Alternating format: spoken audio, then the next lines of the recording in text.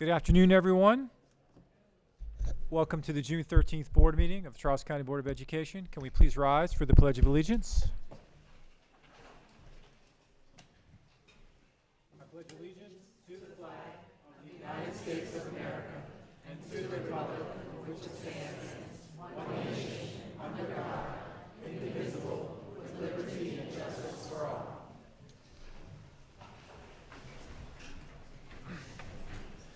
All right, so we have a lot of people, so obviously we want to have school all the time because we're here for some nice awards today. Okay, so we have some recognitions today of state winners. And Mr. Lee, are you going to start us off with introductions? Good morning, if you all, or good afternoon, if you all can come around front to greet the, and hope you've got some ice for your hands. Because there's a lot of students out there that you're going to shake hands with for a while.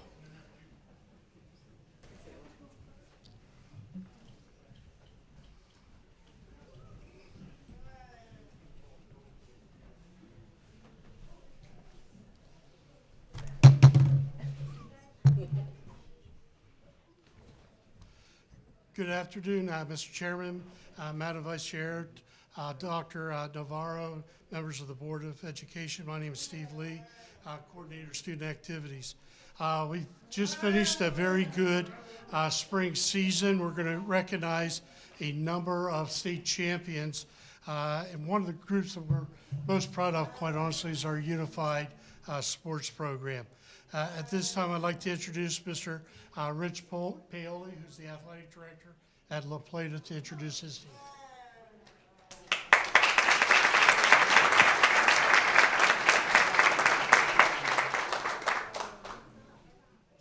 All right, good afternoon. On behalf of our principal, Mr. Dolan, and La Plata High School, it is my great honor to present to you the following student athletes who have earned state titles for the 2023 spring season while they were representing La Plata High School and Charles County Public Schools. The La Plata High School Unified Track Team has not only earned the 2023 state championship, but this is their 6th title since Charles County Public Schools started participating.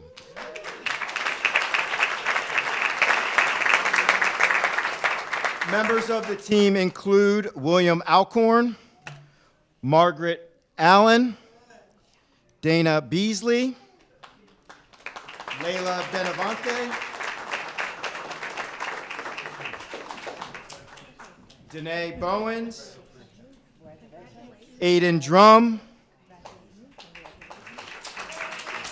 Eric Foster L., Haley Holcomb, Lexi Cool, Lucy Mudd, Emily Nelson, Manav Soni, Zaria Toy, one of our exchange students, Chloe Bouchard Dukarush, and Aiden Walters.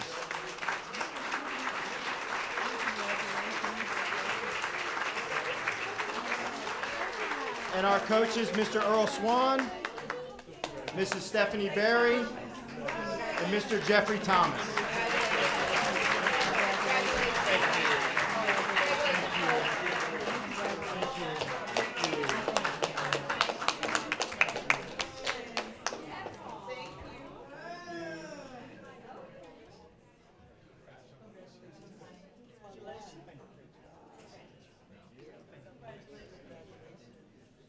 Congratulations. Congratulations, Ari.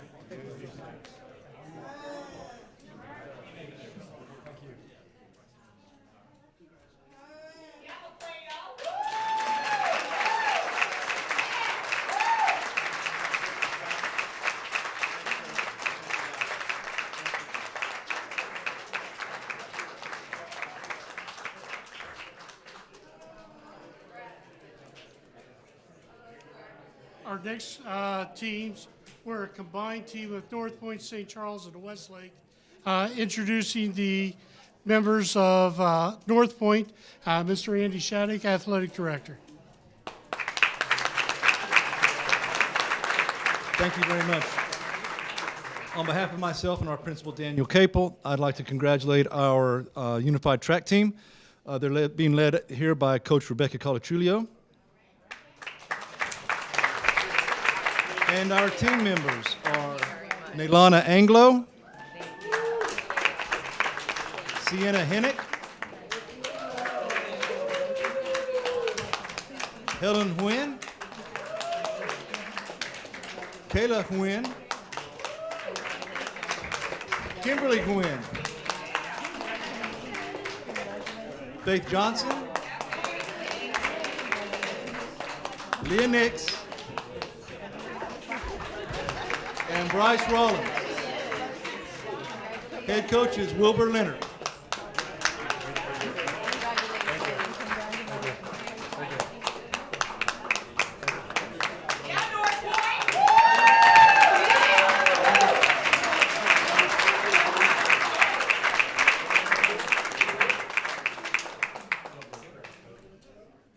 Introducing members from St. Charles High School, Athletic Director Jennifer Smith.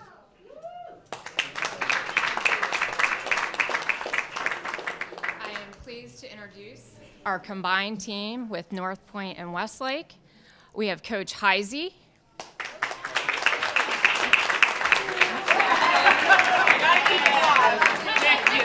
Thank you very much. Yes, thank you so much. Thank you so much. Thank you. Yes, thank you so much. Miss Little and myself, I apologize for that. Tamara Cole and Daphne Teagarden.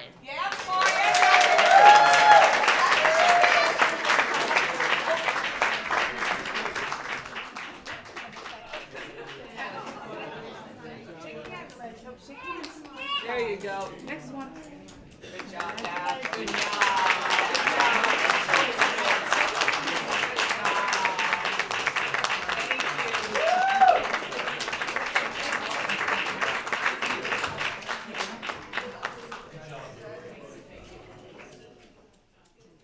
Introducing the team from Westlake, Mr. Rick Conley, Executive Director of Schools.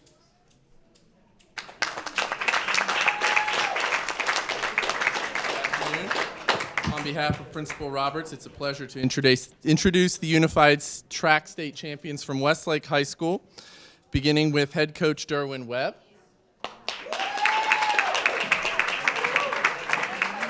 Followed by team members Nicholas Crumrine, Nia Dorsey, Kyle Messick,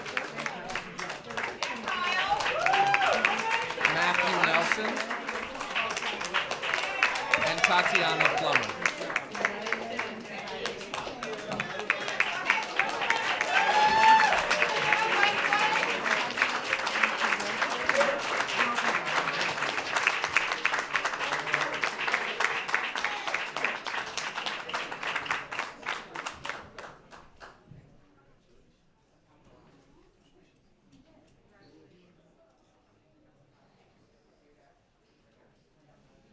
Okay, introducing the state champions from McDonough High School, Principal Darnell Russell.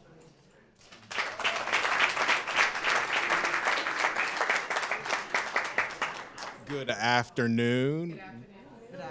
So we were able to have a phenomenal athlete represent us in state track and state outdoor track in the 2A state championship. We have right here for us, we have Keemon Felder, who's being represented for the men's 110-meter hurdle,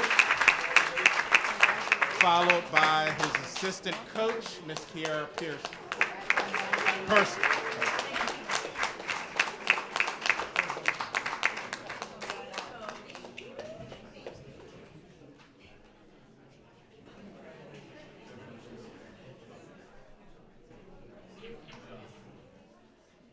And introducing North Point 4A state champions, Mr. Andy Shattuck, athletic director.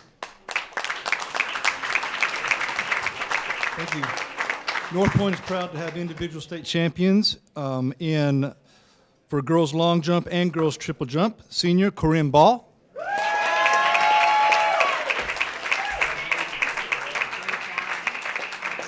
For the girls' 100-meter dash and 200-meter dash, Corin Corbin, sophomore.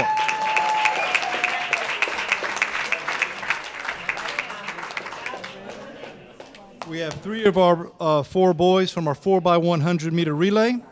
Christian Muschet. Christian's a sophomore. Senior, Antoine Spencer. And senior, Makai Young.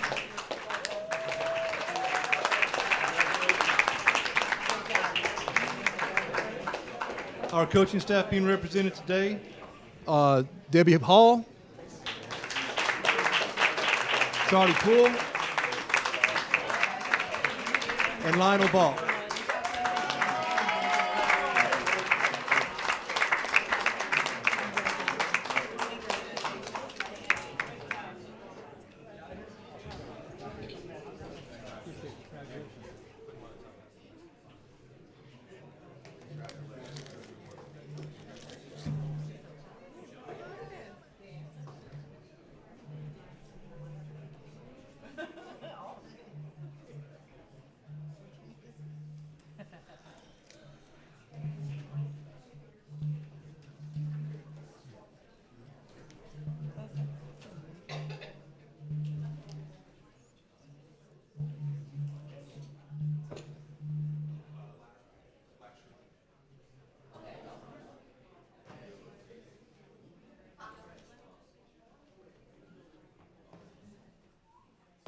Good afternoon. So the next group we have for me, is our all-state choir students. These students have prepared music, went through an audition in November, and went through the entire process. The concerts were amazing. And they're up against, just like everybody else, kids from the entire state. So we're very, very proud of them. First school up is North Point High School.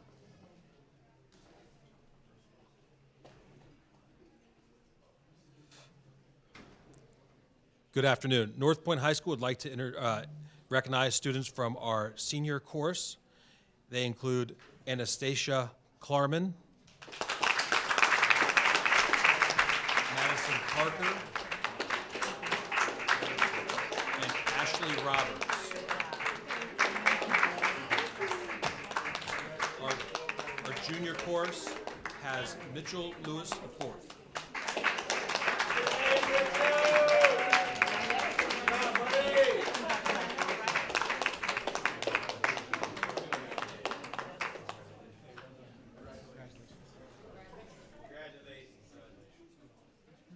Next school, John Hanson Middle School, Mr. Ben Colhorst.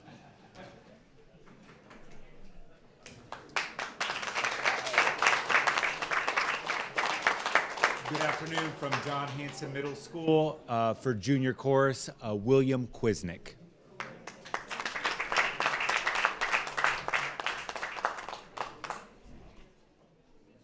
And for Westlake High School, Mr. Rick Conley will be presenting.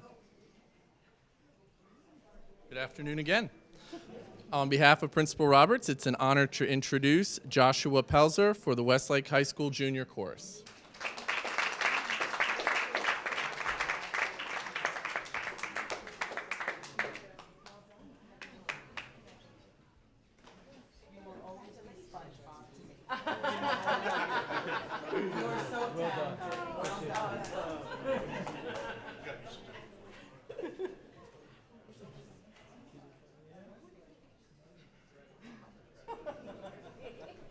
Good afternoon, Chairperson Lucas, Vice Chairperson Moore-Lee, members of the board, and Dr. Navarro.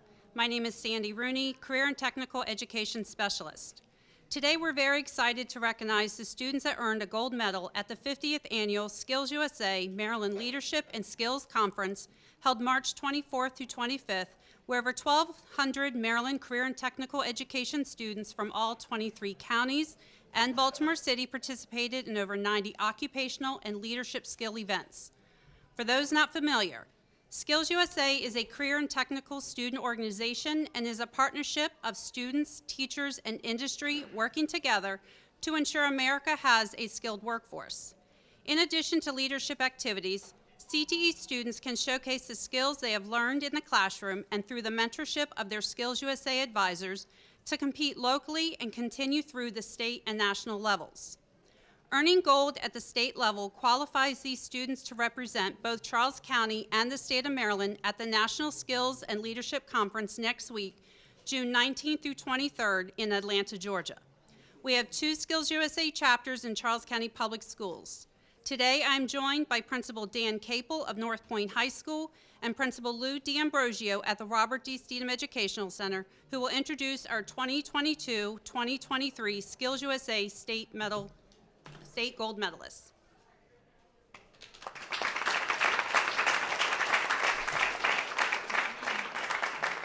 North Point High School is proud to recognize the following students: in architectural drafting, Andrew Bethia; in Careers Pathways Showcase, Architecture and Construction, we have Alana Mayers, Lena Mystery, and Jeremiah Seeger. In Criminal Justice, we have Kirsten Perez,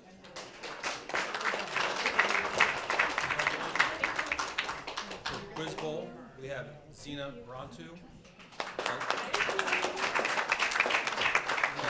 Elia Davis, Addison Jordan, Farah LeBlanc, James Olmsted, Francesca Onawaha, and Corinne Welch.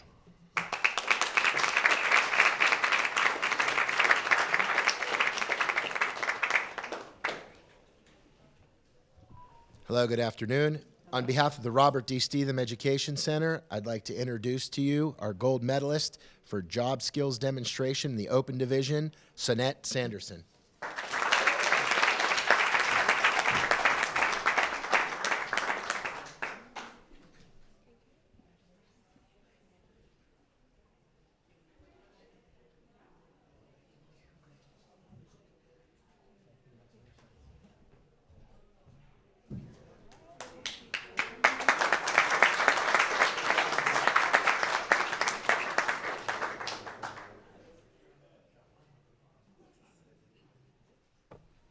Good afternoon. My name is Simone Young, and I am your STEM coordinator. It is my pleasure to come before you today to recognize our students as they demonstrate excellence in competitive STEM programs. These students are our leaders in STEM innovation. The Maryland Mathematics, Engineering, and Science Achievement, or MESA program, is an after-school program for students in grades 3 through 12, designed to build skill set and spark interest in pursuing STEM careers. Students experience engineering, computer programming, physics, and more while developing strong communication and collaboration skills through project-based team competitions. The challenges are centered around how students can help their community through technology. On May 13th, the first place awardees of our MESA regional competition went on to represent Charles County at the state level competition, sponsored by Johns Hopkins Applied Physics Lab in Laurel, Maryland. Malcolm Elementary is being recognized for 2 first place designations. The first is in the category of mobile app design. The team designed an app called ADHD Helper for users with attention deficit hyperactivity disorder, or ADHD. The ADHD Helper helps users organize and track healthy habits like exercise and water intake. The MESA team from Malcolm also won first place in the category of Storybook Theme Park. In this challenge, students must design and build a functioning theme park ride based on their favorite piece of literature. The students chose the book I Survived, based on the 2005 Hurricane Katrina disaster. The team told judges, the moral of the story is to never give up. Barry, the main character, never gave up on finding his family, so students should not give up either. Mr. Hangy, would you like to join me? Good afternoon. Good afternoon. For our mobile app challenge, I'd like to introduce Chelsea Bishop.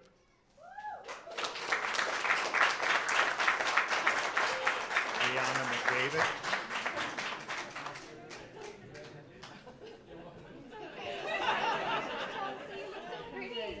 Ambry Randolph.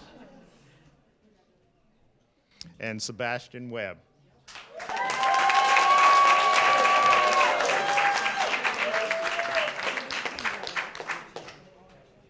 For our storybook theme park ride challenge, Gabrielle Lerter.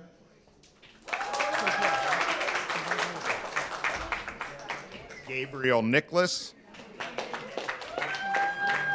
Nehemiah Reed. And Katie Rivera.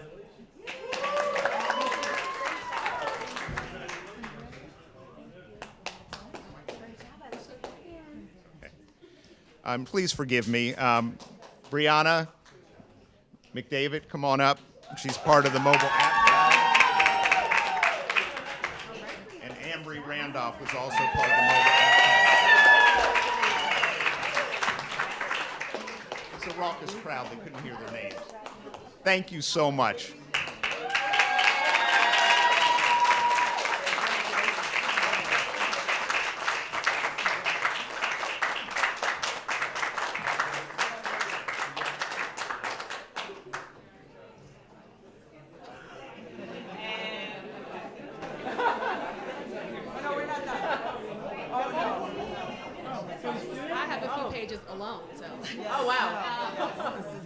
Our next set of recognitions is for VEX IQ Robotics. I'll repeat that.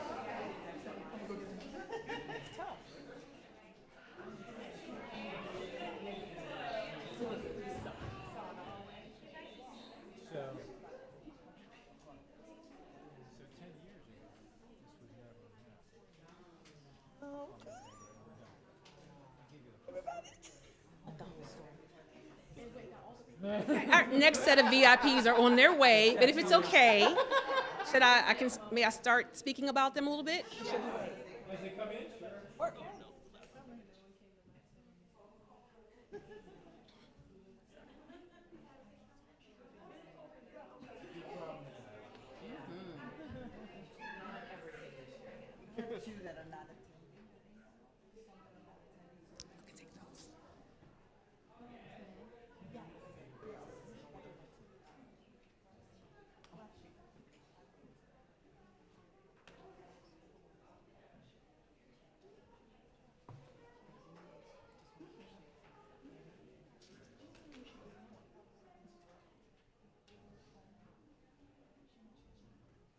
I know they're here. Got me doing selfies in the hallway. That's what I be doing.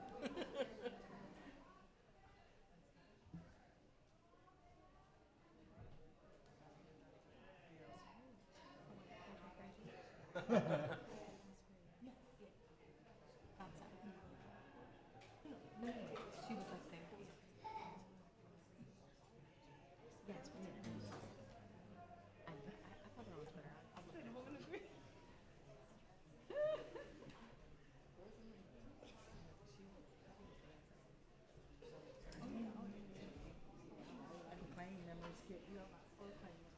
Girl, that is when I got what they call mom brain. That's a real thing.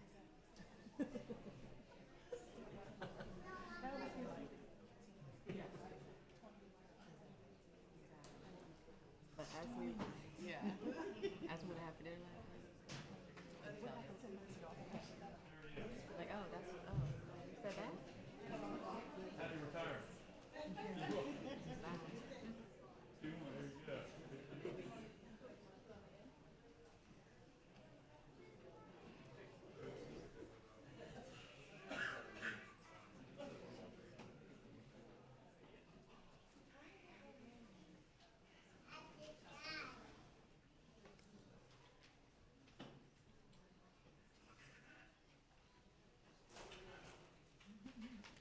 All right.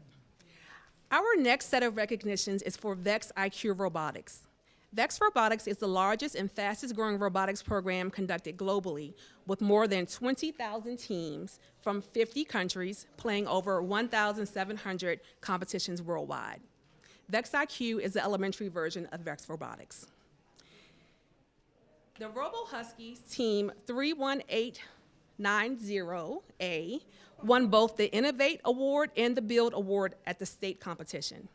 The Innovate Award recognizes a team with specific, unique engineering element that demonstrates outside-the-box thinking. The Build Award recognizes a team with a well-crafted robot. Team Robo Huskies 31890B from Higdon Elementary won the Think Award. The Think Award is presented to the team that uses effective programming with their robot.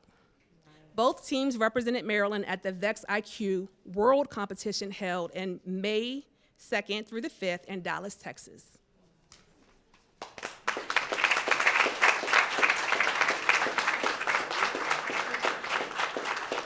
Is Dr. Finnegan present?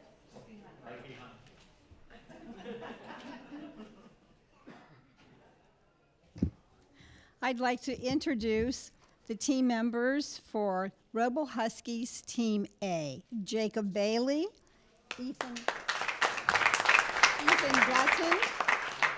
Ethan Dutton, William Rawlings, Zachary Stribling, Bradley Vanderwert, I'd like to introduce for our Team B Robo Huskies, Jackson Conley, Eleanor Groth, James Suter. Thank you.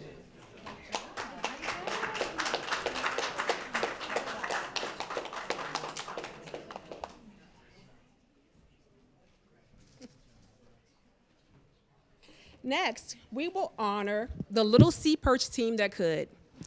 When Mr. Johnson, science teacher at Diggs, approached me years ago about starting Sea Perch at the elementary level, I was hesitant to say the least. Sea Perch is a program designed for secondary students to build and race remotely operated vehicles, or ROVs.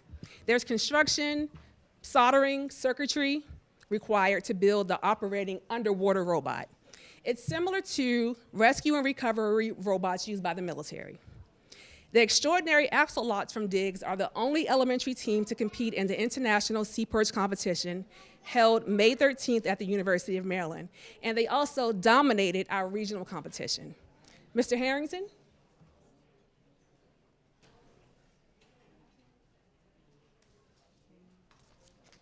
Okay, well, I'm going to invite Mr. Johnson over to introduce his team.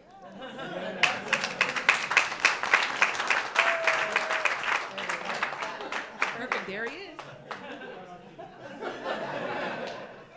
We're operating on a delay in our room. William A. Diggs is proud to present our team advisor, Mike Johnson, Tracy Davis, and Erica Bliss, and students, Briella Graves, Raven Swinson, and Cassie Villanueva. Congratulations.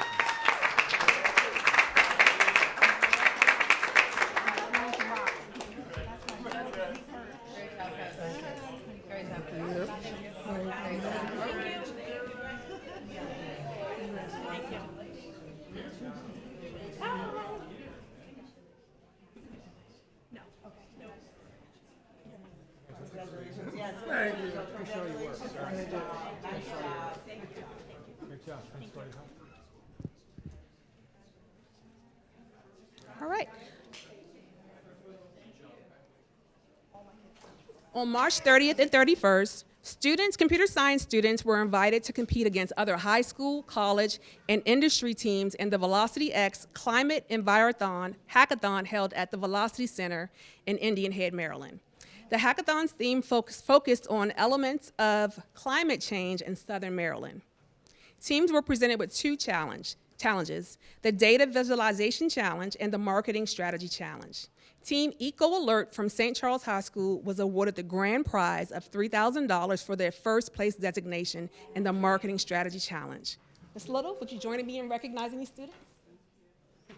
I am super excited to announce our hackathon, our winning hackathon team, advised by the most dedicated, Mr. Terrence Stone, and then led by our students, Dylan Bridgewater, Nishta Patel, and Zephaniah Seaforth.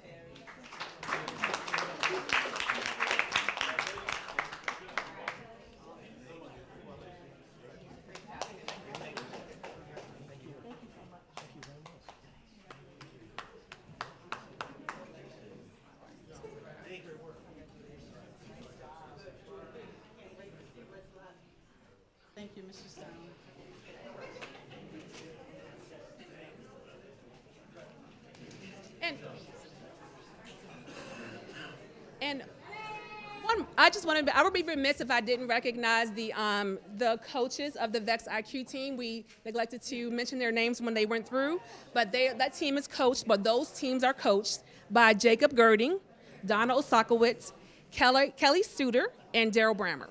Thank you.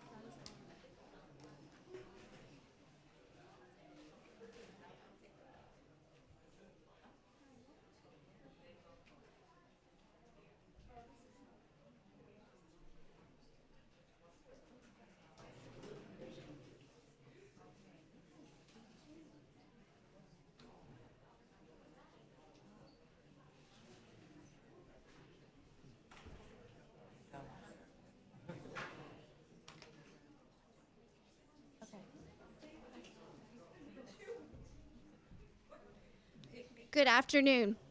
I am Kristen Modes, the Content Specialist for Gifted and Differentiated Services and the Destination Imagination Blue Crab Regional Director.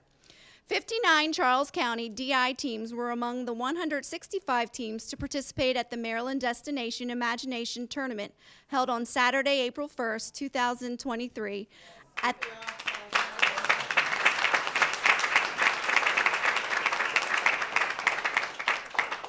University of Maryland, Baltimore County. 6 Charles County Public School teams, the Gail Bailey Quackers, T.C. Martin Stop Drops, T.C. Martin Troublemakers, Mitchell Mine Motivators, Summers Forever Friends, and North Point We Tried, earned first place at the Maryland DI tournament and took their creativity, complex problem solving, and 21st century skills to the next level as they competed against teams from all over the globe during the 2023 Destination Imagination Global Finals Tournament held in Kansas City, Missouri, May 20th through 23rd. At this time, the principal or their designee will introduce their DI Global Final teams. And students, you'll pick up your certificate once you go all the way around out the door, okay? At this time, I'd like to introduce Miss Tangela Scales, principal of Gail Bailey Elementary School.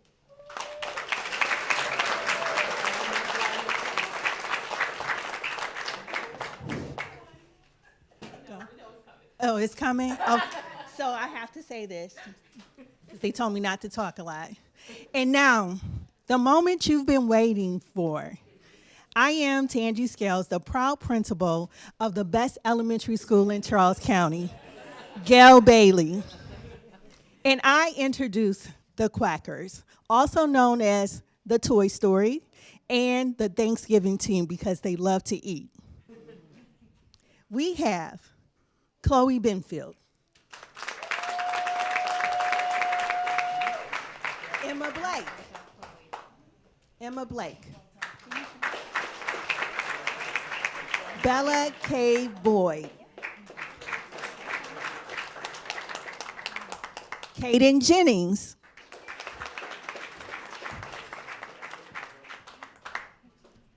Bella K. Boyd. Kirsten Powers. And Elizabeth Vines.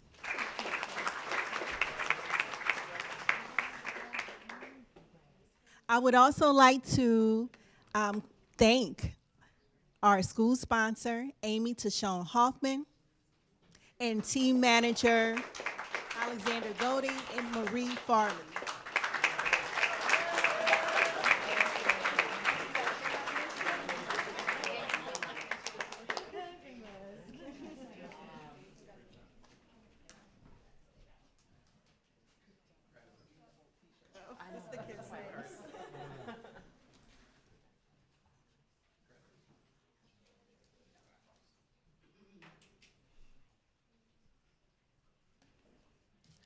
Good afternoon, everybody. I'm the principal of TC Martin Elementary School. I'm Todd Wonderling. I'm going to introduce our two DI teams that made globals this year. First, I want to introduce our school sponsor, Miss Susan Nottingham.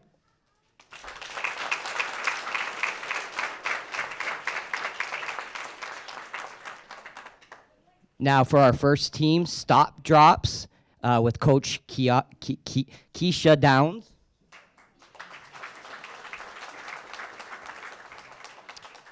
Raiden Blachek,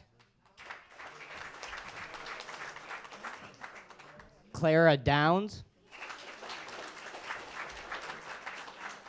Reagan Heiss, Emily Long, and Luke McDonald.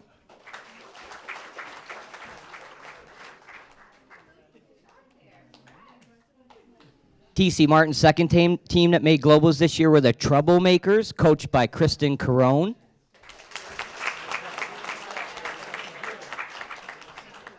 Akram Ayad.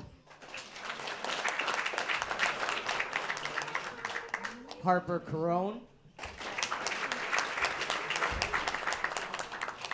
Peter Carone. And Griffin Henderson.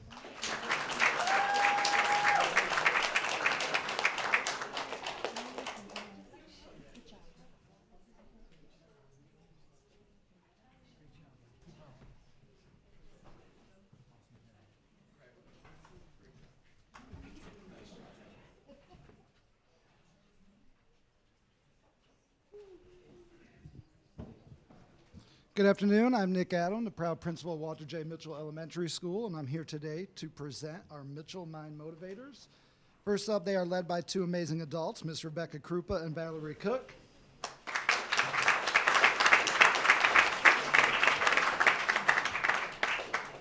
And our students consist of Miss Haley Cook, Cameron Cunningham, Sarah Devers, Sarah Johnson, Nora Moss, Rowan Feltman, and Micah could not be here. Thank you.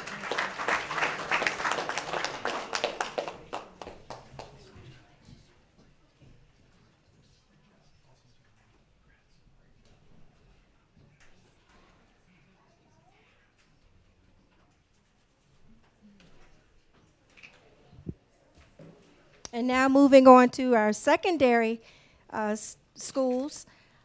Sandra Taylor, principal at Milton Summers, and I wanted to recognize our Summers Forever Friends.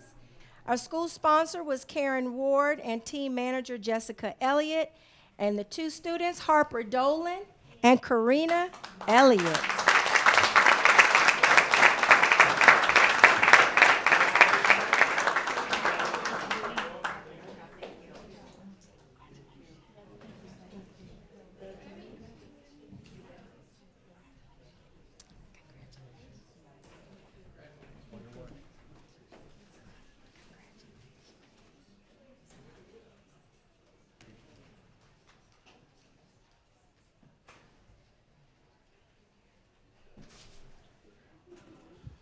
North Point High School would like to recognize our team, Their name was North Point We Tried.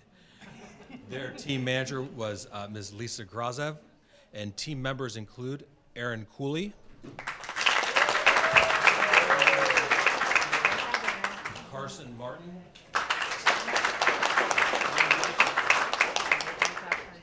Lainey Malkin, Aaliyah Nichols, Jade Russell,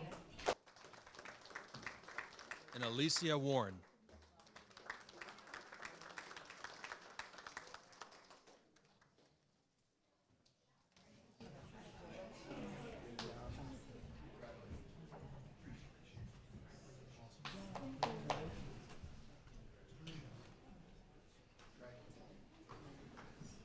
Yes, we really did take all of those students to Kansas City, Missouri.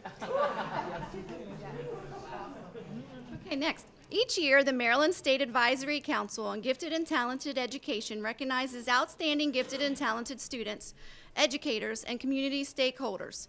4 teachers, 3 content specialists, and 17 students from Charles County Public Schools were recognized for their accomplishments at the 2023 Celebrating Gifted and Talented Education in Maryland Awards ceremony that was held virtually on February 28th. Students nominated by the learning resource teacher at their school were recognized for outstanding student accomplishment in gifted and talented education. Student criteria for recognition includes academic performance at a high level, being a current recipient of a school system, state, or national award, and participation in a gifted education program. At this time, the principals or their designee will introduce their students recognized for outstanding student accomplishment in gifted and talented education. Introducing students from Billingsley Elementary School is Principal Miss Sabrina Robinson Taylor.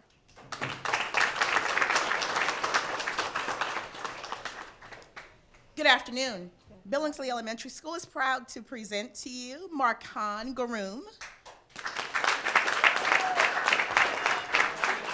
Kai Myers, and Elizabeth Bessie Nguyen.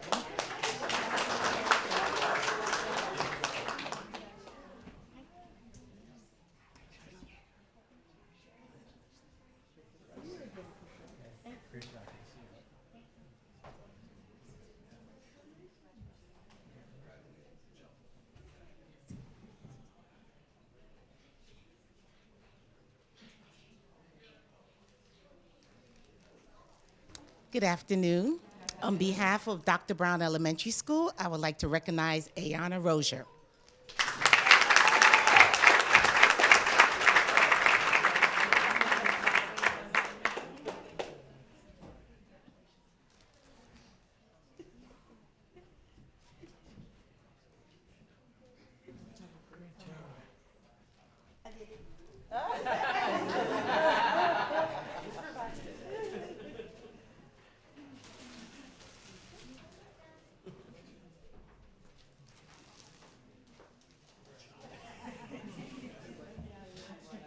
Good afternoon. On behalf of Dr. James Craig Elementary School, we'd like to recognize Kaylee Ellison.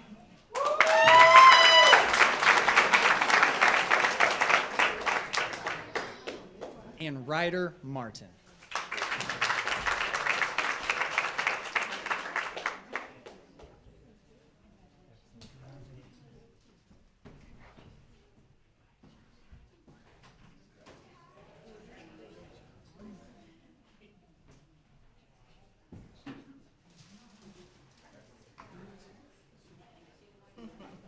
On behalf of Dr. Higdon Elementary, I'd like to present to you Jackson Conley.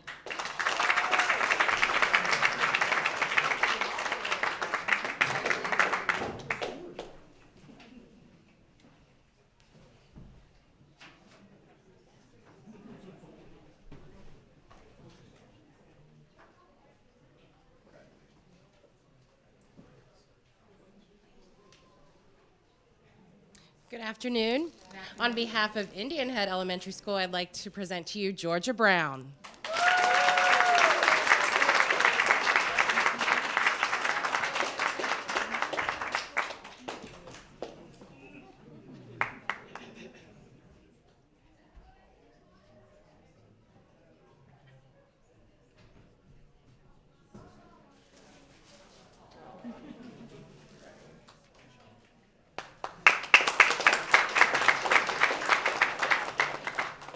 Good afternoon. On behalf of Daniel of St. Thomas Jennifer Elementary School, I present to you Annalise Gardner.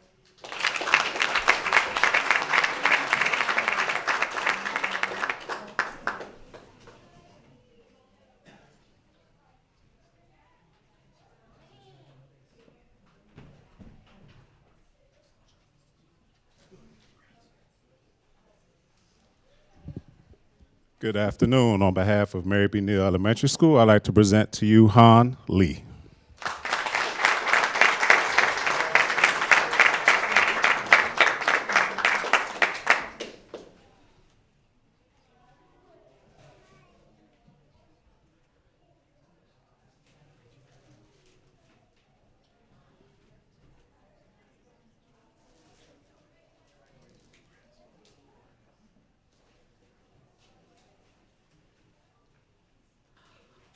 On behalf of Theodore G. Davis Middle School, I'd like to introduce Demi Lola Fawe Hinmi.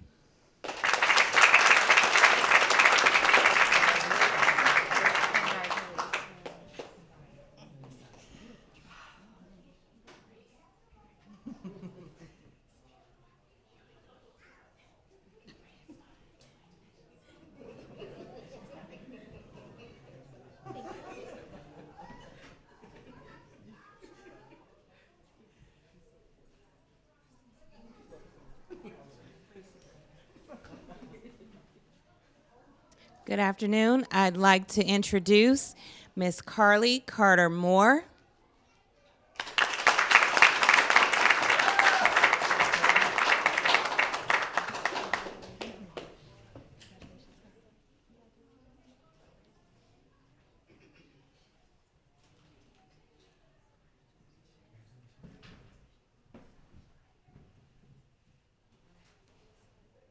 And my apologies. These are my phenomenal Picklewaxen Panthers. And now Mr. Jackson Donnick.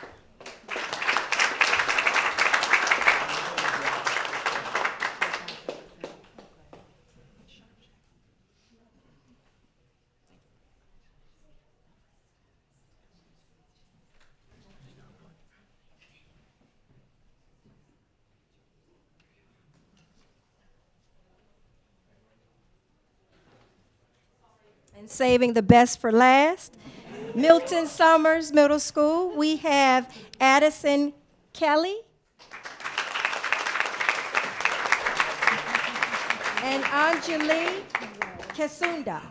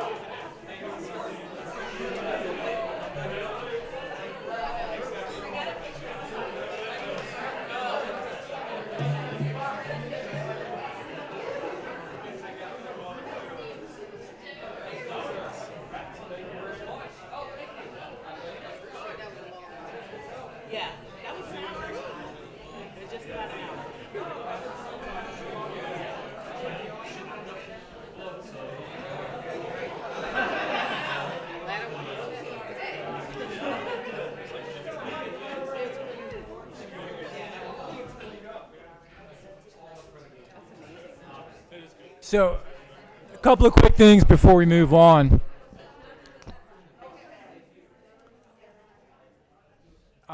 One, I have to, so many people to thank and so many students to recognize, but if you didn't catch those numbers, half of the DI teams at the state, is this better? I need to turn that up a little bit, Kyle. In case you didn't catch it, half of the Destination Imagination teams that participated at the state level came from Charles County. And we have always had a tradition of a strong DI program. I'm not biased in any way by the fact that my wife used to run that program, but it's a testament not just to the schools and to the sponsors of the school and to the coaches of the team, but also all the people that come out and appraise the challenges, right? And most of those tend to be from the county. So to everyone involved in that, thank you. And one of the last recipients of an award, Miss Kelly, her mother was in the audience, Miss Vicki Kelly, a former board member. And I commented to her that it was that board, not the last board, but the board before that, that actually changed who we recognize. It used to be just athletic competitions. And as you can see, school system is much more than that. And so anyone that makes it to the state level gets recognized. And it's very worthy and appropriate that happens because there is so much talent in this school system. And they deserve their day in the spotlight. So thank you very much for everyone that helped make that happen. Now, Dr. Navarro, if you could, please. Yes. So good afternoon, Chairperson Lucas, Vice Chairperson Morley, board members, my colleagues, parents, and everybody following our meeting today. I also just wanted to recognize we have an important figure that has done a lot to expand also our athletic programs and overall programs for students. Mr. Lee is retiring this year. I don't know where he went. He's probably moving crowds around and giving certificates and figuring it all out. But I just wanted to say a big thank you to him. Yeah. He will be very missed. We're very happy that he is going to get a chance to retire and spend time with his children and family at large. But the expansion of these programs and everything takes a lot of coordination, and he's integral to it. So enjoy your retirement. We will definitely miss you. Hear, hear. Yes. So thank you. He's probably outside moving cars out the. So I wanted to start my comments first. I wanted to provide the board and the viewing audience with an update regarding today's board meeting agenda. As of this morning, the school system had not yet received our official state funding numbers. And as such, I've spoken to Mr. Lucas and have removed from today's agenda the budget adoption by the board and the signing of the EACC and AFSCME contracts. My understanding is that MSD is still working out some details with the State Department of Budget and Management. I think we'll be getting numbers later this week. I said, sometime later this week. It is later than usual, but I don't have any indications of major concerns or changes. I just think it's just the timing of it all. As a reminder to the viewing public, the deadline for submitting the full budget back to the state is June 30th. And so as soon as I have information, I'll contact the board and through Mr. Lucas so we can discuss how to proceed. So my message is, as you're all aware, last week Charles County Public Schools wrapped up another successful school year. June is always a busy month for school systems, and we have lots to celebrate for the 22-23 school year. I would like to again say congratulations to our class of 2023. Did you know that this class earned the highest amount of scholarships totals for a Charles County Public School graduating class to date? Collectively, they've earned $195,618,144 in scholarships. Let us just take a moment to applaud this group of students once again for their achievements. We handed out 2,013 diplomas to students in the class of 2023 at the Regency Furniture Stadium in Waldorf. The weather held out with gorgeous skies and manageable temperatures, and I appreciate all the hard work of our school administrators and staff put into coordinating graduation ceremonies.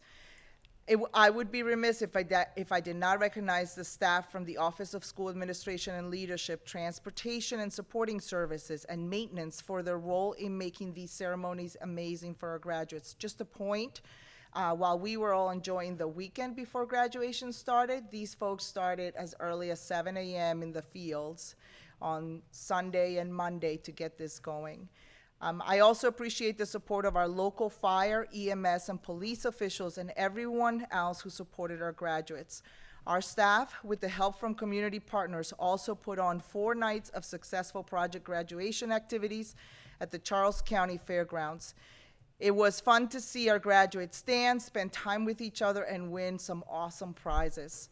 Thank you to Jennifer Conti, our student intervention coordinator, for leading this effort for the school system and in support of our graduates. Last week, we said goodbye to the rest of our students and our phenomenal teachers for the summer.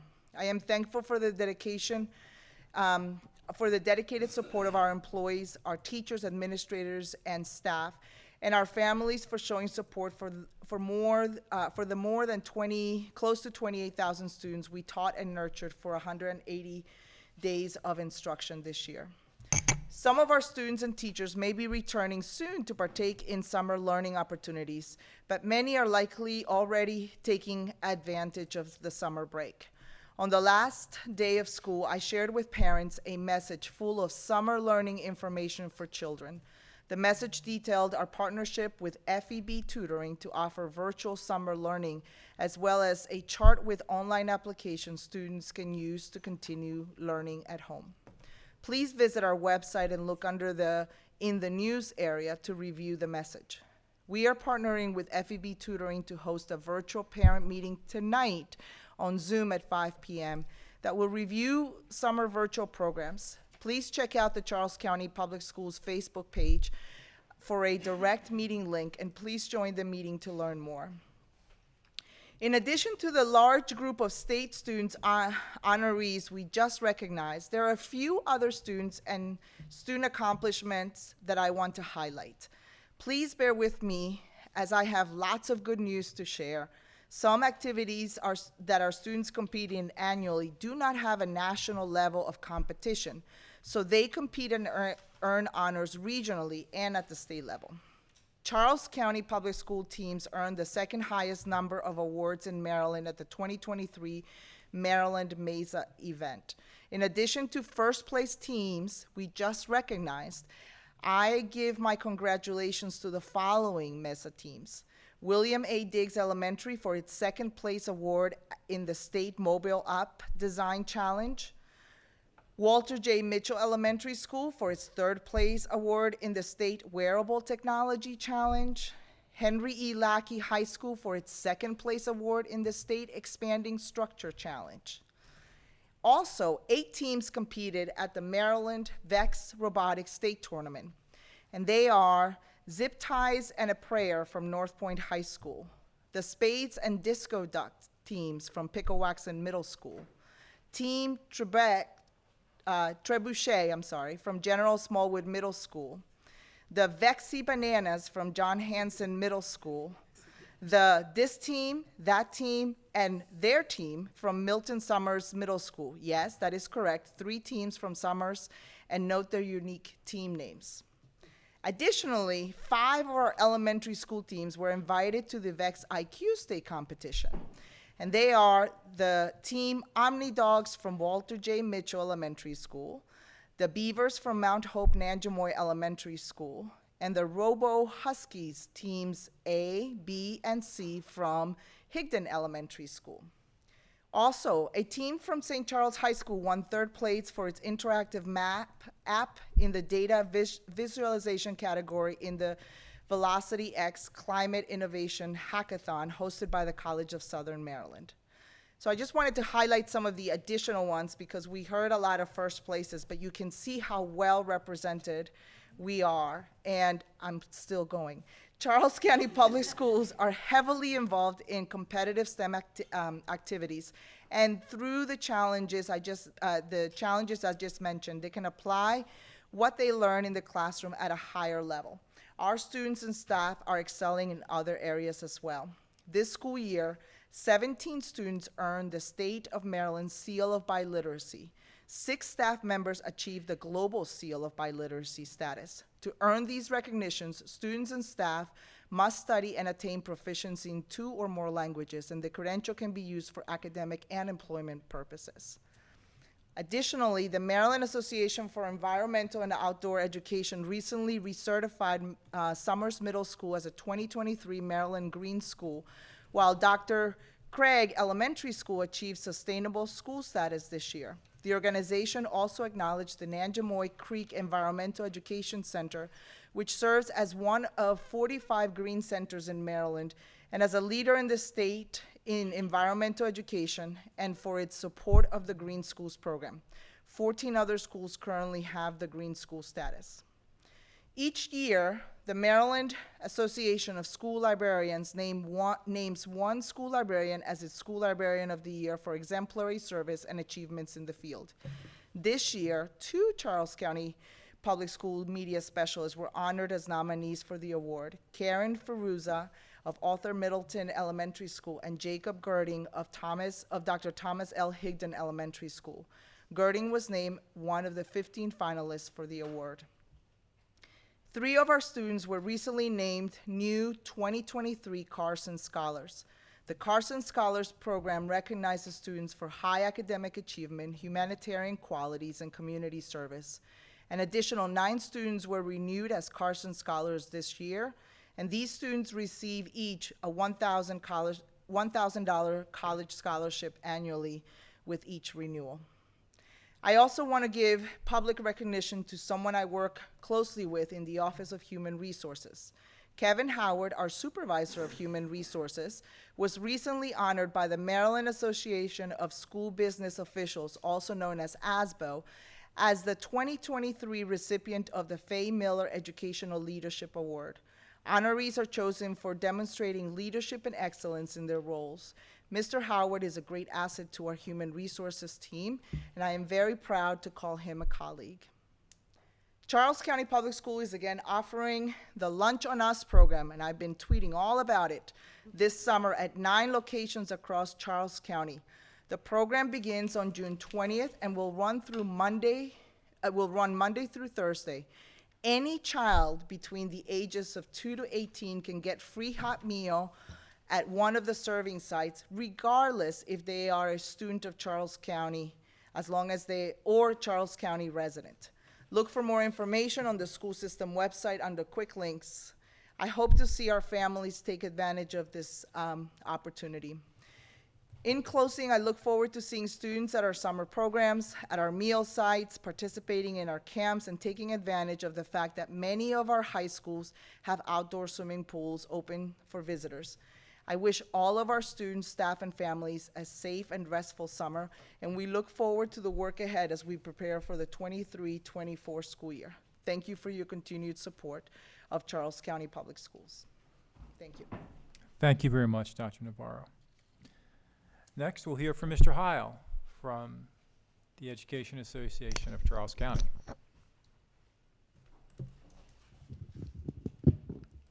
Good afternoon, Chairperson Lucas, Vice Chair Moore-Lee, Board of Education members, Dr. Navarro, CCPS executive staff, Student Board of Education members, distinguished guests, and viewers online. I'd like to do something a little different today. I'd like to pull the curtain back a little bit on the work of EACC through this entire school year. EACC does do a lot to protect individual cases of employee rights for all certificated staff, but today I'd like to share some of the other significant work that EACC was involved with for our members in the past school year. As you're aware of, EACC was actively involved in the November elections. We have an involved endorsement policy that involves the creation of a candidate questionnaire, an interview process, and a thorough discussion phase where our GR committee, our Government Relations Committee, reps, and all members are active participants. Following the election, we organized a town hall for elected officials to meet and discuss important educational issues with our members.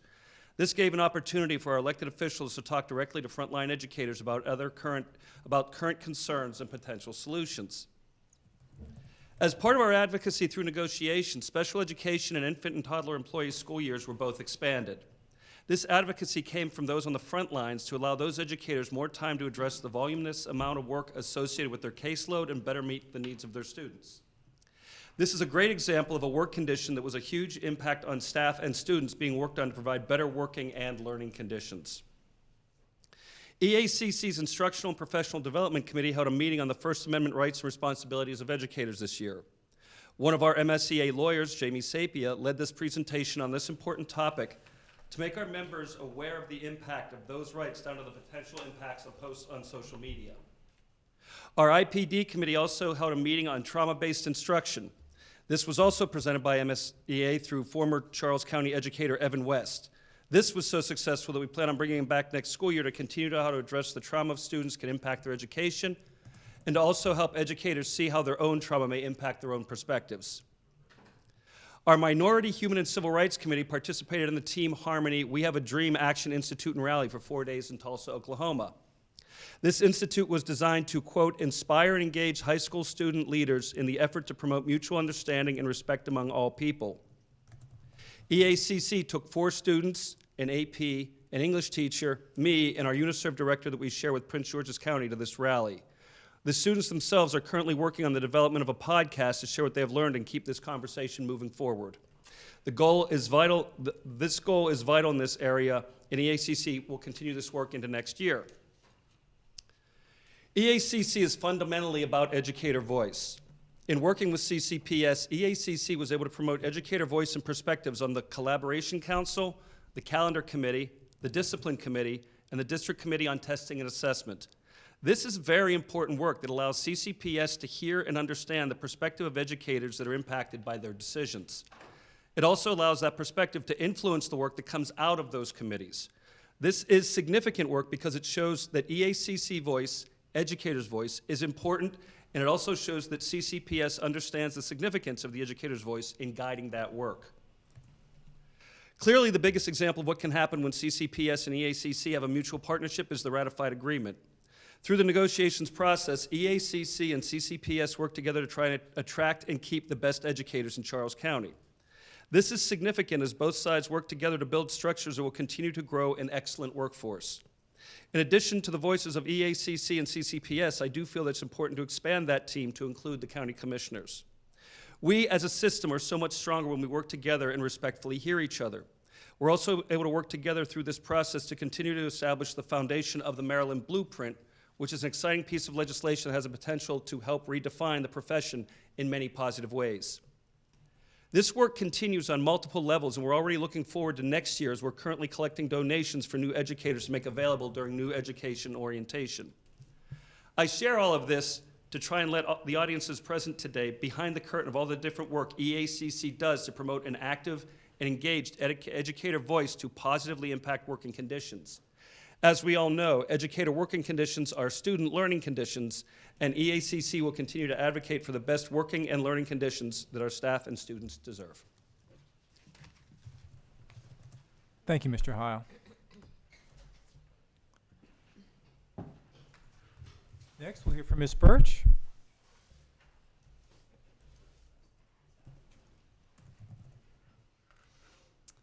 Good afternoon, everyone. I'm Sarah Birch, President of AFSCME Local 2981, Charles County Board of Education. This year has been exciting, exhausting, easy, hard, and now support staff is moving into FY 2024. Local 2981 negotiated a one-level with 5% COLA raise.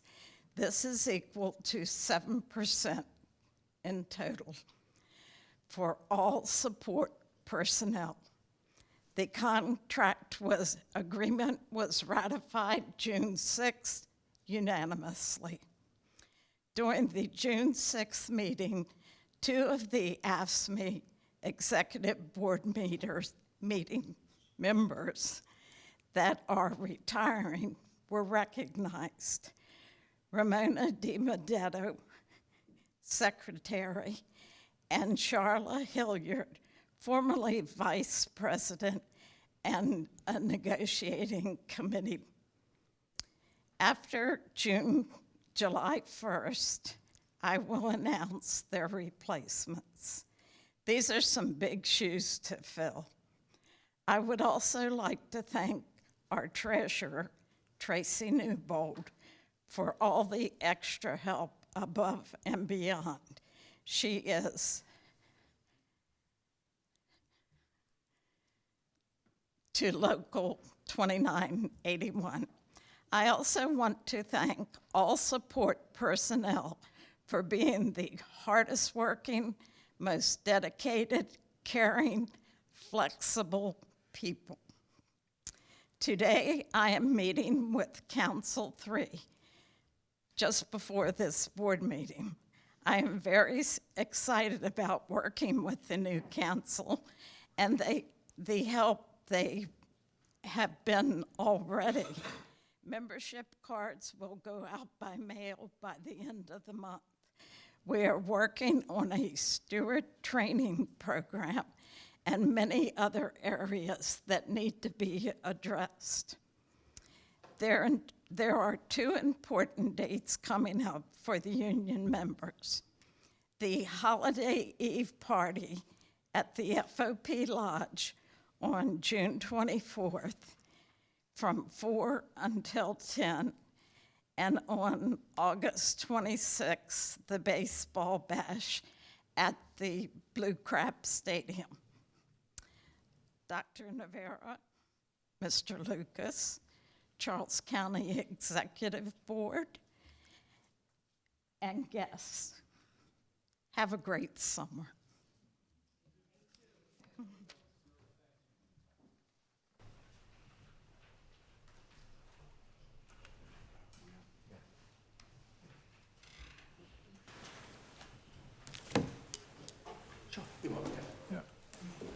Yeah, so we're going to hear from Mr. Roberts. Get out of it now. I was waiting for Steve. Was that today?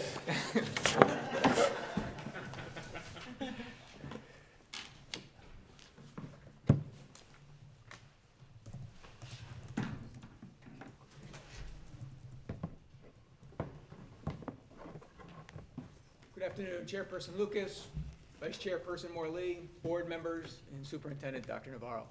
Today we're here to bring you some recommendations from the district-wide Committee on Assessments. We had a committee that was co-chaired with Sean Heil, EACC President, and Stephen Roberts, the Director of Accountability Office. Before I have them present the recommendations, it's not going, Steve. There you go. You got it? Okay. I want to give you a little bit background why we're coming here today about the recommendations from this district-wide assessment committee. So in 2017, there was a lot of noise out there about all the testing that was going on in schools, and that we were having a lot of mandatory testing that was taking place within our classrooms. And so there was a law that was passed in 2017 limiting the amount of mandatory testing that we could offer within our school days, or school year, I should say. And so it looked at mandatory federal testing, state testing, and district-wide testing. And the law limited the amount of testing that could be done in grades K through 12 at 2.2% of the total number of hours taken within the school year. And just to give you kind of an indication, that's around 23 and a half hours that's allowed to be for some of this mandatory testing. To be considered a mandatory test, it had to be one of the, like I said, the federal tests that we're required to do, the state test, or the district-wide testing. It did not include teacher test. And so when a teacher teaches their lesson and then gives an assessment at the end of the lesson, that is not included in these hours, just to let you know. And for it to be a district-wide test, the majority of the students have to be mandated to take that test. So for an example, a district-wide test for us would be one of our common assessments, where we're saying everyone in first grade has to take this one test. That would be considered part of the time that's considered in the 2.2%. And so part of the law is also every 2 years we have to relook at all the assessments that we give as a county, and we have to determine whether they're still needed, whether they're still doing what they're supposed to be doing, or whether we can eliminate a few. Because over time, what ends up happening, like we did, we look at areas where we feel there's a lack of an assessment that we need, and we add an assessment. And so last year we added common assessments because what we noticed was we did not have an ongoing assessment to help us gauge whether our students were getting to a point where they were going to pass the state assessment at the end of the year. So we added those common assessments. And so by adding those assessments, we had to look at, are we going to go over that 2.2%? And the other thing that we've added was the iReady. And so the iReady, because we are mandating that all schools give the iReady test, it does count as part of that 2.2%. And so part of the recommendations you're going to see is looking at these new assessments that were given, and looking at some of the old assessments that were given, and seeing if we have any overlap, and if we do, can we eliminate some of those assessments so that we can get down and not have so many assessments assessing the same thing, and then using some of our time. Because the time that we're taking away to assess students is the time that our teachers would be using to teach our students, and making sure that they're getting the curriculum and make sure they're learning the lessons that they need in order to be successful. So what's going to happen now is you're going to be given the recommendations from this committee. We're going to be taking the feedback from the board, and then there's another implementation committee that's under Teaching and Learning, my offices, where we look at the recommendations that have come from the board and come from this committee, and we're charged with implementing those recommendations. And so I just want to let you know where the recommendations will be going next is our implementation assessment committee within the Office of Teaching and Learning. So at this time, I'm going to turn it over to Mr. Roberts, and he's going to walk us through the committee and their recommendations. Yep. So part of the charge of the committee, and we'll go over what the actual committee responsibilities were and what we did and how we went about doing it. But part of it was obviously to form a committee, and the way the law states is that it's the committee is selected by the exclusive bargaining unit. So with my office and with Sean, Mr. Howe here, we were able to determine what were we going to do in terms of the committee. So I don't know if you wanted to start talking about where we were with that. We wanted to get a variety of people represented on this committee, and as you can see, that it is broken up by elementary, middle, and high, which eventually we did break up into. But as you can see, there are educators from various levels, there are parents on various levels, there are people from CCPS, there are educators on various levels. There's also content specialists. So we did try to, both between Mr. Roberts and myself, try to acquire a huge variety of people to have input into the testing perspective from pretty much all sides that we could gather. Yeah, we tried to make it a diverse group, and we reached out to the public and had volunteers from the public to be part of that. So we had representatives from all three levels for community members as well. So we began our work. We had 5 different meetings. There's a breakdown of each of the different meetings that we had, which really started from looking at what our assessments were, what were the possibilities of what these assessments, what we do on a regular basis, what the meaning of each of those was, and how we went about administering each of those. And then like Mr. Howard said, we broke into 3 different groups, and each of the different groups began to assess each of those, and we'll talk about the rubric here of how that was done, and then put together the various recommendations that we have here at the end between all the committee members. And the overall goal was assessing the tests that are given countywide within 5 areas. Time required to administer, duplicativeness of assessments, the purpose of the assessments, value of feedback provided to educators, which we found to be very, very beneficial, and then the timeliness of results. When are educators getting those results back, and what can they do with them once they have the results? So those were the 5 charges that we gave the committee, and those were the goals moving forward. So when we first started, one of the things that we really wanted to look at was, why do we give assessments? What was the purpose behind it? So as you can see, that the idea is to have high quality assessments that all the stakeholders can use as a measurement for student progress. So that includes students, parents, educators, district leaders, and school board members, so we can make policy and make good decisions based on student progress. So the student assessments at the classroom level, school district, and state levels are all used to make these critical decisions. The group's charge was not to look at state and federal mandate assessments, except just including it in the minutes.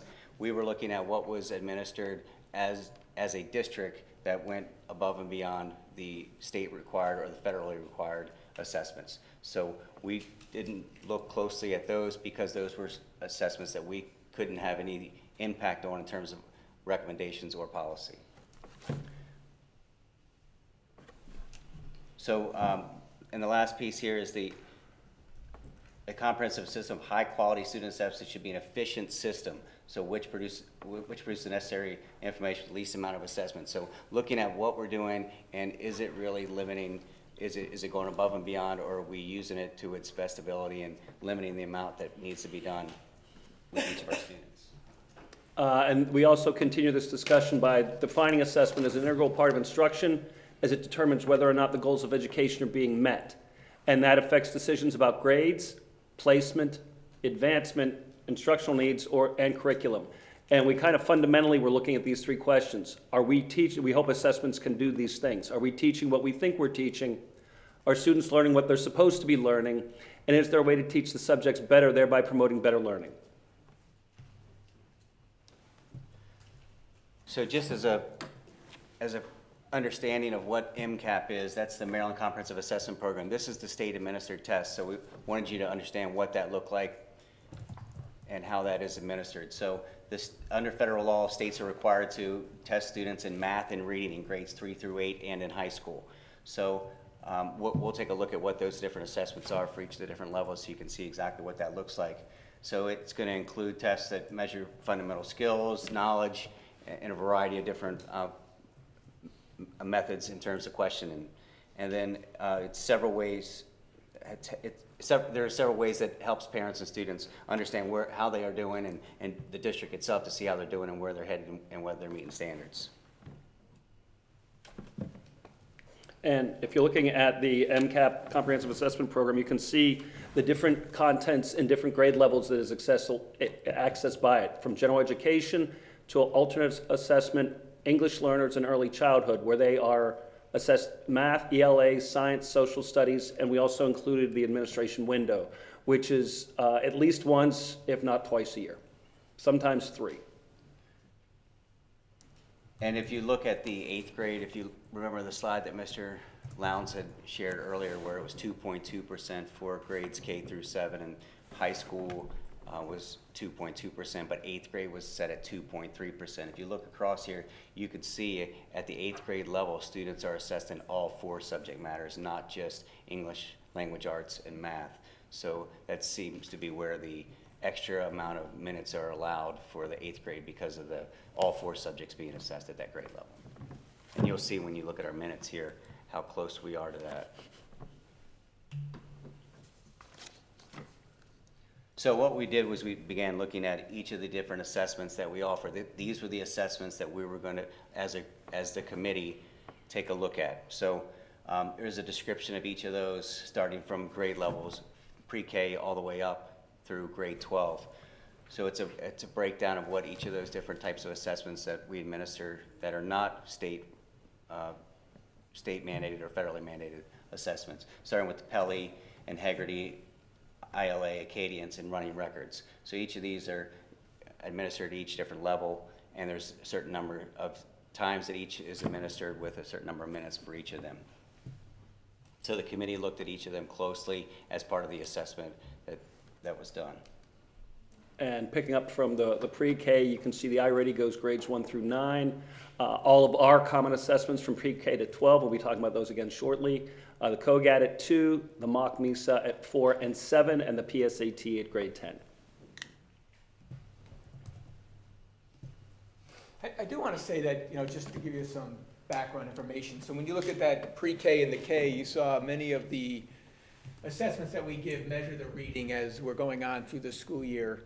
And that is also, in looking at developing common assessments, we noticed that we already gave these assessments in those early grades to judge where they were in their reading along the school year. So those became the common assessments. So we did not add additional assessments for some of our grades. We took the assessments that some of our school students were already using for the purpose of judging that where they were at and measuring where they were at and determining whether they need extra help and extra support. And we just used those as our common assessments and collected those and looked at that from a district-wide perspective.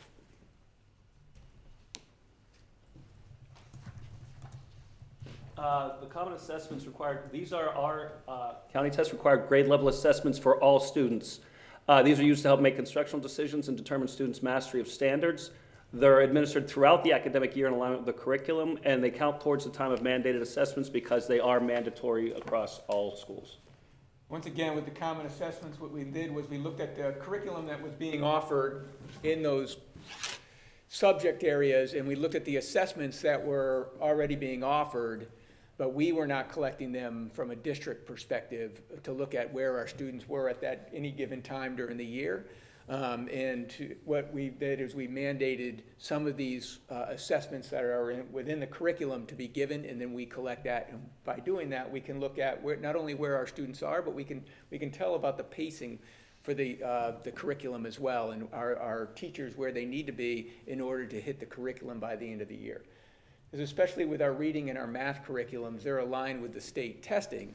And so if they don't get to the place where they need to be by the end of the year, which matches the amount of the information that's being tested on by the state, we really can't tell whether it's the results of the student are a result of the student not getting through the curriculum or the result of the student not learning the curriculum.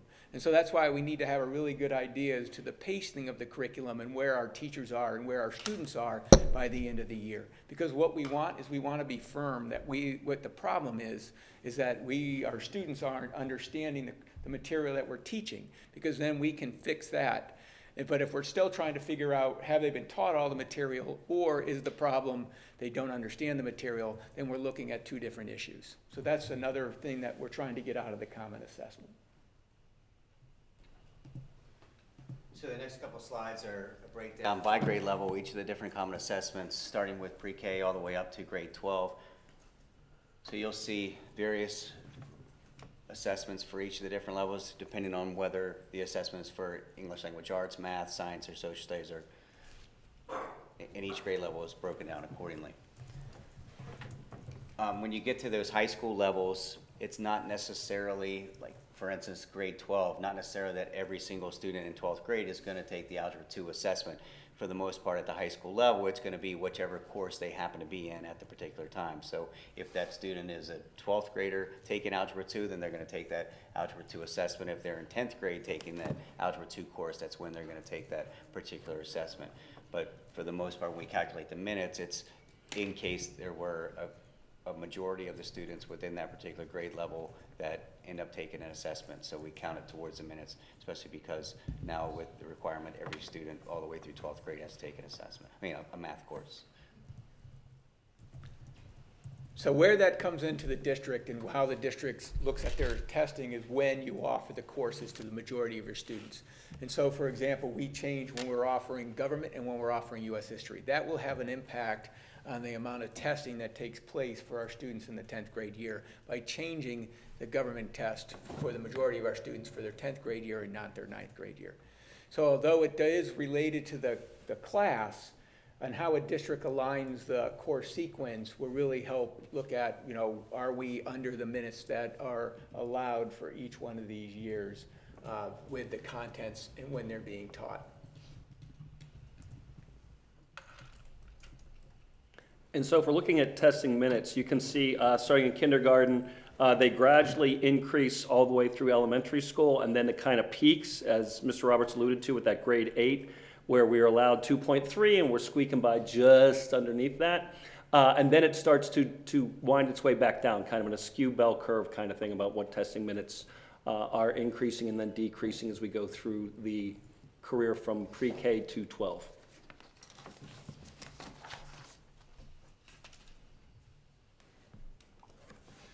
So this was the idea behind the assessment piece that the committee took on, where they were looking at each of the different assessments that Mr. Howe had talked about.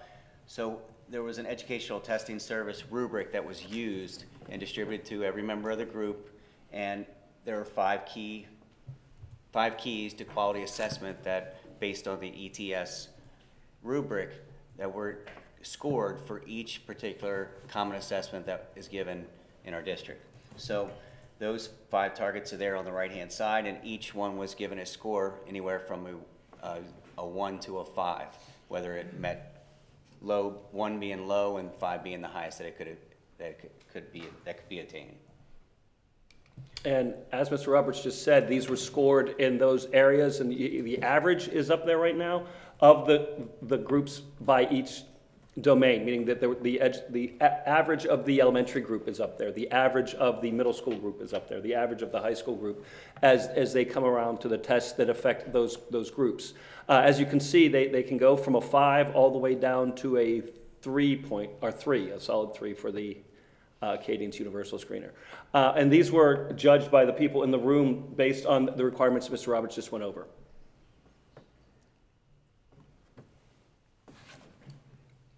So on the left-hand side is the 5 different targets, and then across the top are each of the different assessments that were scored accordingly.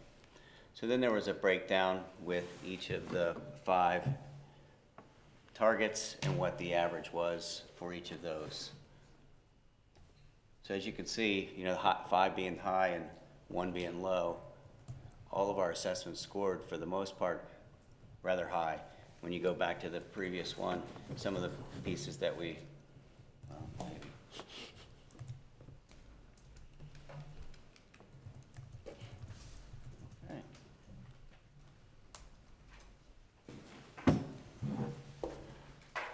Spoiler alert, that's where we're heading.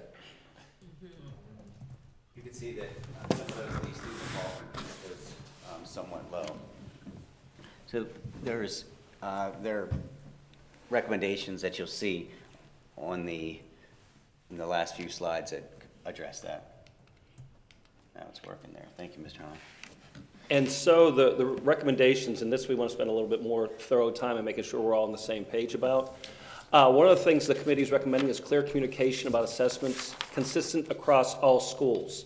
And that is to include the purpose of assessment, when the assessments take place, so there's not individual schools making individual choices on that, how the data is used, so that we're all looking at the same information the same way, expectations for the grade book. Does it count as a process grade? Does it count as a product grade? Is it 10% of the grade? Resources for parents to better explain results. A lot of this information gets kind of in the weeds, and we as educators can decode that, but sometimes we're not doing the best job to convey that to parents.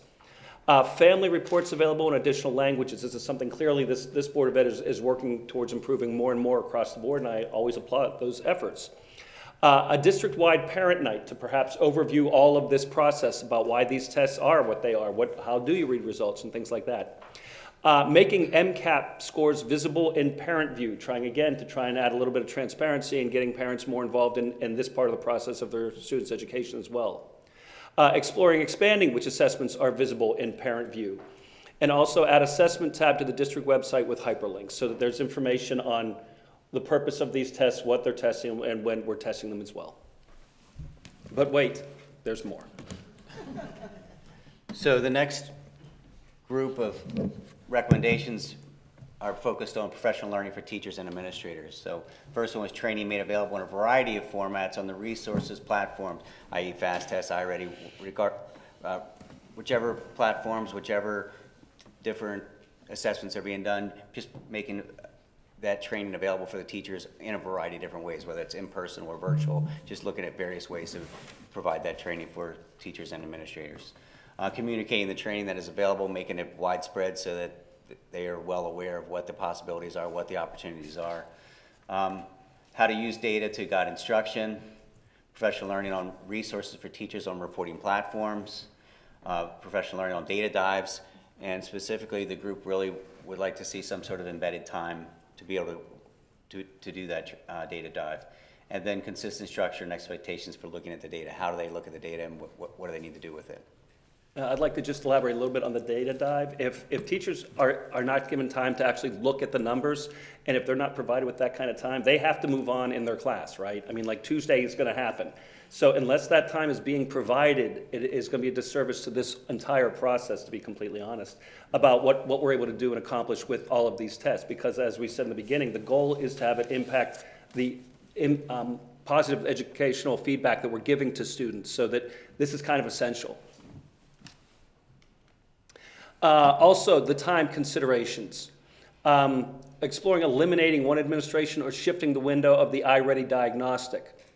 Alignment of time given to complete middle school iReady assessments with the actual time it takes to complete. Some of the things that people were saying it takes was a little bit different than what iReady was saying. Explore which populations of middle school students need to take the iReady and how often. Allow teachers the use of running records as a needed instead of as a required assessment. That's a very time-consuming individual test, and it can be especially during the teacher shortage, a huge time commitment for teachers to administer a one-on-one. And expand the use of Acadience in K through 2 3 times per year.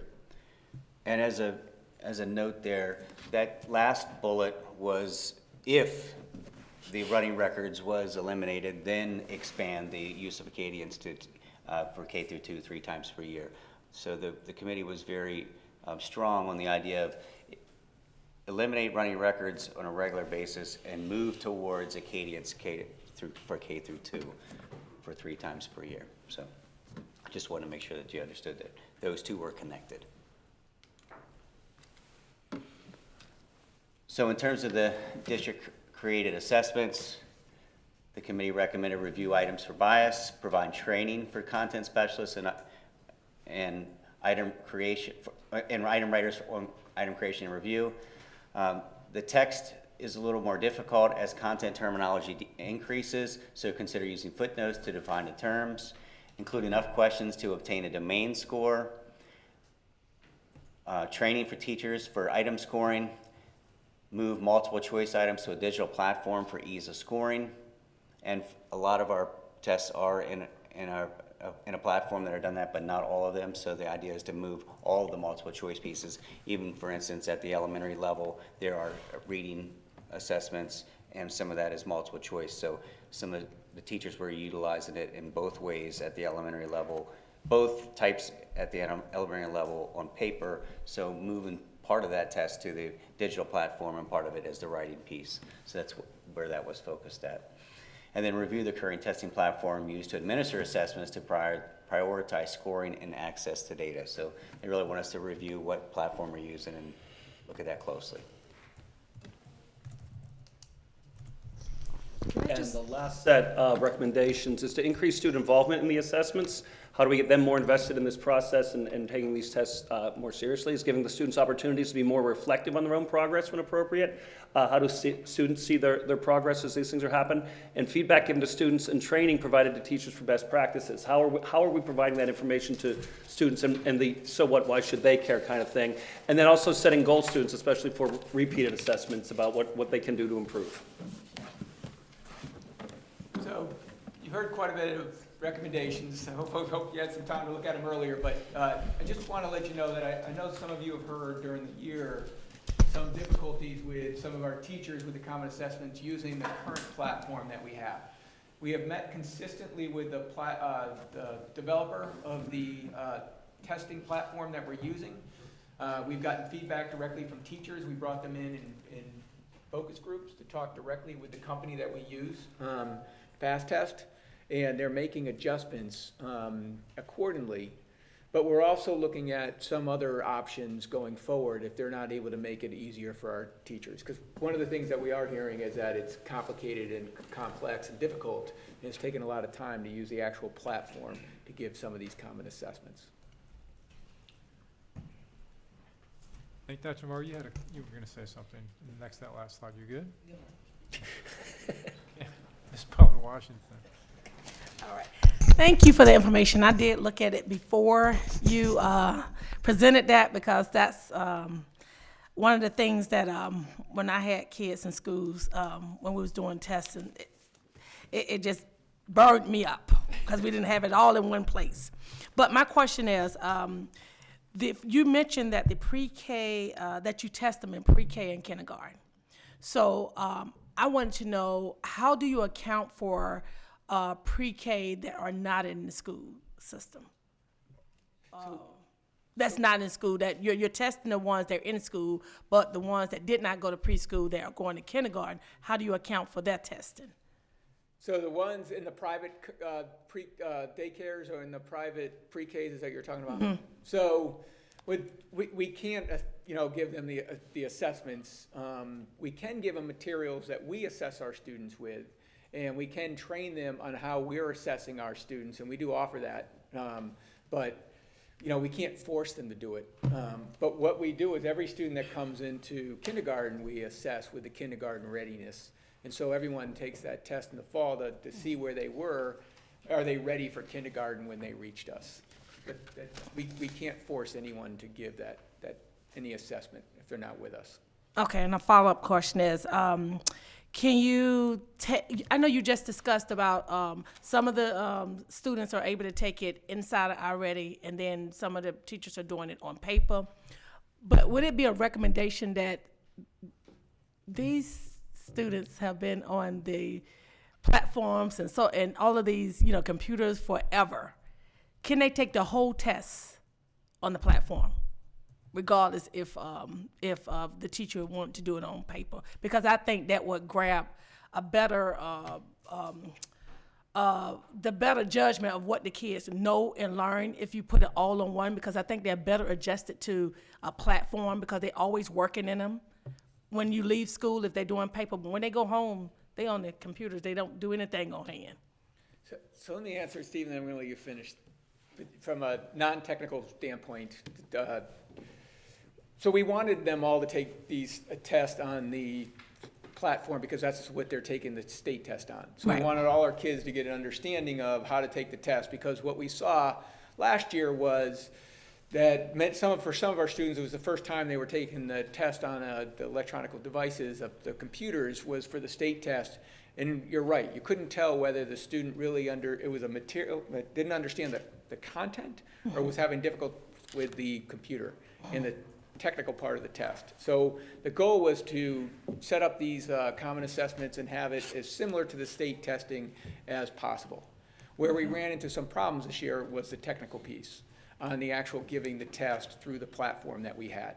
And so many teachers got frustrated, and so what we ended up saying was that, go ahead and you continue giving it to them with pen and paper, because what we want is the understanding of whether they understood the material.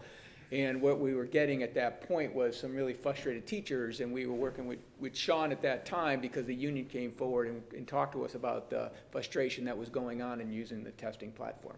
So the goal is to get where you're at, but we're not there yet technically with the computers and everything that we have. And as Mr. Lyles had indicated, that we've worked with our Fast Test platform, their provider, and one of the pieces that was added this year was the graphing piece and the online calculator and the ability, the equation editor, all that sort of thing for them to be able to do inside the platform. But when they first got it turned on, it didn't do exactly what we had hoped it would do, and as a result, it led to some of that frustration by the teachers. So we really made a decision there to make it so that we didn't want to punish kids here. We wanted to, like he said, we wanted to know exactly what they were doing and what they could do, and be able to get to the results quickly. Yeah, hint. When you buy a software, the main thing is, I'm in IT, they want you to buy the total package, because when you start subbing, they want you to feel upset, so you can come back and get more. So that's the key to it. Thank you. Thanks. Ms. Smith. Thank you for the presentation. I know this is required for you all to do, but definitely appreciate your time and the amount of detail and focus that went into the presentation. I appreciate the inclusion of parent and community members and educator voice on the focus group, hearing directly from them in terms of their experiences with some of the assessments. I also appreciate the approach of looking more closely at parent involvement, like once the results come out, how do we then kind of bridge the gap between what our teachers know and how do we get the information to parents so they are able to kind of bridge the divide between what's happening in school and what's happening at home. Love that focus. I also appreciate the focus on professional development for our educators. As a parent, my first line of defense is always my kid's teacher. If I ask my kid's teacher, okay, the iReady scores, what does that inform? What does this mean? What do you then do with the information? How do I know if my kid has a fluency issue, a vocabulary issue, or a comprehension issue based on their scores? Does that come from MCAP? Does that come from iReady? Like, where does that come from? I know that for many of us, if our teachers aren't able to answer the question, the system breaks down a little bit for us. So definitely appreciate thinking through, how do we get more of that information into the hands of teachers to be able to work more closely with parents, and thinking about sort of what that looks like from a professional development standpoint. I just appreciate the presentation overall. I truly did. I'm very excited for what this might mean once it comes back into your shop, Mr. Lowndes, for implementation, and hearing about it in future board meetings. Well, that's kind of the trick, isn't it? Like, the professional development piece is going to be, it involves time. And so one of the things we've all been really scraping at the bottom of the barrel for is to try and find more time to do these things. But it is essential for that communication piece to make sure educators do have more time to, if it's going to be an effective piece of instruction, which is the goal of not only the committee but the county, is to make sure we're not wasting people's time by giving them tests that do inform instruction moving forward. So I think that time is something that needs to be addressed moving forward. Certainly. With my oldest, when she took the KRA, I couldn't figure out, I'm like, well, does this mean she skips a grade? Does she go directly into first grade? Like, is she a genius? Like, what does this then mean? Of course she is. Of course she is, right? She is, obviously. But yes, but being able to ensure that teachers have the time to go through that. I know Dr. Navarro is definitely thinking about that, as is Mr. Lowndes, in terms of how do they get that information sorted out? Is it a professional learning community? What exactly does it look like to give teachers time within grade, within content areas, across divisions, but also ensuring, again, that parents understand, like, what do we do with the information once our teachers have it? Ms. Bujima.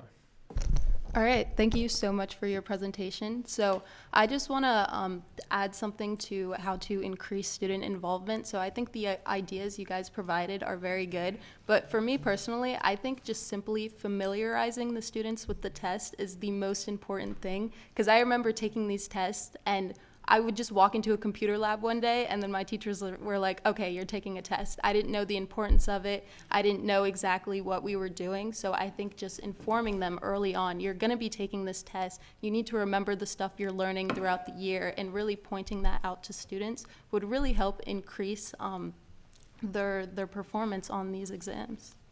Thank you for that. There's also, by going through the test beforehand, there's different ways students answer questions, right? There's times when they have to manipulate the answers and put them in a sequence. There's times they have to respond to a short answer, and do they write in the box, or can they write beyond that? I completely support that suggestion. That's great. Yeah, Ms. Creamer.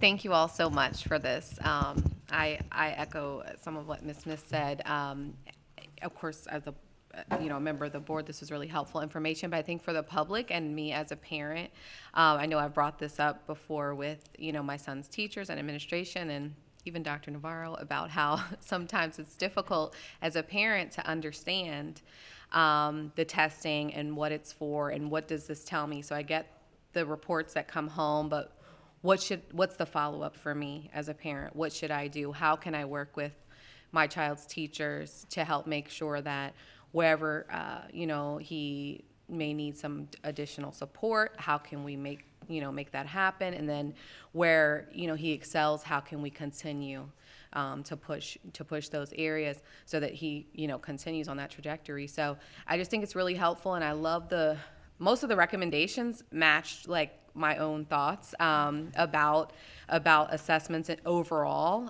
The training for teachers I feel like is key, because to Ms. Smith's point, if they don't fully understand, then they can't field questions appropriately from parents, and they are going to be the first line of defense. As she pointed out, that's where we're going to go first if we have a question. I also really like the self-service option, so like putting the tests in parent view or an explanation of the assessments on the website, so that when I'm up at 11 p.m. and I'm trying to go over these iReady scores, I can go maybe watch a little video or, read a little tutorial or something, about it, so that and then I don't have to contact the teacher every time.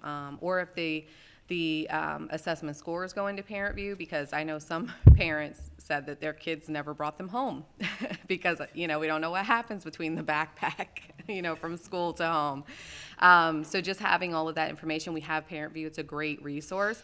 So, if we could use that to expand access, to include testing information for parents, I would love to see that as a parent. And to Ms. Abujima's point, I had some of the same notes written down about students. I think, even at the elementary level, I was trying to explain to my son who's in 5th grade this past year why it's important, because I felt like he didn't really take it seriously. It's just another thing for them to do. But explaining, as Ms. Abujima pointed out, what the test is for, why it's important, also kind of giving them a preview ahead of time so they know what to expect, especially when you're introducing something new. I just feel like that would go a long way in making sure that the students are invested. And then when the scores come back, I know some schools review them with the students, but not all.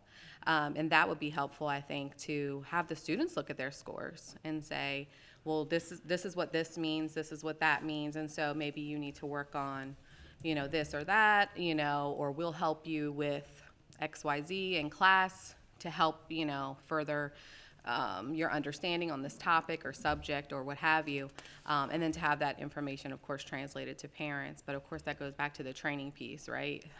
Which I know you need the time, but that's so key and so critical because we need our teachers to understand the test front to back so that they can explain it to us, but also offer educational opportunities. I love the district-wide parent night. I would totally support that, love that. I think parents would really appreciate that, to learn more about the assessments. And I just love that you put numbers in the presentation because, perspective is one thing, right? Because we hear a lot about, I know I do, that we spend a lot of time on testing and, it takes away from instruction, and some, folks, parents or staff don't see the need for so much testing. But when you break it down, and we're really, skating by on that one, the 2.3%, but we're really, falling under the percentages that we're required to do so by the state. And if you think about 2% of the time, it's really not a whole lot of time. So it makes me feel better, too, as a parent, that we're really not spending as much time as maybe is perceived to be spent on testing. So the majority of time is still being spent on instruction. So those are my thoughts. Appreciate you all and all the committee members that volunteered to do this. This is truly important work, so appreciate that. Thank you. Thanks. Mr. Hancock. Thank you, Chairman. Thank you, gentlemen, for the wonderful presentation. I appreciate it. First, I just want to echo the sentiments of my board members. As a father, more communication is always great going home. I know with my, especially my middle school, going into middle school son, there's always a lot of confusion when he would say that his assessment counts as a grade, and I would be asking him, well, what part of it counts as a grade? Is it a weighted grade on what you get right and wrong? And there's always a lot of confusion between that. So the more communication, the better. So I appreciate you all looking into that. And second thing I think it's something I think Mr. Heil had actually started to touch on this a little bit ago. We look at the higher elementary school grades and up to especially 8th grade, where you're kind of flirting with that time limit of like the 2.2 and 2.3% of instruction time. How can we make sure that we're allowing our students the proper amount of time to complete the assessments? We're not going over that amount of time, but does that mean that they're still getting enough time to complete those assessments? That's something that, since we are so close to those limitations that we have to stay in, that is just something that kind of sticks out to me a little bit. So we are looking at that because one of the things that we learned this year with the iReady, for example, was, when we were presented by the company that the iReady should take no more than 20 minutes, that's what we budgeted, 20 minutes. Okay, it's not going to take you more than this amount of time. And what we found is that it takes 40 minutes. Yeah. And so we now adjusted the assessments based on the information that we receive from our schools with the actual amount of time that it is taking them. So we are going to have to look at, I think when they said the running records, for example, one of the recommendations was to eliminate the running records. Well, if you looked at the purpose of some of those assessments that are in kindergarten, you'll see that they overlap. And so we get the information that the running records give us with Arcadians. It lets us know where the students are at that time, and we can make adjustments accordingly. So we can eliminate that and then go with, that's why they wanted the addition of the Acadians in the middle of the year, so that we would have at least where they are at the beginning of the year, middle of the year, and end of the year. And I think that's a great suggestion because, that's one of the things that we're hearing from the teachers on the running records is it takes a lot of time from the teaching and learning that goes on in the classroom. So a running record, just to let you know, is the teacher's working individually with one student while everyone else is working on the lesson. But if you have 22 students in your class, that means you have to do that with every student and continually do the running records for the required amount of time. So it actually takes more time. So we look at the student time and it says 1 minute, that's not a lot of time. But when you look at the classroom time that actually is taken to give it to every student individually, it's quite a bit of time. So I think that's a great recommendation that the committee came up with eliminating running records. Sure. Yeah, and it's, so many students out there that are extremely talented, but if there's not enough time for them to complete the task, you're going to get a false reading on what that student's capable of, which is going to negatively affect us on how our assessments look. Right. So I just think that's something that's worth looking into. Yeah. Thank you. Thank you so much. Thank you, all of you. Thanks. Ms. Morley? Thank you, Chairman Lucas, and thank you all again so much for this very detailed and thorough presentation. I completely echo the sentiments, most of what my colleagues said. This is helpful as a parent because sometimes, like for example, my first and third grader brought home their iReady scores. I was like, well, what is this? I don't know. What does it mean? No idea. And so I took the time to read through it, and I still had questions. I consider myself a fairly intelligent person. And all the percentiles and above grade level and on grade level, and what does that mean? And so practically speaking, I think for the feedback that I've heard is, how does that relate to what my child actually knows? You know what I mean, to the curriculum. What is the direct correlation? And to Mr. Hancock's point, what if I have a student that has test anxiety? That, you know what I mean, does that mean, would that potentially prevent them from, for example, being able to get into gifted classes? So I think if we could put this out early and maybe map all of this out, because I know typically at second grade is when they start looking at gifted classes, and maybe eliminate some of the guesswork maybe that parents need to do. And if you could start at the pre-K kindergarten level when your student is first entering and give them a realistic timeline of what they can expect and maybe break it down by year just to make it a little bit more palatable. But if we could maybe have the total timeline as well. So here's where your student is, here's where you're hoping to get them. Whether, a student that has an IEP, a student that's hoping to get into gifted and talented classes, and what would that look like? You know what I mean? And if, for example, you do, let's say, completely blow it on one of these or a couple of these, does that then preclude you from maybe getting into gifted classes, if you want to get into an AP class? I think there's just a lot of confusion around it. And, your point was well taken. Oftentimes, teachers just don't have the time to explain it. Let me ask you a question. Yes. From a parent perspective, then, would that be helpful from like first grade? We give you a calendar of, here's the assessments you're going to be taking, your son or daughter going to be taking this year. Yes. This is what we're testing with those assessments. And why. And why we're, okay. Absolutely.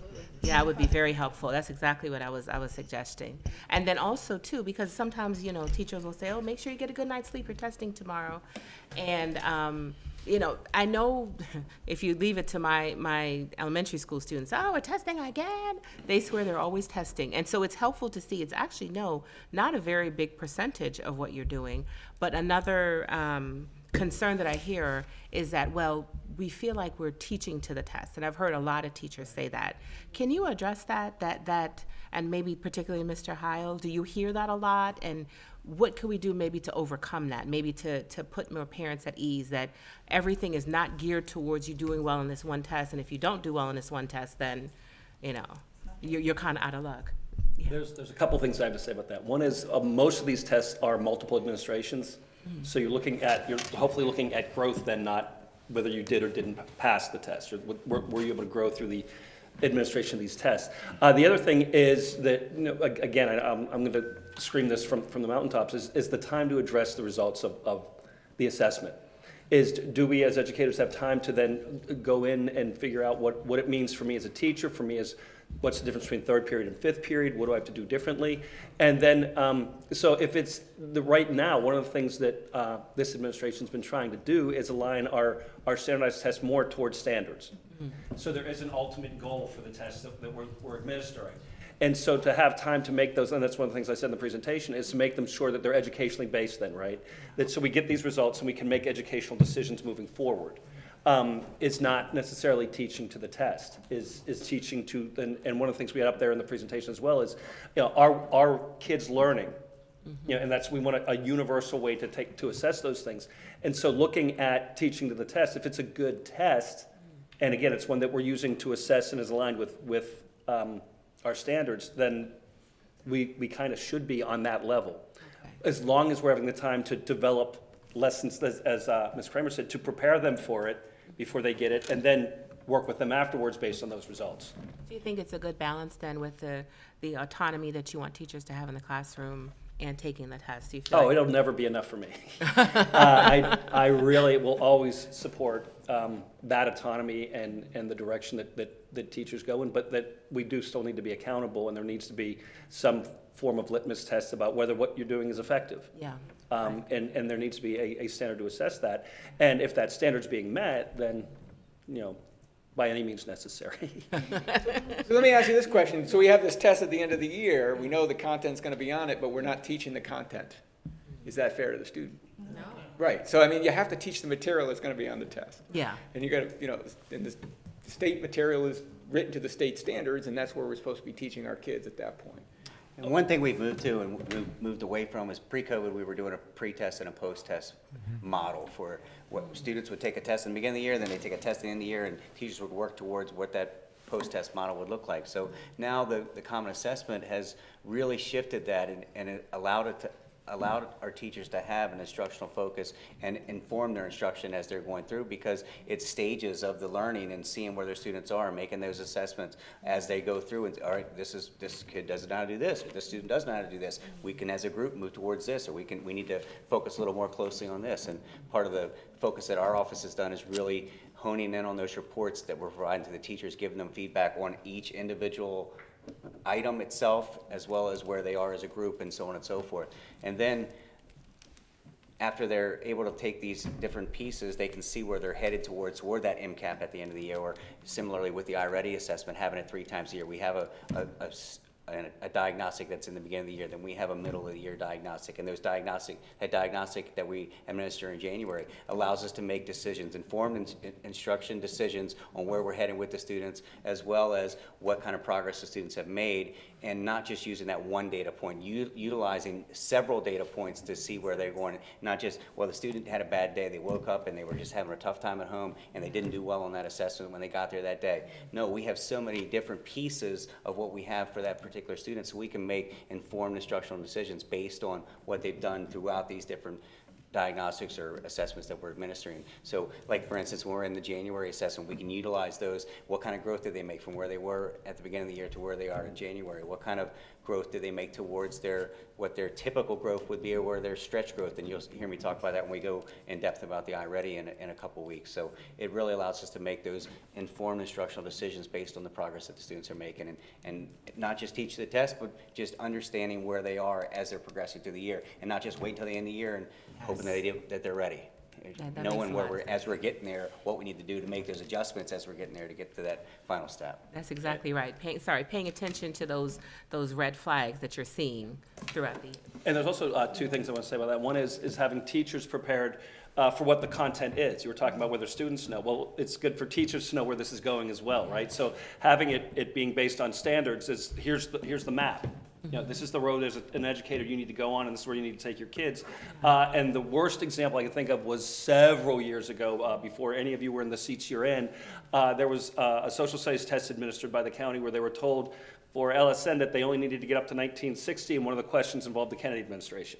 So that the fact that when you're asking me these questions about what are we going to do is, that's a horrible example of a standard not aligned with what the district was doing, right? So that by basing it on these standards and getting tests that reflect that as well, gives and teachers enough time to prepare to develop the instruction to make kids successful.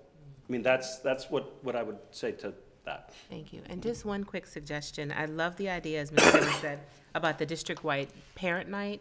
Perhaps it could be a district-wide parent and student night, and maybe make it interactive so that maybe the parents could see some of what the tests would involve, and maybe the students could feel a little more comfortable using, the computers, and that might eliminate a little anxiety, so that when they, to Ms. Abuja's point, when they see it, it wouldn't be the first time they would have been seeing it. And Thank we've you. had, I think some of the recommendations for that piece came from the model that we used for the iReady parent night. So we did it when we first started iReady, not this school year, but the previous school year. In December, we did a parent night before the parent reports went home, the family reports went home, and we recorded it. It was available on our website for parents to be able to review and look at examples and other links within it, so they could go to various different places to see where they are. And then we did another one just this school year in October, right when the parent reports were going home. So I think the idea behind that is that, yes, let's do that for more assessments, not just iReady. Right. All right, thank you so much. So a couple things. Can you go to page 8, just real quick? Wait, you don't have to go there. It talks about under federal law. It says federal law states are required to test students in math reading. So do you know offhand, does that go back to No Child Left Behind, to adopting Common Core in your school system? What specifically under federal law mandates that we have to have standardized testing? So right now with the ESSER funding, we have to determine where our students are and where they need to be and where they're going to go and whether they're behind or not. And the way we do it is with Maryland State Test. Okay, so that's recent, but prior to that, is it, and maybe Dr. Navarro knows, is it tied to accepting, and this wouldn't necessarily be what the county does, it's what the state does, the state implementing a certain curriculum? So it is a lead. Go ahead. Yeah. So I was just gonna say, anytime any school system or state agency accepts federal dollars, the federal government will require the state to have an assessment to report its findings, that is at minimum at the state level.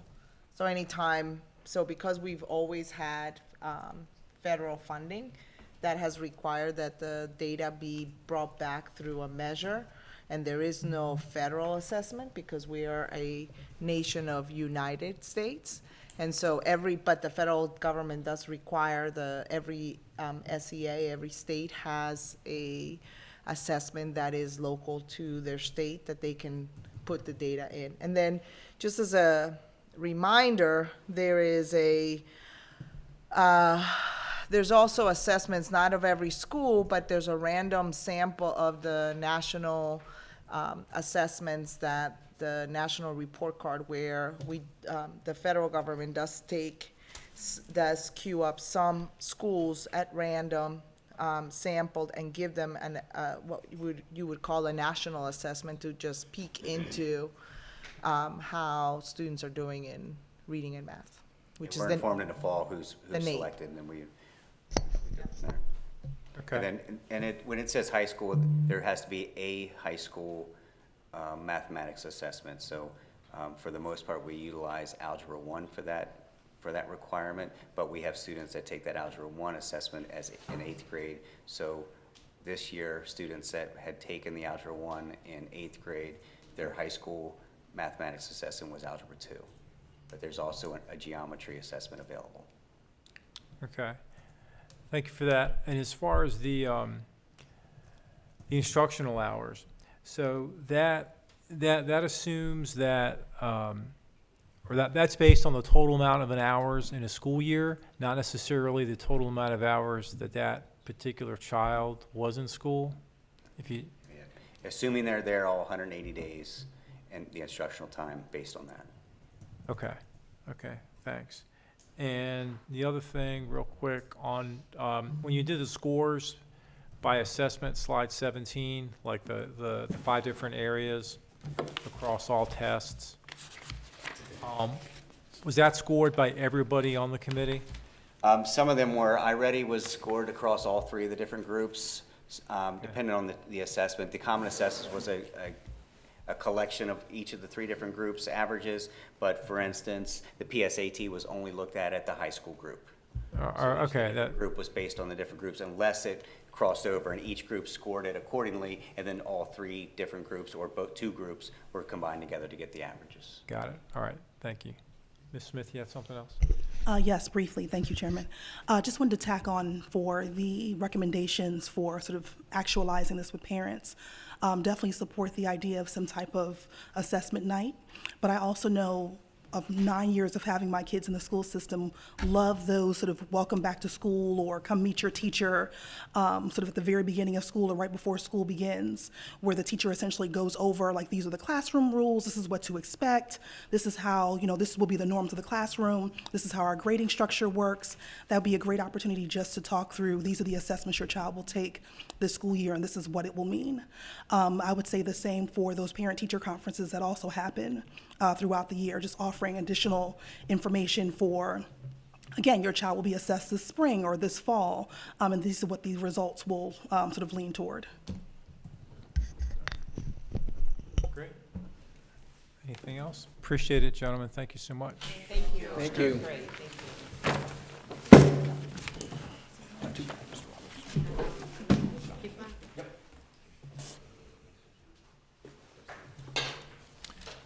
Dr. Jones, you next. You're going to talk to us about code of conduct and dress code.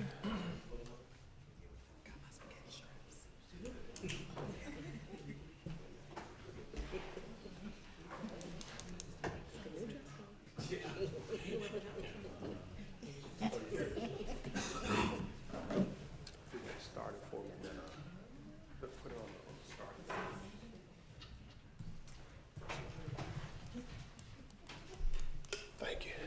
All right. Well, good afternoon, Board Chair Lucas, Board Vice Chair Lee, board members, Dr. Navarro, staff. All right. So I'm Marvin Jones. I'm here today as a face representing a large group of individuals who worked on this project. So I just wanted to give you that up front, and you'll see many of whom those people are as we go through. But I'm here to chat with you today about the Code of Conduct, the Code of Student Conduct, and the revisions that we have made to it for the coming school year. So prior to today, you all did receive a copy of the weekly update that did have the proposed dress code in it. So I just would call your attention to that later on to review that in greater detail. But we are going to go through all of the revisions that we have decided that we would like to propose to the new Code of Student Conduct today. And then certainly you can have some time to talk and think a little bit more about the dress code piece, the part that you do have to vote on as a board. So we'll get started here. Okay, there you go. All right, so just to start us off a little bit, I thought it would be appropriate to offer a bit of context as to why it is that we do what we do in this regard. And so each year our school system does come back to the table to look at our governing document, the Code of Student Conduct, to consider any of the concerns that have come up throughout the previous school year, the year that we are ending, and then to determine if there are any adjustments that we really would like to make or think would be appropriate to make. And so we put together, typically it had been a smaller group of individuals who have worked on this in previous years. But we did, as time goes on and we grow in our thinking, we realize that it makes much more sense to include more voices in this regard because it does impact so many people. And so we have this year increased the number of individuals who participate typically on the Code of Student Conduct Committee. And so if you're looking at this slide or you're looking at it on your computers, you can see the individuals who participated in some way, shape, or form with the revisions that will be provided or proposed here today, that there are lots of individuals. Maybe two of them were not necessarily in the meetings because the 5 different sessions that we had, because they weren't able to attend the meetings in person, but they did have valuable input. But the vast majority of those people that you see on the list, the administrators, the teachers, and IAs, support staff, Ms. Abujima was on the team as well, the EACC president, UNICEF director, and the list goes on there. All those folks were a part. Yes, I think some of them are still behind me. So all of these folks were a part of the committee, integral part of the committee, very vocal, and I'm sure Mr. Howell can attest to the passion that went on in these 5 meetings as we came to the things that we wanted to bring to you today. So just to offer some key drivers as we note them, just some thoughts that sort of drove our thinking in this, is the interpretation and implementation concerns that had been, again, received during the school year, a recognized need to modernize and evolve some of our practices and expectations, the need to incorporate all voices again, and to consider consistent enforcement measures. And so that's a huge one for us. We recognize that the document is only as good as its implementation, and so that's going to be important for us. So what I'd like to just sort of take you through at this point is the changes that have been proposed. And so I won't read everything word for word. I will warn you that it's text heavy, way more words on the slide than ever really should be. But this particular project was a little bit tricky, and so we thought there is a way to run through this and it make a little bit of sense to you today, especially if you can see the bigger font. So there's a smaller font on the left of most of these screens. There's a bigger font on the right. The bigger font will be the proposed language, and the blue language that you'll see, just to sort of orient you a little bit, the blue language will be new language. So blue is new. In the foreword, the very front of the document, there is a sentence that we wanted to strike, and it's just, so you can see on this slide, the current language is there, the very first sentence we decided to strike, because in that sentence, any student not returning a signed contract would not be allowed to access the internet at school. We had some discussion around that, and being a one-to-one system, we don't necessarily want to penalize a student if they don't get the document back, and so we thought that's just not a sentence that we need to have in there. Certainly we will address that matter if it comes up, but it may not be by way of disallowing a student to use the internet. So that's the only change on the foreword of the document there. So now again, blue is new. Proposed new language, this one sentence here was not in the document at all, so we put it right near the bottom of one of the early pages on the bullying, harassment, and intimidation. And so any proven evidence of bullying, harassment, or intimidation may include the involvement of the school resource officer. The committee did think that was important to have in the document. Not that it will always be the case, but there are times when some bullying can go to that far, cyberbullying in particular. And so sometimes we get that question of where is it written that a school resource officer can be involved in this. And so not that we would put every single thing in writing, there's no way to do that, but some things it made sense to incorporate into the document. And so then a current language, again on this slide, and proposed language, the current language is much smaller on the left, the excused absences. And this is really in the definitions section of the document. If you're familiar with the Code of Conduct, it starts out with the foreword and then the definitions, and then it goes into the consequences and the matrix and all of that. But the definitions, excused absences, again, blue is new. There was some phrasing that the committee felt really strongly should be included. And so with the excused absence language, we did include, as far as the excused reasons, the physical, behavioral, mental health, being a relatively new absence code that we have. You will probably remember the 03 code, and so we thought that's one that probably should be in here, as well as the student's pregnancy and parenting, or pregnancy or parenting related circumstances. The student's court summons, yes, the student's court summons. So it said court summons before, but the student's court summons we thought needed to be specified. There was a concern that Parents may interpret that as their child should be absent if they had a court summons, a parent. And so we are thinking that that should be a student's court summons. And then lack of authorized student transportation, you see the blue language. Again, not major things, but some important cleanup we thought. Definitions, continued fighting. So blue is new in the right side there. A physical confrontation involving 2 or more students. And so after lots of discussion, there were some things that we felt should be included here. So a student may use reasonable defensive steps to protect themselves from imminent physical harm, but a student who willfully engages in physical confrontation without first making concerted efforts to evade, escape, or avoid engagement, they cannot claim self-defense.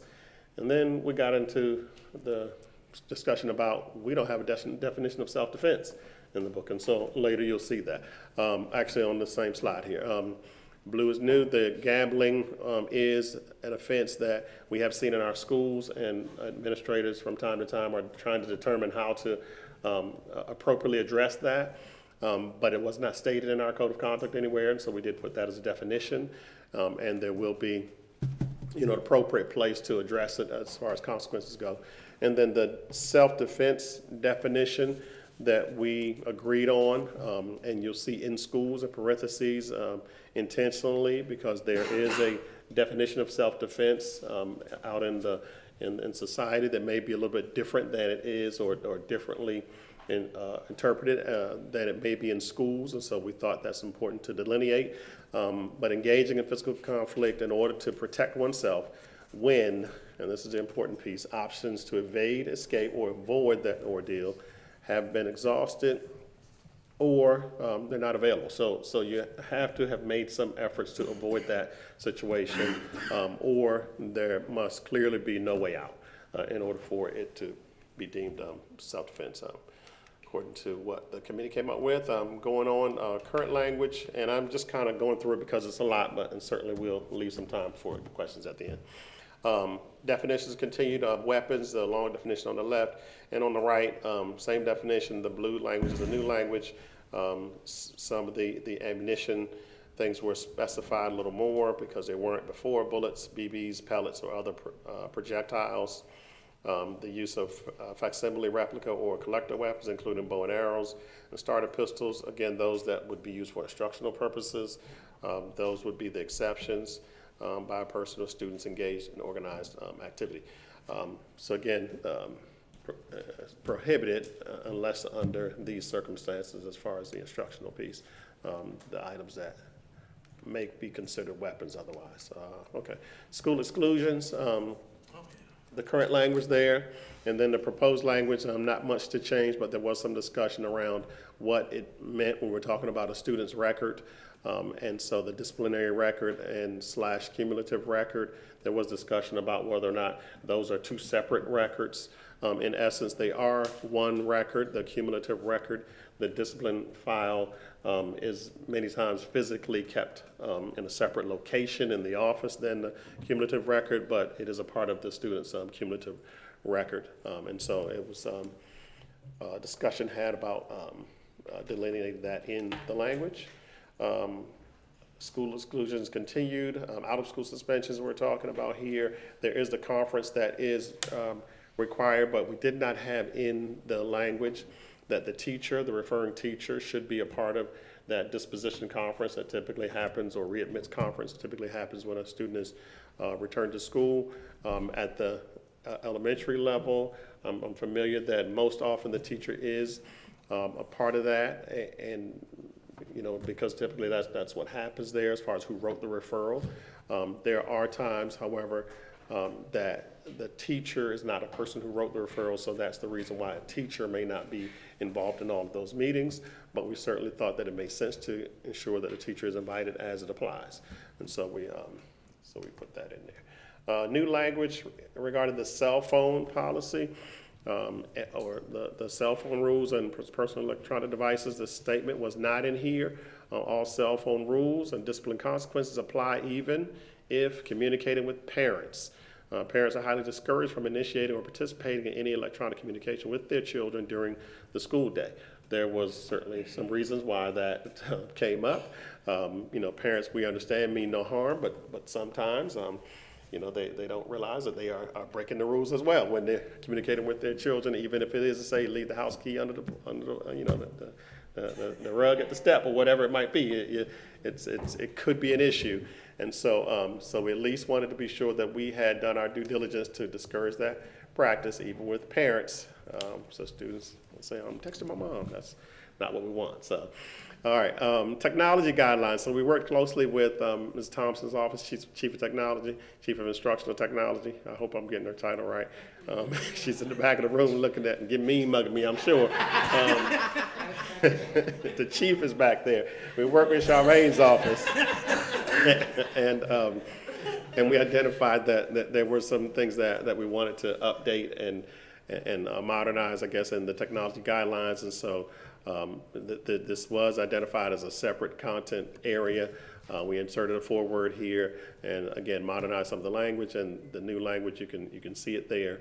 And I trust Charmaine, the Lord Bennett, her whole crew there, that information is super appropriate. And so, and then we get into the dress code. So this is a part I kind of wanted to get to, just to touch on it here in the public, and then certainly you'll have an opportunity to discuss it and make some decisions about it later. But the current dress code is here, a little lengthy, and so all this is just a copy of the current dress code. So I won't, read all of that to you. Certainly you have access to it, and I'm sure our young people are very familiar with it. But after lots and lots and lots of discussion, we did land on a proposed new dress code for the Code of Student Conduct. And so again, the blue language that you will see will be all new language. The first part here in the black lettering is all still the same. There was a different group that was named before as far as those who work together to develop these rules. And so we have changed it now to the Code of Student Conduct Committee, who works in collaboration with the parents and staff community members to develop this document. And then the blue language is where it begins. The responsibility for the dress and grooming of a student rests primarily with the students and their parents or guardians. So the new dress code is broken into two sections, an allowable section and a non-allowable section. And so this outlines all the things that are allowable under this dress code proposal. So you'll see that students must wear clothing including both a shirt with pants or skirt, the equivalent or the equivalent, and shoes. Shirts and dresses must have fabric in the front and on the sides. Clothing must cover undergarments. Fabric covering all private parts must not be see-through. Hats and other headwear must allow the face to be visible and not interfere with the line of sight to any adult or staff. Hoodies must allow the student face and ears to be visible at all times. And we actually had people sort of demonstrating kind of what this should look like. Clothing must be suitable for all scheduled classroom activities, including physical education, science labs, technical education, and other activities where unique hazards exist. And then specialized courses may require specialized attire, such as sports uniforms or safety gear. That is the allowable list regarding the dress code, the proposed dress code. And then the non-allowable list. Clothing may not depict, advertise, or advocate the use of alcohol, tobacco, marijuana, or other controlled substances. Clothing may not depict pornography, nudity, sexual acts or violence or obscenities. May not use or depict hate speech, targeting groups based on race, ethnicity, gender, sexual orientation, gender identity, religious affiliation, or any other protected group. Clothing may not include gang identifiers and must not threaten the health or safety of any other student or staff. We did get into a discussion about that, how does it threaten the health or safety? And so somebody talked about the shoes with the spikes or, something, I don't know, there's some kinds of clothing that can be threatening or to someone's health. If the student's attire or grooming threatens the health or safety of another person, then discipline for dress or grooming violations should be consistent with discipline policies for similar violations. And so, in other words, we should be fair and consistent and appropriate as it relates to addressing the dress code violations. So, again, just it's a little more general, maybe a little more specific in some areas. So we heard a little bit of both, just general enough, just specific enough to be agreeable for us to propose as the new dress code for Charles County. And so that'll be the portion of this booklet that you will have an opportunity to make some decisions about later. How do I go back? I went too fast. If you can help me go back one. Yes, okay, so just before we get into the matrix, if you have looked at the booklet, the matrix is where the rows and columns and levels of response and all of that start in the back. There is a bit of a foreword that goes just before that, and it's really important. Sometimes folks overlook that, but this whole paragraph here on the right is really important. It becomes really important when students are facing some very uncomfortable situations as it relates to discipline, and this is where we end up going to really talk some parents through kind of how this all has played out. The pieces that we had lots of discussion about including are in blue. The important piece, I'll go back to the very beginning of this, the important piece for us is the document is only as good as its implementation, and so we intend to do quite a bit of work with our administrators to work on the consistency and appropriateness of how the document is enforced. But I thought maybe I stalled a little bit while you were reading that, but the blue part, because I know it's a lot, but the blue section, again, each repeated infraction will be addressed at the next progressive level of discipline response until the maximum level is reached as appropriate per the nature or frequency of the behavior violation. Again, the black lettering was all there. The blue section, administrators may use lower level responses at any time during the intervention process, in addition to the consequences selected from the recommended level of response based on the specific or repeated violation. And so again, this goes with, it's just above the section in the booklet where the levels of response start. And so you would read this and then you would look down at where the levels are, and then the next few pages where the matrix begins, and you sort of would be able to just sort of have that all correlate for you. And so that's the new language that we are proposing.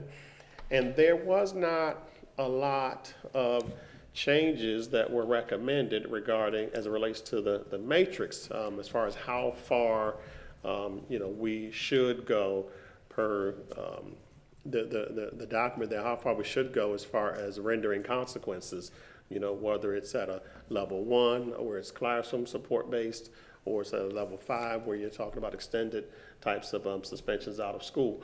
And so looking at each one of the violations throughout the document, we did not see any areas that we thought should change as far as how far they did or didn't go.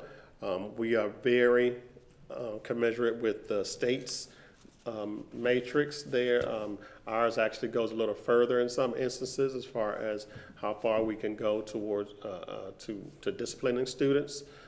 Our document does go a little further, but within reason. But the only things, again, that you'll see that are shifted are super minor in the blue lettering. If you can see it at the very bottom, I can't even see it up there. But something, again, relatively minor, and I can't see it on mine. I think what we're saying here is under I guess the level 2 at the very bottom, what we're indicating is that you can use, those are things you can use in that level as well as the one that came before it. And so that's sort of the way that works all the way across.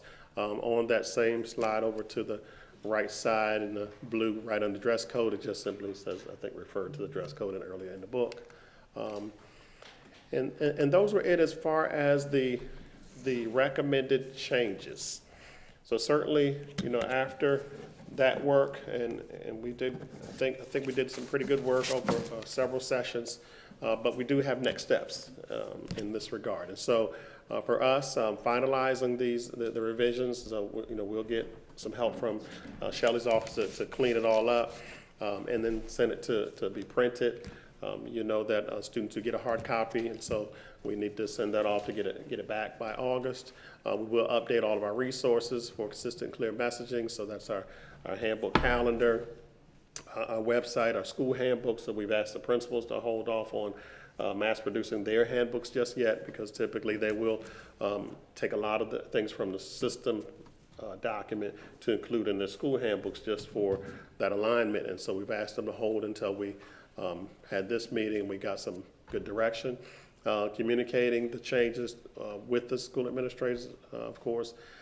At our annual Leadership Institute in August, we will spend some time working with our administrators on these changes and really talking them through and working them through on with implementing the document with fidelity, with consistency, but at the same time, keeping in mind their leadership and their autonomy. We want to keep that intact, but at the same time, we have to be sure we are doing things as consistent as what we possibly can when it comes to enforcement. And then requiring the principals to review these changes with their staff when they get back, and then highlighting the changes with the students the first week of school. So we think all of that is going to be really important. We know that many schools do a nice job of reviewing the document with their students every year, because they're used to doing that a certain way. That may need to look a little bit differently because some of the changes may be substantial, particularly the dress code. But that will be the idea, is that now that they have the information, the administrators have been trained up on it, then it's time to share it with it'll be time to share it with the staff and then the students. And I do think, yes, and that is it for the dress code. And the hands go up. All right. Question, so, and just to be clear, later this evening, the board votes on the dress code, not on the code of student conduct. That is correct. Just so we're clear in that. So, the dress code. Start with Ms. Thomas. Yes, Mr. Jones, thank you. On the very first one, it says the blue is the new. You have bullying, harassment, and intimidation. Any proven evidence of bullying, harassment, or intimidation may include involvement of the school resource officer. What is new about that?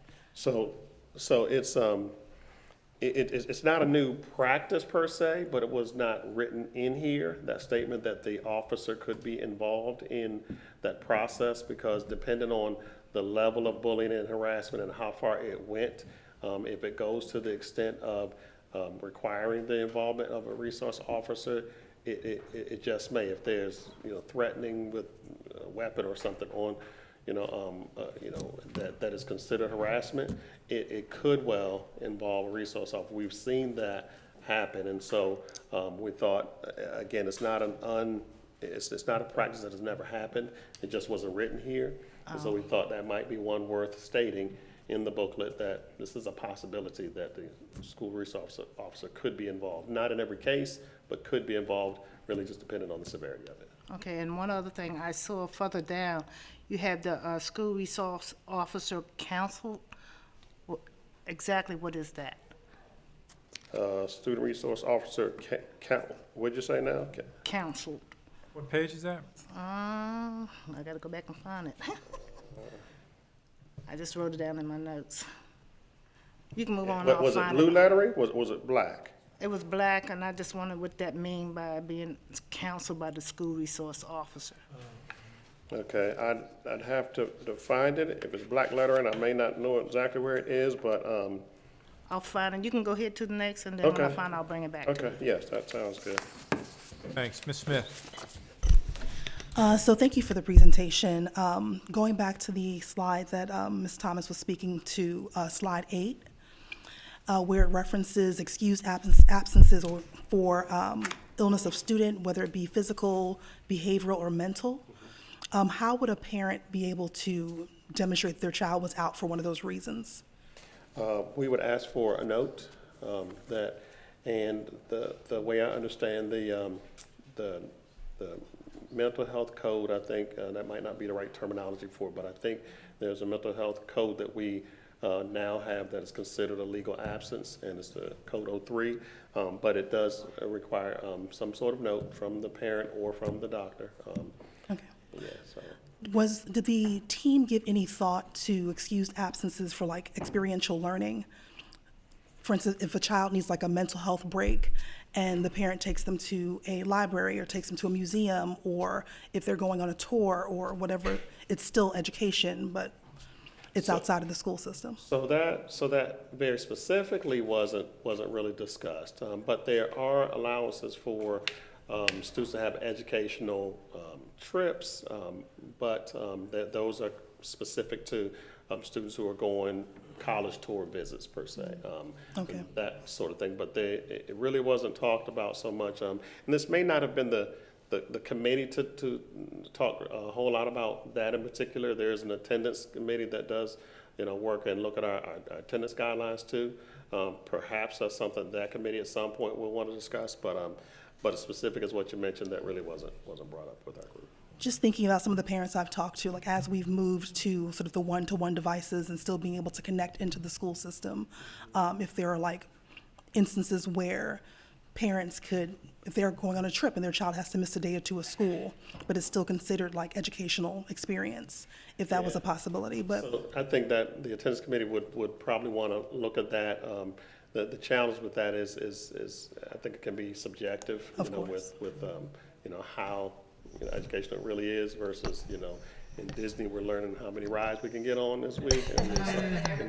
Right. So that's early education. That's counting. So, I mean, right. And so it is one that committee probably should really take a close look at it. Yeah, close look at. Yeah. So if I may just, I'm sorry, I just want to say, there is an attendance committee right now under student services, under Mr. Lowndes right now.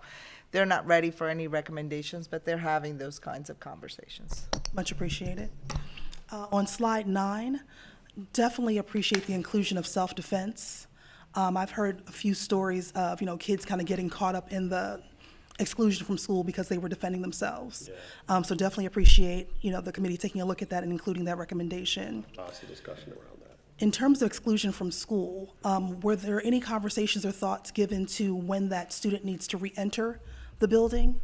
Sort of what the process is, or like how do you reintroduce them to the school setting or to whatever group they've harmed, but sort of giving them that chance to kind of come back into the school with a new slate, but having sort of made amends of some sort? Yeah, we've had a number of conversations along these lines, and so these are some procedural kinds of things that we need to really, I think, standardize a bit more. There is supposed to be, of course, a readmittance conference whenever a student is brought back to school from suspension. However, the way we've done them traditionally, in many cases, it doesn't necessarily repair the harm that has been done there. And that's one of the reasons why we talked about including teachers on those meetings if they haven't already been included. But we recognize that sometimes even the teacher being involved in that doesn't completely restore it. Depending on the disruptive situation or what have you, it may need to be some sort of restorative kind of meeting with the class, that the person was involved in. So we're really talking through exactly what they should look like. Practically, we may not be able to do that restorative kind of thing with the whole group every time we have one of these, but I think getting the key players involved is probably going to make some sense. So there are some procedural things that we're going to standardize that we didn't necessarily put in here. Again, lots of things that we talked about that we didn't feel necessarily needed to go into the code of conduct. Could get to be an even lengthier document. And my final question, you mentioned sort of later on, the clothing had to be suitable for physical education, and there were a few other examples. Right. I know many of our kids, mine included, love their Crocs in school. Is that considered suitable, like foot attire for physical education and labs and? So I think I would like to get the health person, Mr. Matt Galanka, who's over our PE department, to weigh in on that. To wear to school, I think that's going to be okay. And Ms. Boujman looks like she's going to be able to answer that for us. I know you can put them in sport mode. They can go in sport mode. Different in PE, but when I took PE, we were required to change beforehand, so we would change into our gym clothes, the shirt, the shorts, change our shoes, so we are in the appropriate wear for physical education. So even if you put them in sports mode, it's not a good look for Crocs. Yeah, so I did want to add, we had this conversation, it's interesting, Davis parent is bringing up the Croc conversation, right? So I think for the issue is you're going to hear from the physical education teachers the concern with fully grasping the full shoe. So while there may be other things about clothing and so forth for the PE class, the shoe, I think, is one where they do want something that is closed and tight. One of the things that I think people are that the PE teachers are going to have to give us guidance on, although it's mostly for older people, it's those new sneakers where you can slide in, and they're usually made for some of us who maybe can't bend down anymore. But I did see the sketches, but I did see them for young people. So we will have to get guidance on that. And I'm kind of looking at Marvin and Kevin, but I'm really talking to upstairs in the PE department. But right now, the Crocs may not be allowable because I had a conversation about that. They were concerns about tripping and getting out, so it's just not tight enough. Maybe allowable for school, but likely not allowable Not for physical education, okay. PE. Yeah. By the way, the kids already wear the shoes that you don't have to lace up, that you just slide into. So, I mean, but you know, the point about physical education, it is a safety concern. Thank you. So, yeah, sure. Ms. Kramer? Thank you, Dr. Jones. And again, just want to thank everybody. This is quite a diverse committee.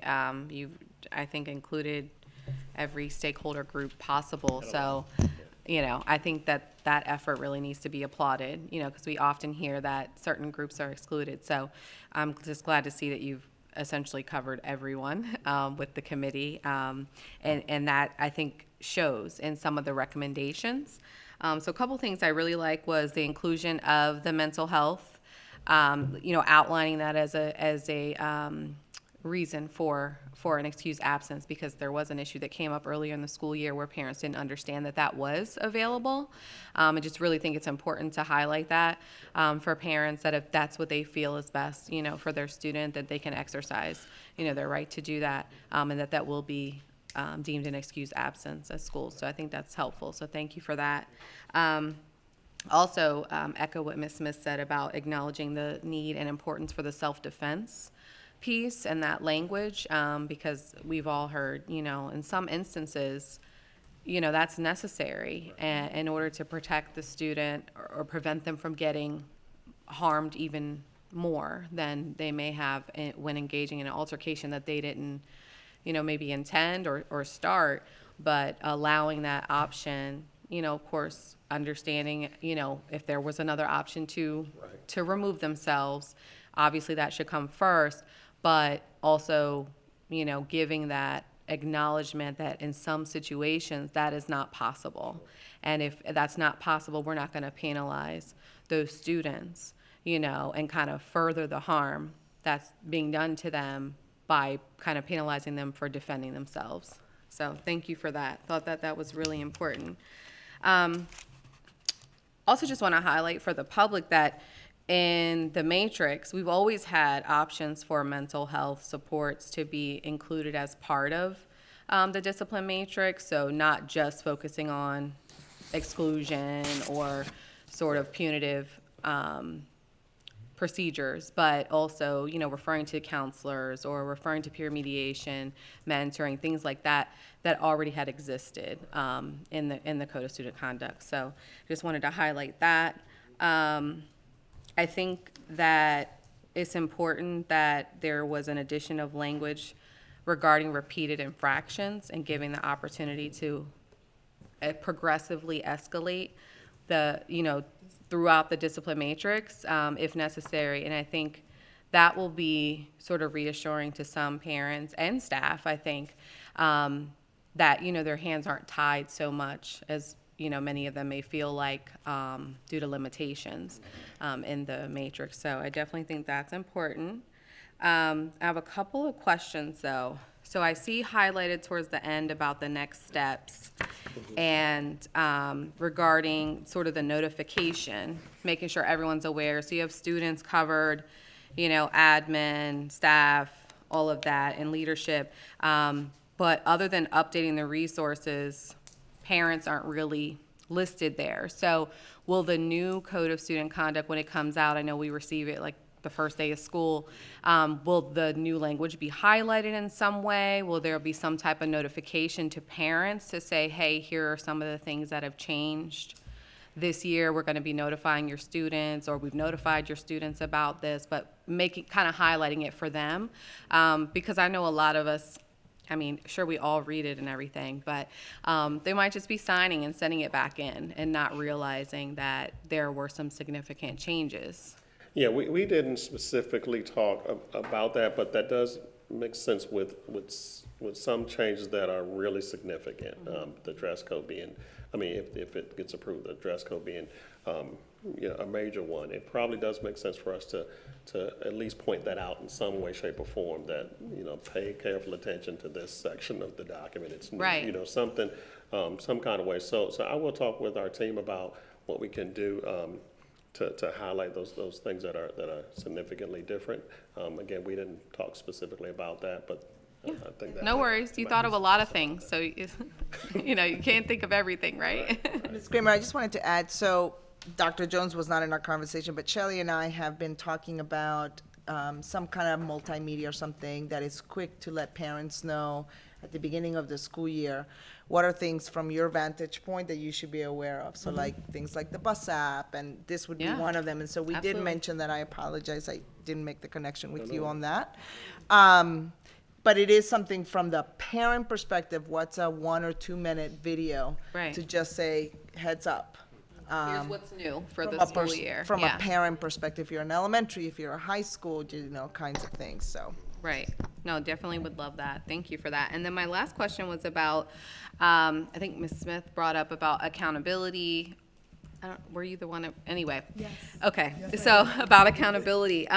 So are there any plans for, like, how do we ensure, because we discussed this, a few times at a few different meetings. I know it came up at our town hall about making sure that whatever policies we have in place are equitably enforced. And so are there plans to maybe increase observations, maybe do some auditing, from, I don't know, your level, or like Mr. Conley or Ms. Gill's, level, to make sure that, if a student commits the same infraction at, Picowaxin as happens at Summers, were they treated the same in terms of enforcing the discipline matrix? Sure. Yeah, so we want to start with the way that we're going to do professional development with the principals, with the administrators, to get everyone on the same page. So it will likely involve some scenario-based kinds of things, and compare and contrasting with the way that administrators handle it, in order to point out the differences and then what we expect. So there'll be some strong professional development for administrators first.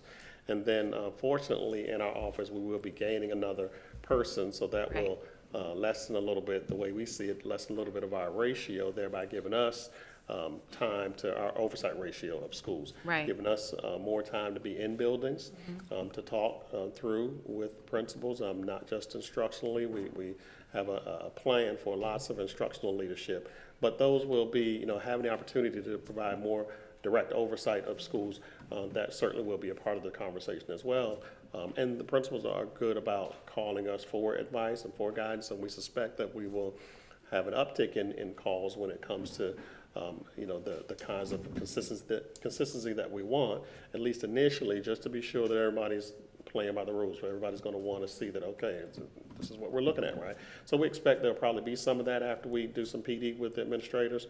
But the idea is that once we kind of lay out exactly what we're looking for, what we're expecting, then we will be able to be out and be in more direct conversation and more direct communication with the administrators, to ensure that consistency is there, and when we see that there's some discrepancies, we'll be prepared to address those better than maybe we've had opportunities to do in the past. Again, not everything is always going to look exactly the same across the board. There are going to be some factors that will play a part into why some things might look different in other places, but generally we should all be pretty much rendering the same consequence for the same decision, for the same violation. Generally that should be what we expect, and so we will absolutely have to make that clearer than it's been, and then, you know, monitor it and oversee it. Appreciate that. Thank you again so much. I just feel like even though you felt like there were small things, Yeah. sometimes the details really do make all the difference. So just want to thank everybody again for this. Ms. Morley? All right, thank you, Dr. Jones. I echo a lot of what has been said. I have a couple of, one comment. Thank you for reiterating the consistent enforcement measures. I think that is something that right now we are lacking, especially across different schools. I've heard from students that they feel sometimes that all administrators do is dress code them, and they're more concerned with the dress code than the behavior. And so literally I've had students tell me I'm walking in the building, and before they can say hello, it's, well, that's not in the dress code and that's not appropriate. So I think maybe having those conversations, because, you know, softening it a little bit. And also for some students, it creates a real hardship, because then what, am I sent home? Because, you know, in this administrator's opinion, what I'm wearing is not within the dress code, but then other people, maybe of different body types or different body shapes, can wear it because it frankly looks different on them. So that's one of the considerations I'd like you to think about. Also, I've heard from a lot of young ladies that, and I don't know this to be true, I haven't seen it, but that they don't want purses to be any bigger than about the size of their hand. And that for girls can present a problem. And that's something I would really want you to please reconsider. Because, for obvious reasons, you know what I mean? For hygienic purposes, for menstruation purposes, you know, candidly, sometimes just for makeup purposes. It doesn't necessarily mean you're trying to hide anything. It's just most of us are dearly attached to our purses, and very few of them are about the size of your hand. And I think that, you know, many girls carry them and carry a wide variety of things. So that's something else I've heard a good bit. Also around the self-defense piece, you know, and I'm probably overthinking because I have practiced criminal law, but I'm grateful that the self-defense language is in there. Let me just start by saying that, because I think that many students in the past have been unfairly punished because they did not start the fight, but they absolutely had a right to defend themselves, and they did that. But what would that look like practically? Is, you know, if there's some dispute about whether or not it was self-defense, and then especially when you talk about, you know, all other, you know, methods, paraphrasing, have been exhausted.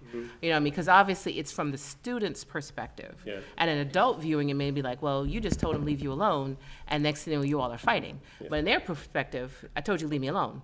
I only have to say it once. So you may not have the answers, but I'm just curious what that would look like. And then if there's a dispute, I'm assuming an administrator would determine that. Would there be an investigation? Sure, yeah, we do see that being an administrative role to really investigate exactly, you know, what happened from the beginning to the end of it, as much as what they could possibly get from it. And what they would be looking for is that when the problem came to them, was there an opportunity at that, when it was coming to them, when it was brewing, when it was verbal stuff, or whatever it is, you know, were there opportunities that the student did or did not take advantage of at that point to get out of the situation? You know, whether it's, you know, screaming loud just to get someone's attention because they're further away, whether it's walking away, whether it's running away, those things are very challenging for students. I know they want to save face. Nobody really wants to, you know, be the one to run from something, but sometimes maybe it is just making extra noise or something that is loud and disruptive, so that some adult does sort of look and say, what's going on there, get an opportunity, you know, and then maybe it is for some folks, you know, walking, you know what, get out of my face, but they're walking towards someone else, or they're walking some other direction. There are things that we look for to just know whether or not there were some efforts, some attempts. Even when I was a principal, I did that. If I could see that there were some efforts to avoid that situation, it may mean that they end up still getting some consequence, because when there was an opportunity to do something different, they never did, or if they were cursing back and forth, whatever it might be, it may be that they got some consequence, but it might also have meant that their consequence might have been a lot lesser than the one who was the aggressor too, because as I looked at it just sort of depends. I just looked for where a student made some efforts to avoid it when they knew it was coming, when they heard it coming, when they, you know, and many times it doesn't come out of clear blue. Sometimes there's some chatter. Sometimes out of clear blue, that's a little different, but many times there's something that's brewing. And when I chase it all down, I want to be able to know that students have made some good faith efforts to avoid it getting to fisticuffs. And when that's satisfied, I think consequences can be looked at differently.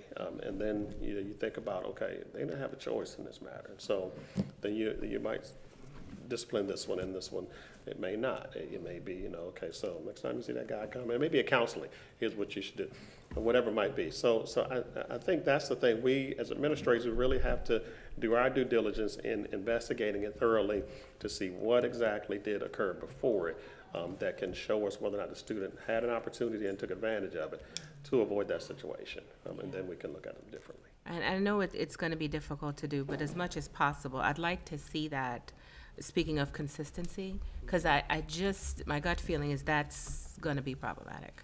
I agree with it. Yeah, I think you're right. I think that there are going to be some growing pains with even with the dress code. There are going to be, I think, probably some growing pains as people adjust, staff too, because that'll be super different for them, and people have different philosophical kinds of thinking about things like hoods and hats and all of that, and so I think we're going to have some growing pains. The self-defense, I think, again, that there are going to be some growing pains there, but the key is for us to do a thorough job of investigating things and then be consistent, be fair and consistent, and that's what we want to try to get our administrators on the same page with. So. No, thank you, sir. And what about for students that record fights? I know that's another big issue.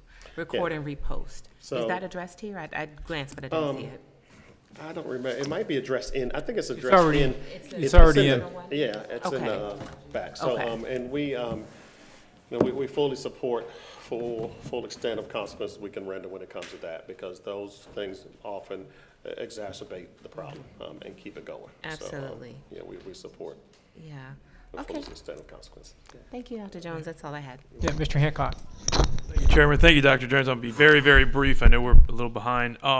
One question I have in the beginning with the forward, we're striking the language. We're striking any student not returning a signed contract will not be allowed to access the internet at school. Yes. I understand the reasoning behind that to a degree. I still think, and hopefully we will, provide some kind of incentive to get it signed and back. Especially coming off of the year that we just had, where we need to make sure that this code of conduct gets home and is signed and comes back. I think we have to find a way to hold students and parents accountable to make sure that this is signed and back. Sure, I agree that yes, incentivizing versus penalizing, might be the way to kind of think about it, and so I think the most of our discussion did center around, in the end, are we going to prohibit them from, using the internet if they didn't get it back in the time that we wanted it? And so we landed on maybe that's not the way to go, but incentivizing students. Sure. Yeah, I agree with that. I understand that. Aside from that, I agree with pretty much everything else that's been said. But I'll say, just to reemphasize, no matter how we change this document or what we put in it or what we take out, it's only as good as how it is used. Correct. And it has to be used. We have to find a way to let our administration know that not only do we expect you to enforce discipline and use the code of conduct, but there are going to be some consequences if you don't, because something's really got to change here. And we can add and subtract to this all we want, and if it's not used, it doesn't matter what's in it. Yeah, everybody has to be my held personal accountable. opinion on it. So. Understood. Thank you, sir. Yes, indeed. Thank you. Ms.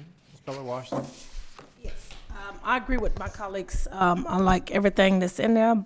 I just got a couple of questions on the weapon part.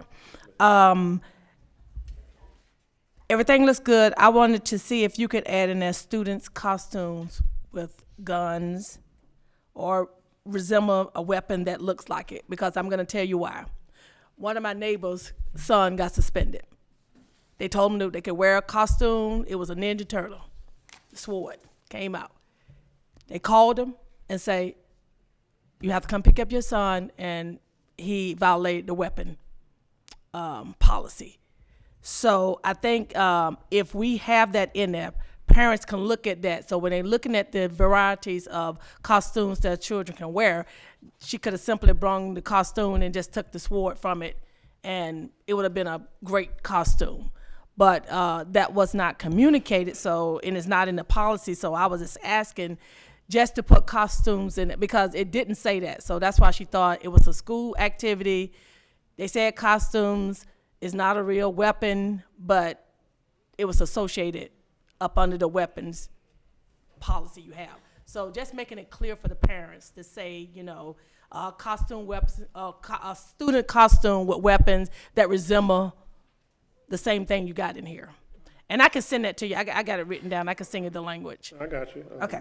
So that was one. I just wanted to make sure that, you know, we clear it for parents because that's something that, you know, we should be aware of. Yeah, I think we in our minds, we sometimes think that the facsimile or the replicas or that sort of thing would cover that. But if it's not too much space in the document, we might be able to add a phrase in there, including costumes or, you know, children's costume type of toy weapon. We might be able to add something in there. So I would absolutely share that with the committee.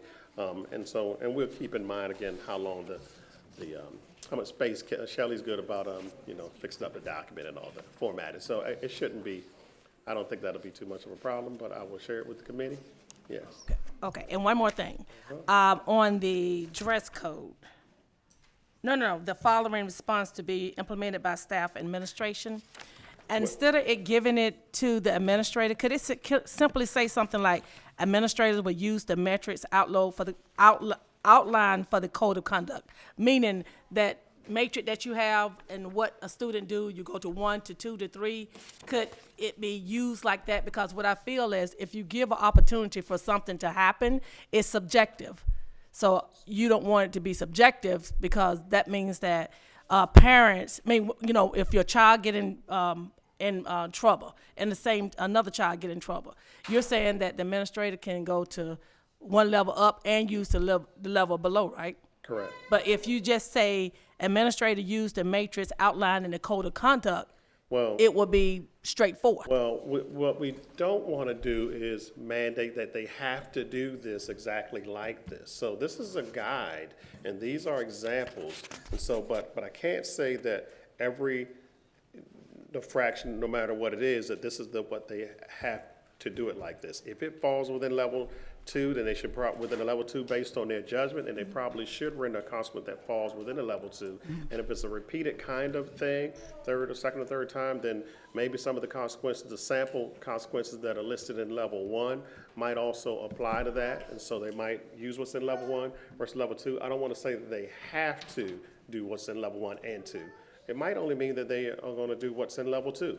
It might, depending on how minor it is, they might do the same consequence for level 1 again. If it's, you know, I don't know, tardy to class once, twice, it might be the same one that might be their warning, but then the third time they might go to level 2 consequence. Again, just a random kind of example there. But I think, again, we want to leave some administrative discretion, but at the same time, we want to find that balance of being consistent across the board as well, because some things are just very different. They're different, more different than what they may seem on the surface when you look at them. So we want to look at them situations very carefully and be fair, be consistent, but at the same time, I don't necessarily want to mandate that they have to do this every single time. We got to find that line. You're right, and what I'm looking at, I just want to make sure that when every child who gets in trouble, same similarity. Yeah. That it happens. Yeah. Because a lot of complaints we hear, someone get this and did the same exact thing and they got this. Yeah. So what we're trying to do is to make sure that whatever consequences are done, that it is replicated throughout the whole system and not the some have and some not have. Understand. Okay. I understand, absolutely. Okay. Thanks. Ms. Thomas, did you, I'm going to yield because of the time. you're good? I have just 2 quick things. And to be clear, so all these things apply to all school-based activities. In particular, I'm thinking of sporting events when students attend sporting events. Because I tell you, I saw so many things when I went to football games that they would never be allowed to wear to school, and they walk right by school staff. So yeah, that's That generally speaking, yes, the code of conduct does apply to students whenever they are on school property, you know, for whatever the reason. I will say that I can acknowledge that at a football game, for example, the dress that a student wore to school that day might look a little different. Their attire might look a little different at the game that night. And, but there are hundreds of kids out there. And so the administrators are all on duty, and they may not, they're picking and choosing probably what things are going to address that night. And I'm speaking more to offensive material that people are wearing and things that are said on shirts and jackets. Those and things things absolutely should. And things like that. Yes. Yeah, we would expect administrators to address they that. can wear Crocs to a football game, let's be Crocs to clear. a football No no issue with that. Yes, Okay. We would expect administrators to, yes, absolutely address those kinds All of right, things. and the other thing, I really like what you did with the hats and the hoodies. I think that was long overdue. What I don't see in the new language, that was in the old language, is sleepwear. So where do we stand on that? I almost want to ask Ms. Abujamab if she wants to reply. So let me jump in. Yeah. Let me jump in. I did not see any change. Yeah. So it remains as it is in the current dress code. That's not no, that's not. And so Good. the old So- dress code has been struck completely. All right. So this expand on that, replaces please. it. And so so it's not specifically addressed sleepwear. We had lots of discussion, and I joked with Ms. Abujamab. I know she talked with her constituents as well. And so we had lots of discussion about whether or not sleepwear is appropriate, and then what is considered sleepwear, pajamas versus sweatpants that someone might sleep in or what have you. And so we had lots of discussion about that, but we landed on not specifically stating it, that it's not allowable. And so we're gonna, some of this, again, I think the growing pains that I talked about, some of it is, I think, we're going to experience some of this, and we may be back at the table next year making some adjustments. You answered the question. I don't mean to cut you off, but we can. Wouldn't be The board can have the discussion later this evening Yes, when we talk. absolutely. I just wanted to make sure Absolutely. that was on that. Okay. All right, we're all good. Okay. We got one more quick thing to do, Ms. Miller. I think she's still back there. So let's. Dr. Jones. Thanks, I'm Dr. good, though? Jones. Okay. You're good. Thanks. Thank you. All right. We will, but Ms. Miller, I need for her to stay.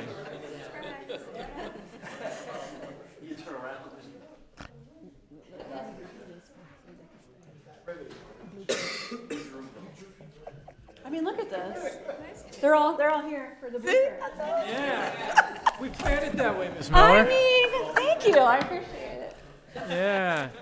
Good afternoon, Board Chair Lucas, Vice Chair Moore-Lee, board members, Superintendent Navarro, and CCPS stakeholders. My name is Chris Mulholland Miller, and I am County Blueprint Implementation Coordinator. I'm here for our monthly update.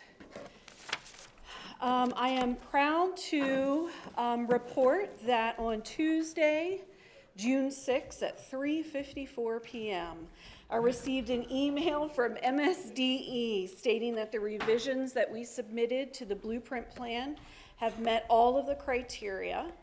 I know, I'm excited. Woo! And as a result of this, MSDE is now recommending that the blueprint plan go for approval to the Accountability and Implementation Board. We are waiting to hear feedback from the AIB, and we have been told by some representatives of the AIB that their goal is to have it to us by the end of the week if they have additional feedback. So as you can see on here, there were different, this was the criteria for success within all 5 of the pillars. And again, we are excited and proud of the work with this. Again, we will post the final blueprint plan once the AIB has approved it. We still have the draft plan up on the website. So moving forward, I said that we're awaiting feedback from the AIB, and when I submitted this PowerPoint, I said that we were awaiting feedback from the AIB about our career counseling MOU between CCPS, our local workforce development board, and the College of Southern Maryland. We did receive that on Tuesday. No, I'm sorry. Yes, on last Tuesday. We're making some changes to that MOU to be reflective of, we had to include some dates that the MOU is for 3 years. And just a reminder that this MOU between CCPS, CSM, and our local workforce development board, also known as the Tri-County Council of Southern Maryland, is about the local career counseling between these 3 agencies together to offer career counseling to our middle school students and our high school students.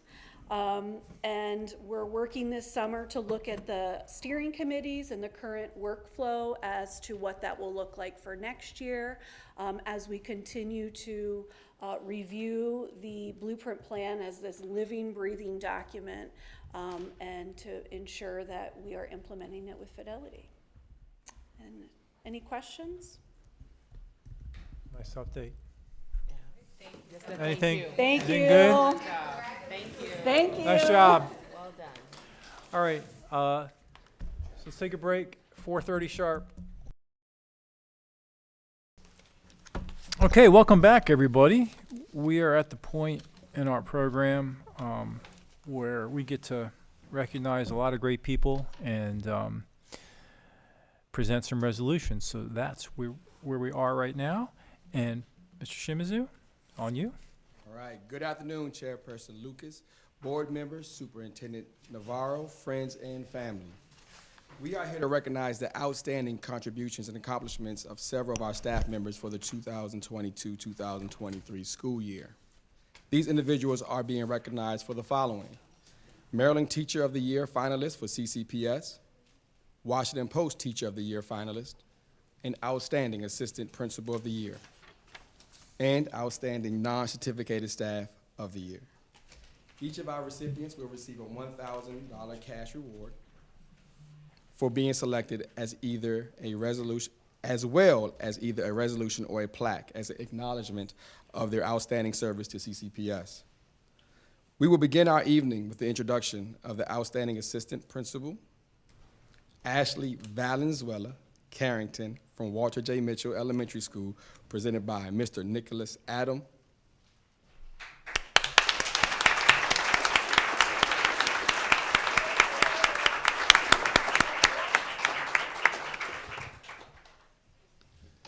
Good afternoon. I have the pleasure of working with Ashley Valenzuela Carrington as my assistant principal for almost 5 years now. From the moment that she reported to her administrative role at Mitchell, her leadership qualities have been invaluable. Mrs. Carrington is a leader who is organized, thoughtful, and takes the initiative in a variety of areas. Her ability to get things done is an attribute that I admire and very much appreciate. Mrs. Carrington is a lifelong learner and is committed to developing herself, others, and she always goes the extra mile for students. She is highly visible in the school, and having not lost her feel for the classroom, has remained actively involved in curriculum and instruction. She provides direct support to all of our teachers to improve instruction, and she models best practices in the areas of class management, responses to behavior, and communicating with parents. One of Ashley's best attributes is her ability to build a great rapport with students, and she continues enhancing those relationships throughout the year. She takes a special interest in mentoring our most challenging students, helping them in a countless number of ways. She is proactive with ensuring students and their families have what they need to be successful. Parents, when asked, will tell you they respect Mrs. Carrington because she's sincere, she's positive, and she's always there for us. Mrs. Carrington is an asset to our county, our school, and to me, as she provides major contributions to the success of our students. Her influence on our school, the vision that guides our staff, and her desire to do what is best for kids can never be overstated. I appreciate Mrs. Carrington and all that she does to help lead Walter J. Elementary School. It is an honor to present to you Mrs. Ashley Valenzuela Carrington, Assistant Principal of the Year for Charles County Public Schools.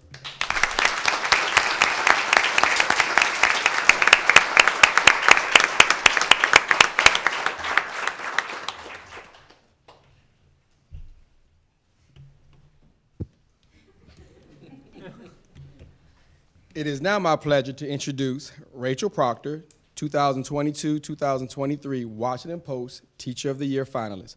Ms. Proctor will receive a resolution from the board and is presented by Mr. Michael Hoffman, principal of Mount Hope Nanjemoy Elementary.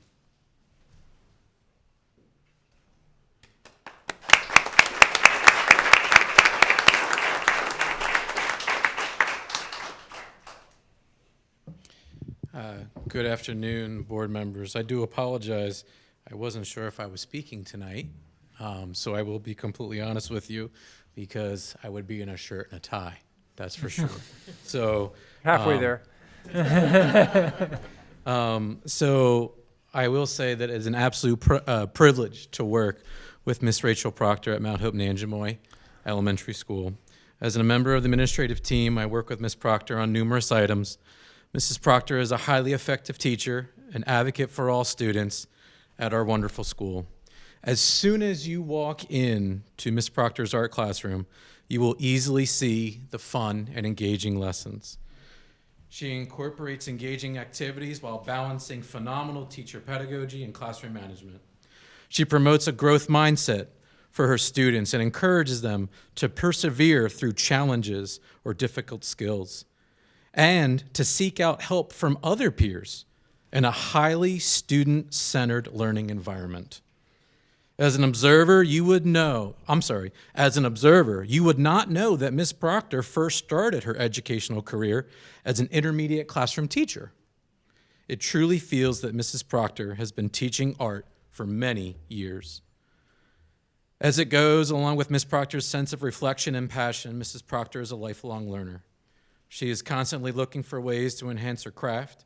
She takes advantages of professional development opportunities that extend her knowledge and provided her with many resources to use with her students.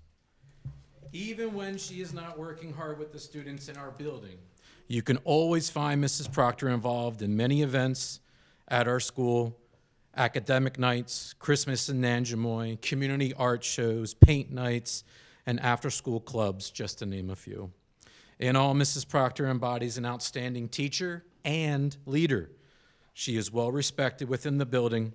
She has a love for the educational field and the children within the school's walls. I present to you Ms. Rachel Proctor. Thank you.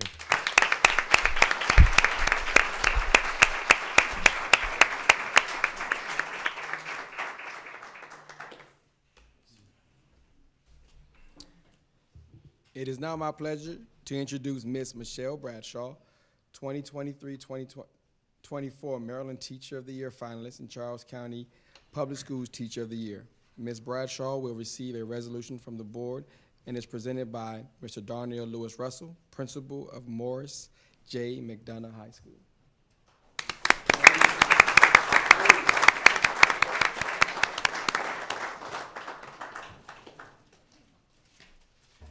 Good evening. Good evening, sir. Good evening, good evening. It is with great Ram pride that I present to you Miss Michelle Bradshaw as the 2023 Charles County Public Schools Teacher of the Year.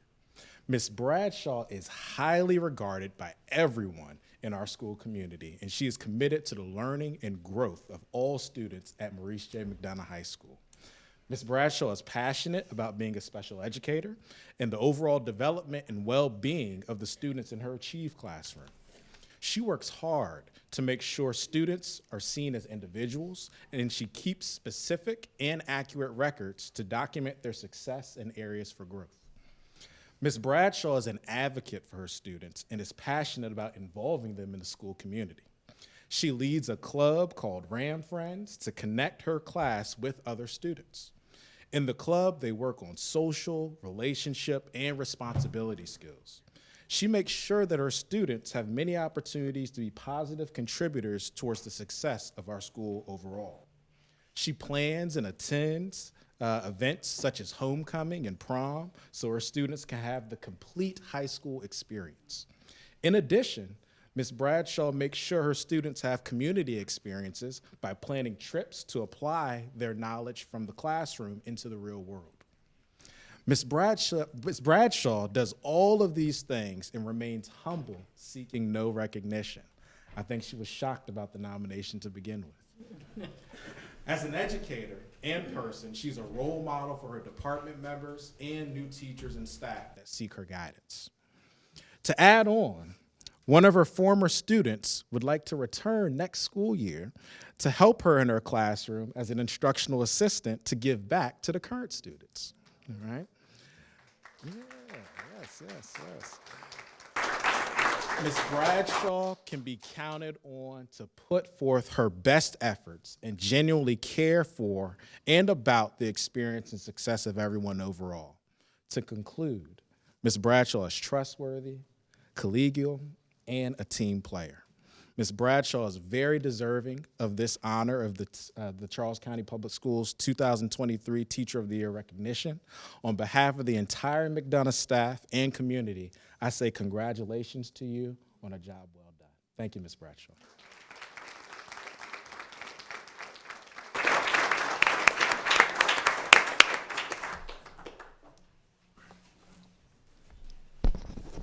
So on behalf of the board, I'd just like to congratulate and thank you all for the work you do. We have a couple things to do in a second, but I'd like to give you an opportunity to say a few words if you'd like. And we'll start, Ms. Valenzuela-Carrington, if you'd like to say anything. Yeah, absolutely. Thank you. I'm honored to be here today. This recognition means a lot to me, but it's about more than just me. I'm blessed to be a part of a community, or as some would call it, a village, who work together to do what's best for children. I'm grateful for the relationships I've built with families in my community who know that phone calls from the assistant principal aren't always a bad thing. I'm hopeful that every child who enters the doors of Walter J. Mitchell knows that they are loved, and that my favorite part of the school day is greeting them as they enter the building to start their day. I continue to be proud to be a Mitchell Bulldog, where working alongside a team of awesome educators and hardworking staff is commonplace. You should know that that includes our bus drivers and substitutes too. We are a family who works together to ensure that it's always a great day at Walter J. Speaking of family, I can't forget to thank mine. I'm grateful for my village for supporting me and helping to ensure that my own children are able to #live their best life, even when I have duties to fulfill at school. I appreciate that my boys have come to terms with sharing their mom when we're out on the baseball or football field, at a band concert, or just running a few errands. Yes, Brayden, I always have to stop and say hello. I'm grateful for all the leaders who I've worked with along the way who encouraged me into this role, and I'm especially grateful for Principal Adam. I've struggled to find the words to show my appreciation for your support, Mr. Adam, and the guidance over the past 4.5 years. But I greatly appreciate you valuing me as a leader. Thank you all again for this recognition and the opportunity to serve the families, children, and staff of Charles County Public Schools.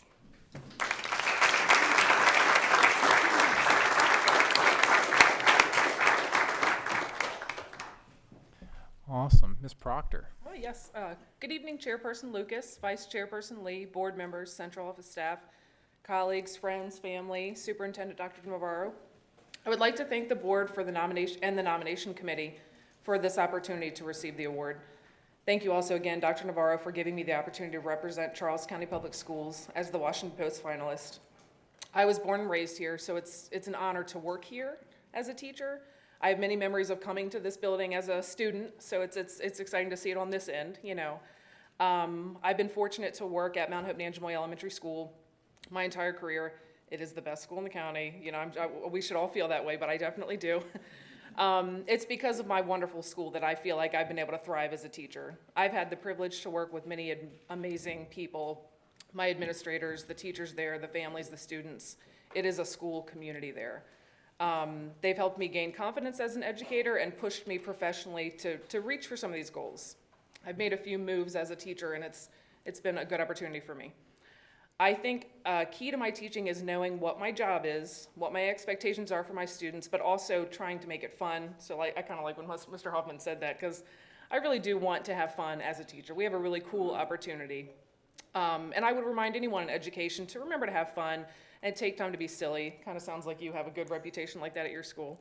Stay motivated, for yourself, because your motivation works well with the students and it transcends your lessons, and everything else will fall into place. I'm thankful that I get to bring art education and appreciation to my school. As a board, please continue your excellent support of the arts and art programs. These things are invaluable motivators to our students, the staff like me, and they help guide me, a younger version of me, into who I am today too. So thank you again for the honor. It's much appreciated.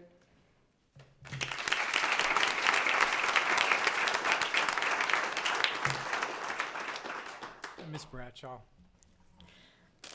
Good evening. I would like to thank Dr. Navarro and the board for having me here today, Mr. Russell and the nominating committee at McDonough High School, and the selection committee for choosing me to represent our county as the Teacher of the Year.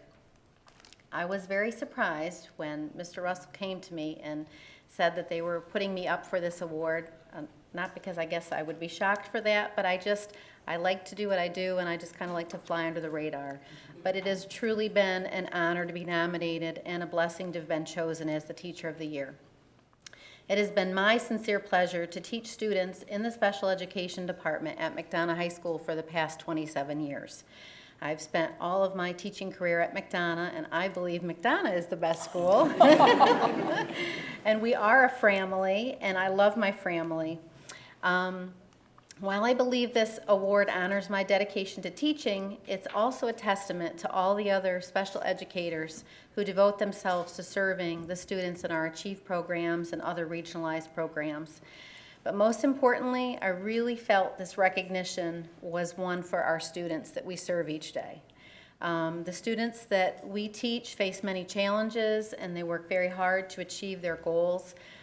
This award recognizes our students' determination and their diligence in the classroom and community setting. I am truly humbled to be acknowledged for a job that I truly love, and I look forward to representing Charles County Public Schools as our nominee.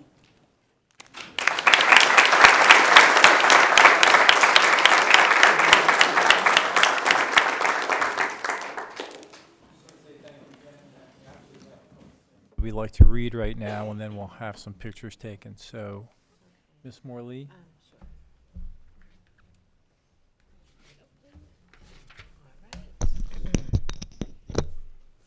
Resolution, Board of Education of Charles County, June 13th, 2023, Maryland Teacher of the Year for Charles County, Michelle Bradshaw. Whereas Mrs. Michelle Bradshaw was selected as the recipient of the Maryland Teacher of the Year Award for Charles County, and whereas in selecting Mrs. Bradshaw for this honor, she is cited for demonstrating excellence in the teaching profession, and whereas Mrs. Bradshaw has taught in the Charles County Public School System for 27 years, and has served as an excellent role model for her students and her colleagues, as shown by her dedication to high school education. Now, therefore, be it resolved that the Board of Education of Charles County congratulates Mrs. Bradshaw, recognizes her achievements in leadership, and expresses appreciation for her dedicated service to Charles County students and community. And be it further resolved that a copy of this resolution be inserted in the minutes of the Board of Education of Charles County. By the order of the Board of Education of Charles County, this 13th day of June, 2023, Dr. Maria Navarro, Superintendent of Schools, Michael K. Lucas, Chairperson. Congratulations.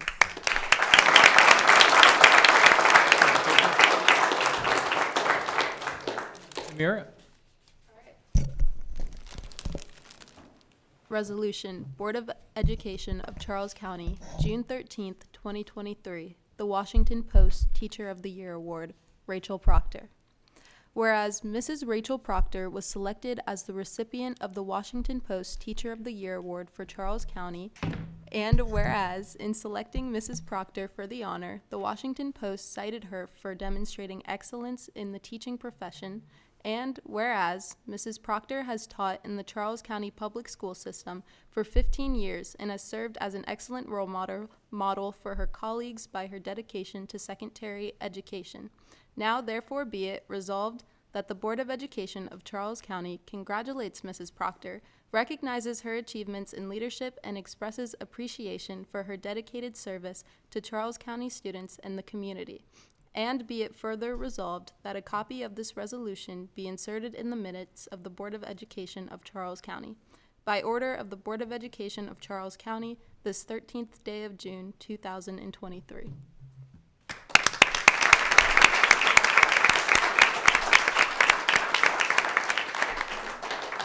Ms. Valenzuela Carrington, Mr. Hancock's going to personally deliver yours to your school. As we managed to misplace it, I apologize.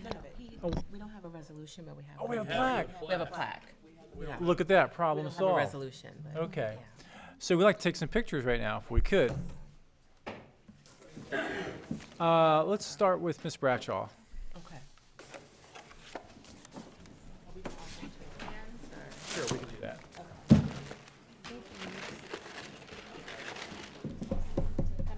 Yeah, I was waiting for you to go. No, go ahead. Okay. Yeah.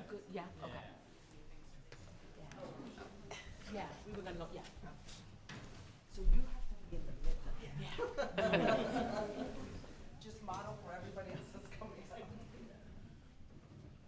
Well, you can hold it and we'll just get around you.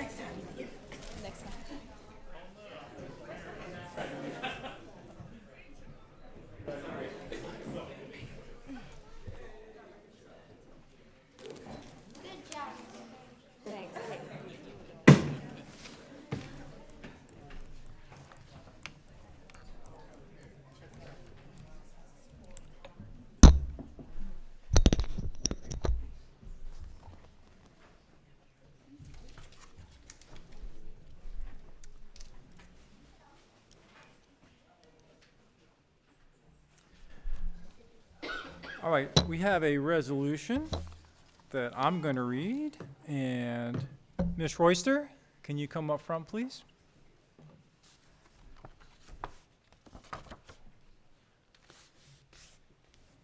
How are you, ma'am? Wonderful. Testing. All right. Sure.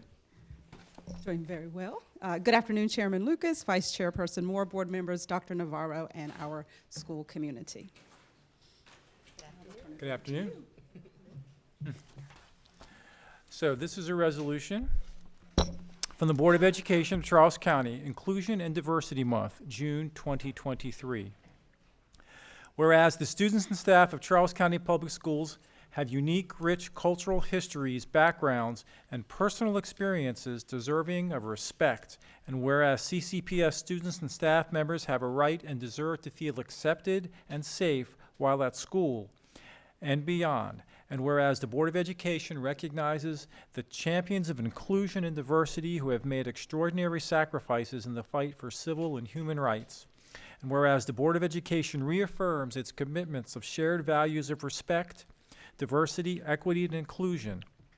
And whereas the CCPS student population is diverse, exposing our students to perspectives from different backgrounds, which enhances learning, problem solving, and helps them function better in a multicultural global society. And whereas the Board of Education supports diversity among its staff and encourages the school system to be proactive in the recruiting and hiring of highly qualified teachers who can share diverse cultural experiences and serve as role models for students. And whereas the Board of Education of Charles County recognizes that there is a need to create a continuum of diversity and inclusion in schools, now therefore be it resolved that the Board of Education of Charles County declares the month of June as Inclusion and Diversity Month in Charles County Public Schools, and that we continue to respect the values of all cultures and lifestyles. And be it further resolved that the Board of Education of Charles County declares the month of June as Inclusion and Diversity Month in Charles County Public Schools, and that we continue to respect the value of all cultures and lifestyles. And be it further resolved that a copy of this resolution be inserted in the minutes of the June 13th, 2023 board meeting. By order of the Board of Education of Charles County, this 13th day of June, 2023, signed Maria Navarro, Superintendent, Michael Lucas, Chairperson. Chairman Lucas.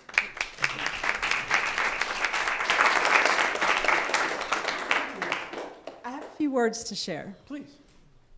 I would like to share with you and our community. As I have reflected on this resolution for Inclusion and Diversity Month, I have been reminded of the gratitude and deep appreciation I have for the continued hard work and advocacy that can be seen in our school community each and every day.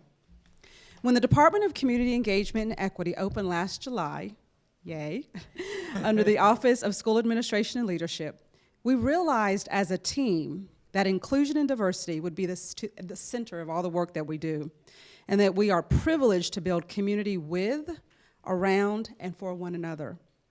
Our team, along with instrumental voices of the Educational Equity Task Force here in Charles County Public Schools, to include students, parents, staff, community members, and board members, continue to see the opportunities to ensure that our community is a transformative place where we are all seen, heard, and valued for all that we bring to the conversation regarding inclusion and diversity.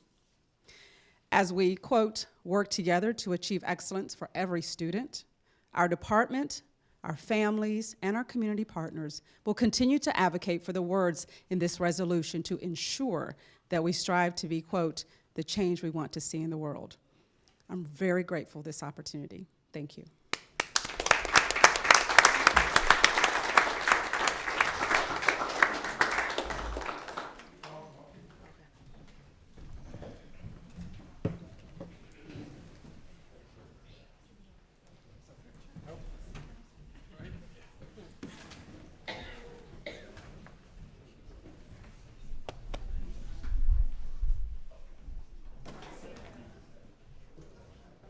Yeah, you can go.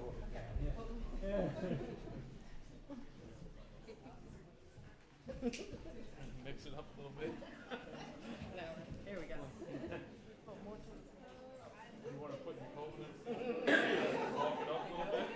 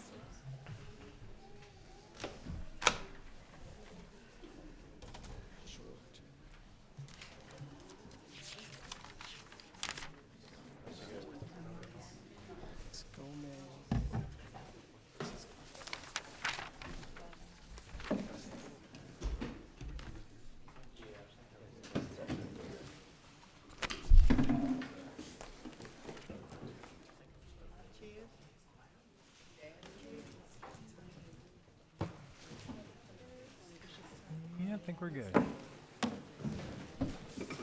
What table? Yeah.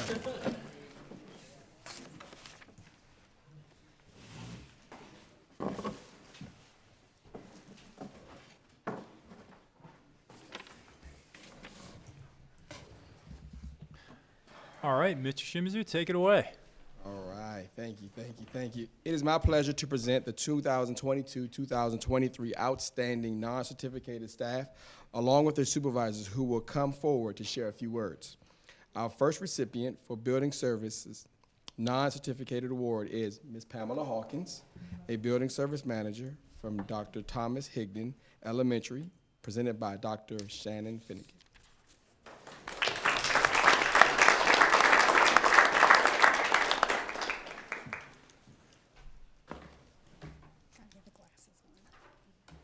Good evening.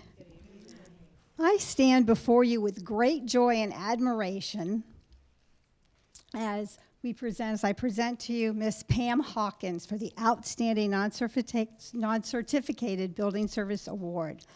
At Dr. Higdon, Ms. Hawkins has shown exceptional dedication to her work and a commitment that truly, truly deserves recognition.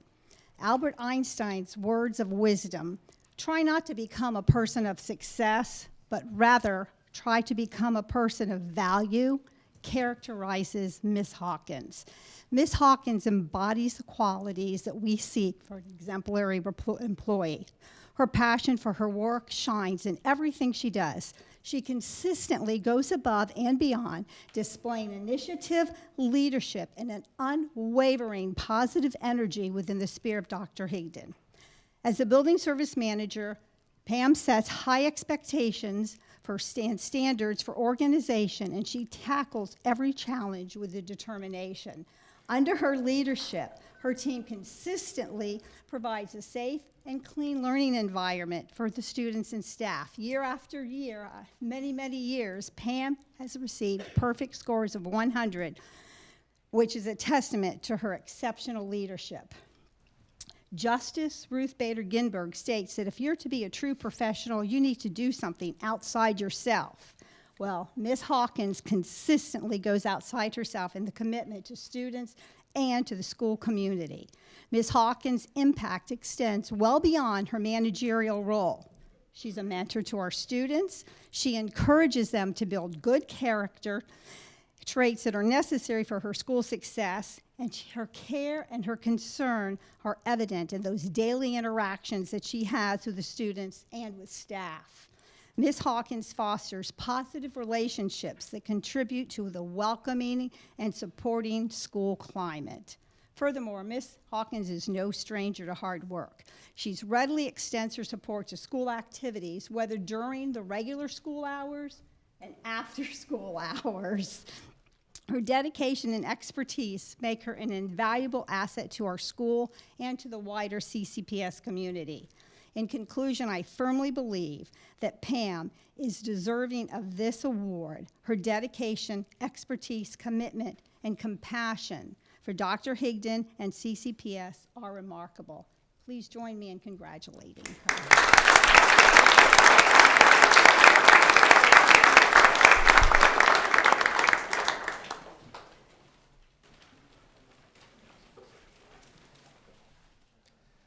Our next recipient for Instructional Non-Certificated Award is Ms. Trina Short, a kindergarten instructional assistant from Gale Bailey Elementary, presented by Ms. Tangi Scales, principal.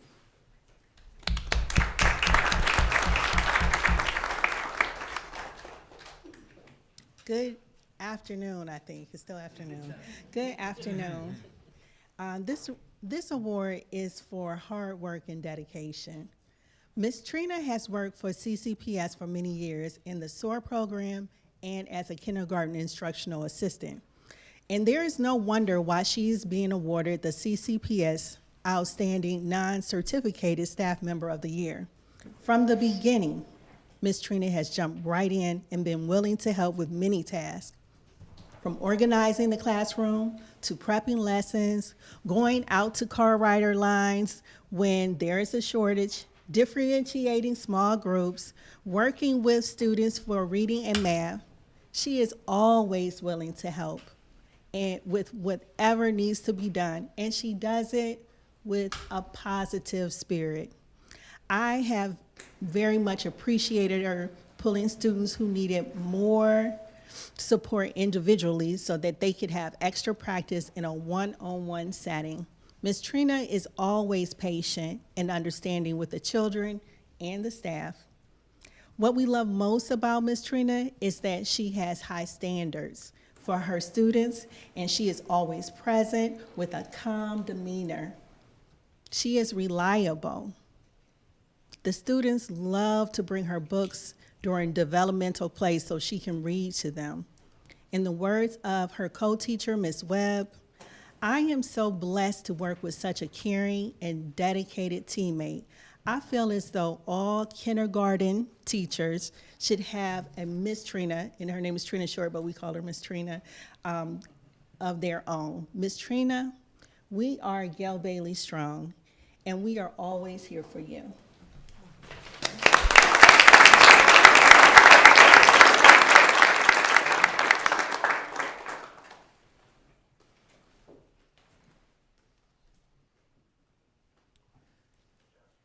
Our next recipient for maintenance non-certificated award is Mr. Wayne Latimer, an electrician 3 from the CCPS maintenance shop, presented by Mr. Roy Klein, electrical foreman.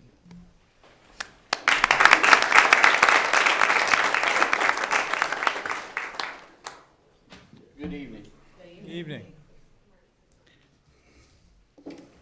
Wayne has been an exceptional employee since he started with the system. I have had the pleasure of working alongside him since he started. He is knowledgeable, and not only in his respective trade, but many other trades also.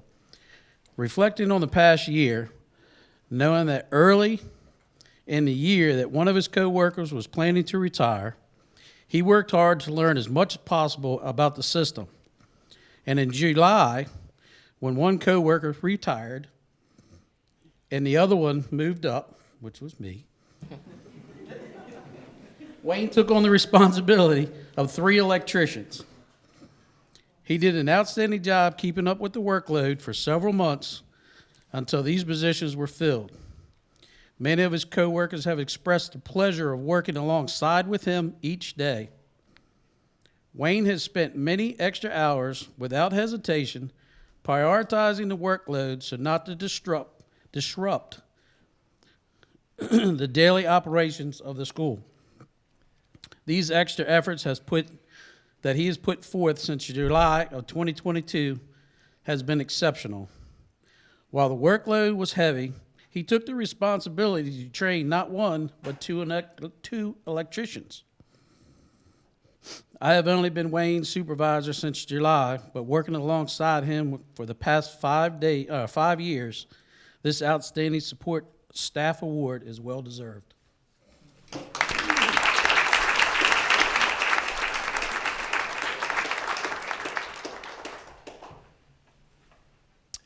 Our next recipient for Technology Non-Certificated Award is Mr. Brent Roberts, a Network Engineer 2 from the Jesse L. Starkey Administration Building, presented by Ms. Laura Bennett, Executive Director of IT Strategy.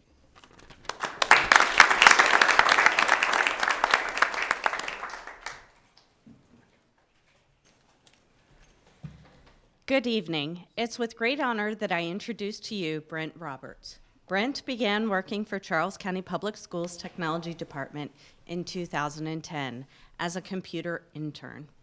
Within just a few months of working as a temporary employee, he was assigned to a school, Mary B. Neal Elementary, as their primary technician.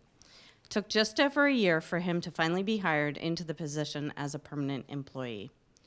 His dedication to Charles County Public Schools has been unwavering and proven with his dedication in supporting our staff and contractors. After only 2.5 years, he was promoted to a network engineering position, where he excelled once again, quickly becoming an expert on our phone system and network infrastructure. He has also worked diligently finding ways to save the school system money and use our resources in the most efficient manner. Being the technology support for all the schools is a demanding job for our small team of engineers, and Brent has always risen to the challenge. He has always taken these challenges in stride with a smile on his face and a can-do attitude. He regularly lends a hand to anyone in need, whether it's expected of him or not, and takes great pride in his work. The demands on our department do not end when the schools close for the day or even the weekend.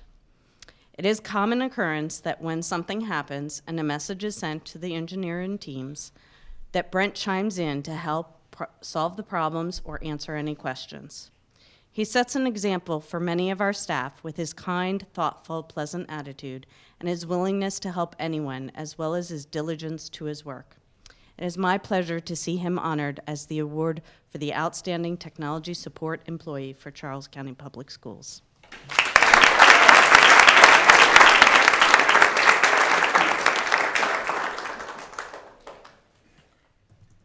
Our next recipient for Food Services Non-Certificated Award is Ms. Beverly Jenkins, a food service manager from Henry E. Lackey High School, presented by the principal, Ms. Kathy Perello.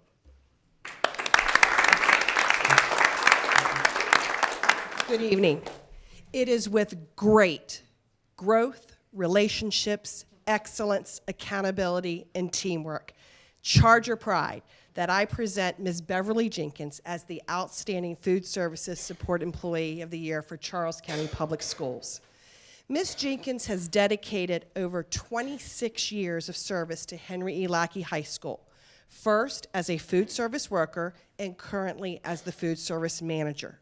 She is a Lackey Charger through and through, as evidenced by the opportunities she has had in the past for advancement in her career, earlier in her career, but declined them so that she could remain at Henry E. Lackey High School. Ms. Jenkins' blue and silver roots run deep in our school as she not only works, but lives in our community.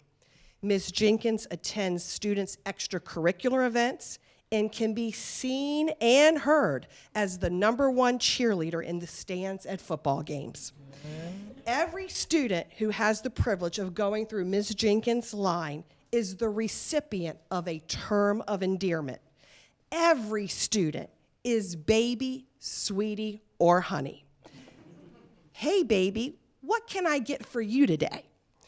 I know this because I've witnessed it firsthand over the years. There is a level of mutual respect between Ms. Jenkins and all of the students. They, like the staff, appreciate her congeniality, but at the same time, she is no pushover. The standards of acceptability and level of accountability she expects is what makes our cafeteria a welcoming and efficient operation.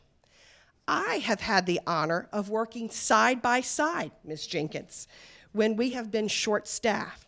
So personally and professionally, she has been my mentor and taught me not only about food service, but hospitality management. She has politely schooled me regarding my over-generous allocation of French fries. She will always be compliant with local, state, and federal regulations. A consummate professional would be an understatement to describe Beverly Jenkins.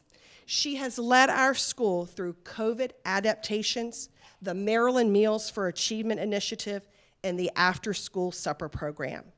She has done all of this with grace, ease, and without complaint, as we have been short-staffed most of the year. The care and compassion she extends to our babies is what epitomizes the Charger spirit. Her mantra is, quote, "I always want to take care of the kids and make sure they eat a quality meal each day, and that I provide them with a variety of options so everyone has something they like." Ms. Jenkins is retiring from Charles County Public Schools at the end of August. Ms. Jenkins, it has been a job better than well done. Congratulations.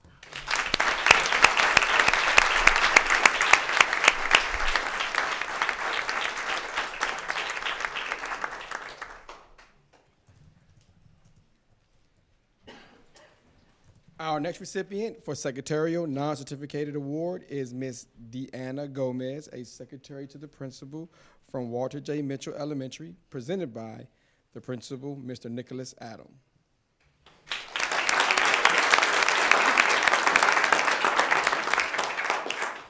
Good evening. You know, as I sat down, I was really hoping not to go after Ms. Perillo. Thanks for setting the bar high again, Ms. Perillo.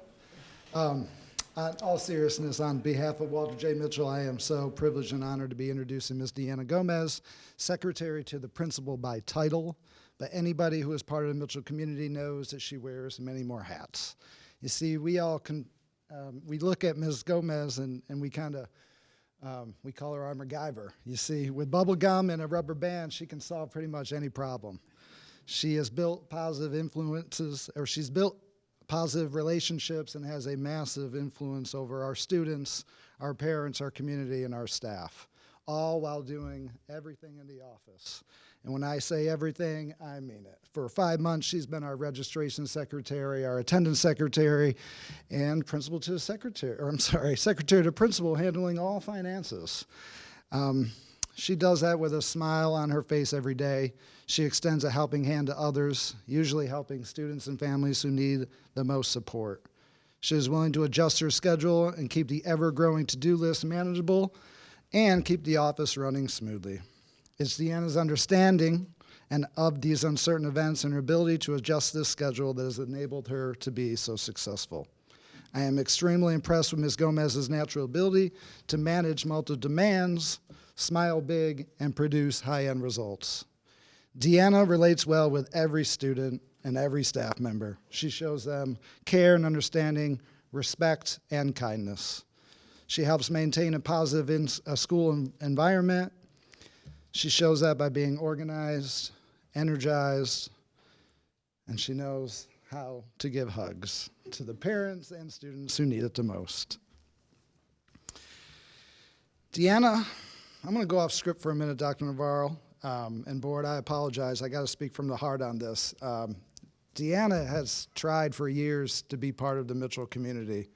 She interviewed at least 4 times for the role that she has, and instead of going back and being bitter about not earning something, she went back and she added to her toolbox of skills. She enhanced her resume, and she came back year after year with a smile on her face and a level of energy that we just couldn't say no to.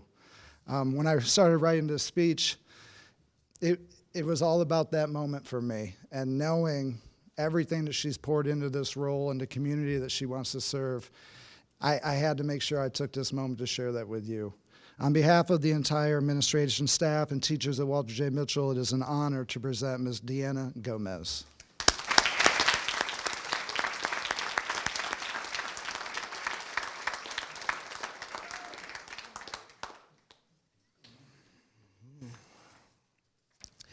Our final recipient for this evening for Central Office Non-Certificated Award is Ms. Brenda Gardner, the Secretary to the Director of Transportation from the CCPS Annex 1 building, presented by Mr. Michael Hine, Chief of Operations and Supporting Services.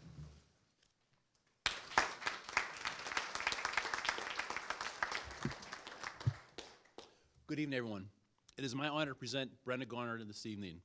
Brenda started with CCPS Transportation Office back when I was still riding the bus, just to keep things in perspective. I won't say the number of years that Brenda has worked for CCPS, but if she worked for the Sheriff's Office, she could have retired twice. And currently her daughter works for the Charles County Sheriff's Office, is working towards that.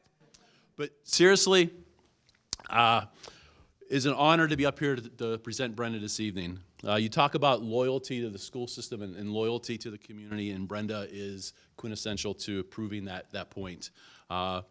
Unfortunately, she's outlasted a number of transportation directors, so they didn't have that same level of loyalty that Brenda exhibits to the school system, and that's 8 transportation directors, including myself. And I believe I was the shortest term of those transportation directors. She's the unofficial historian of the office. When you have a question about policies and procedures, you go to Brenda. Brenda does whatever is asked of her. If you need a bus attendant at 6 o'clock in the morning, Brenda gets on the bus, and she is a certified bus attendant as well, so we're not out of compliance with that. You need someone to operate the phones and the radios from 6 o'clock in the morning to 5 o'clock in the evening. Brenda does that. Before school starts, we always are rushed to get the routes finished and get information out to the contractors and the community, and you need someone to come in on a Saturday and Sunday before school opens. Brenda does that. So she does whatever is asked, no questions asked. So she's been solidly committed to CCPS, and we are fortunate to have her still with us. I've worked along Brenda since 2010, and it's been a pleasure to get to know Brenda and her family. It is my hope that Brenda continues to work with CCPS, even though her husband Norm has retired, and I think that might actually keep her in our office four more years. And I know Norm going back to North Point when Norm was our softball coach at North Point. And I also was a vice principal at North Point and had both of Brenda's children, Tony, Ann, and Nina. And they would somehow, surprisingly, one time I was doing an observation and Tony goes, "Mr. Heim, you know we're getting out of school early due to the snow that's coming." And sure enough, 45 minutes later, there was an announcement that we were getting out of school. So I'm not sure where Tony got that information, but it was reliable information. Right? It's comforting to know in the morning when I get in my car and I hear Brenda's voice on the radio, and you walk into the building and you hear and see Brenda managing the phones, 3 or 4 phones ringing at one time, the phone lines, and 3 or 4 bus drivers trying to get information on the radio. And Brenda is able to calmly manage all those things early in the morning. It's just usually her and a few other folks in the transportation office. And one other thing, according to our historian, which again is Brenda. Brenda is the first person, I believe, to receive this recognition out of the transportation office. So again, this is something that's long overdue and well-deserved. So without further ado, again, it's been my honor to work alongside Brenda. I hope she continues to work with CCPS. And again, this is a long overdue and well-deserved award. So I'm very appreciative of everything that Brenda does.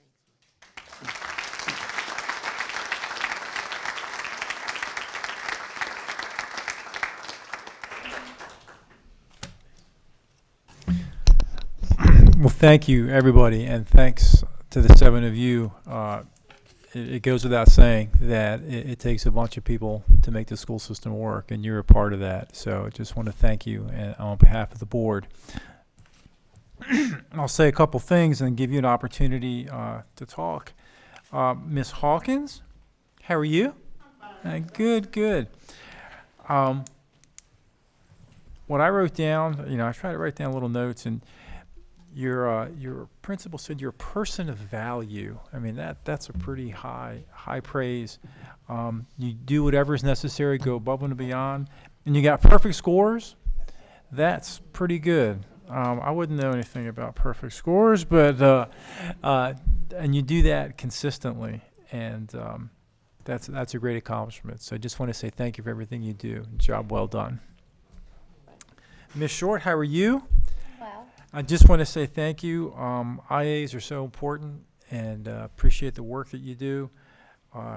You jump in wherever you needed, and your principal said you had high standards, which, again, very high praise. But what really got me is when he said the kids bring you books to read to them. I mean, when the kids like you, I mean, that's it. You've won. That's what we want in everybody in this system.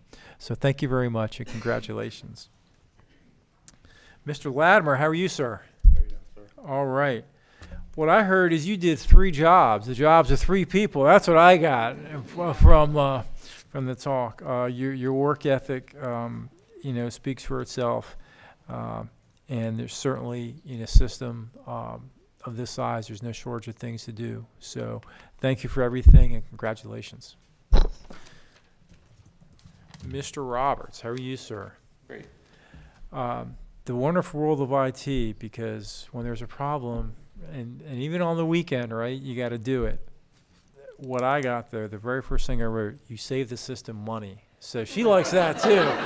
And I went through you make use of resources very efficiently, and take pride in whatever you do, and you set an example for other people in your staff to follow. And again, there's few things that a supervisor can say that's higher than that. So thank you very much.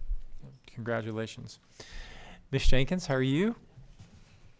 26 years, is that right? It's what I wrote. Wow, 26 years, and you stayed at Lackey. Good on you. And you set high standards, and you demand a level of respect, and that's so important for us as adults and leaders to do. And when kids like to eat, I know that. And so when you're able to have that rapport with them, that's something I'm sure they look forward to all the time. And your principal said that you do it with grace and ease and you never complain. So again, thank you very much and congratulations. Ms. Gomez, how are you? I'm well. MacGyver, like for me, for an engineer, that's a great compliment. You two are doing the jobs of a couple people, and your principal said that you're organized and energized. And obviously, he didn't say this, but I'll say it, you're persistent because you kept going after that job and you got it. And thank you for doing that. Congratulations. And last, certainly not least, Ms. Garner. Boy, 8 transportation directors, and boy, good on you. And yeah.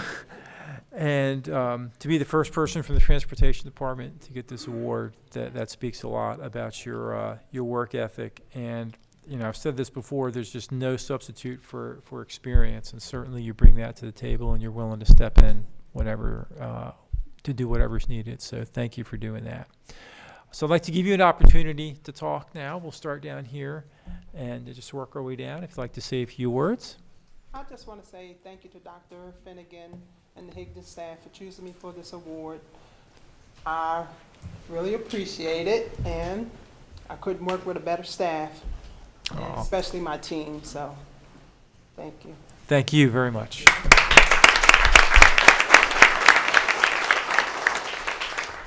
Ms. Short? I would like to thank everyone at Gale Bailey Elementary School. It is a joy, an honor, and a privilege to be a part of that community, which is really a family. Thank you. Thank you. Mr. Latimer. All right. I'm just an electrician, not a public speaker, but I'll do my best. Okay. For this special occasion, I have written a few words to express my gratitude. I just want to start off by saying how humble and appreciative I am to be able to stand up here today and receive this honor. I also want to point out that I could not have achieved this award alone. I have a great support team from my supervisors, my coworkers, my family, and my friends, especially to my wife-to-be, Chrissy, who is here with me today. She's back there in the back.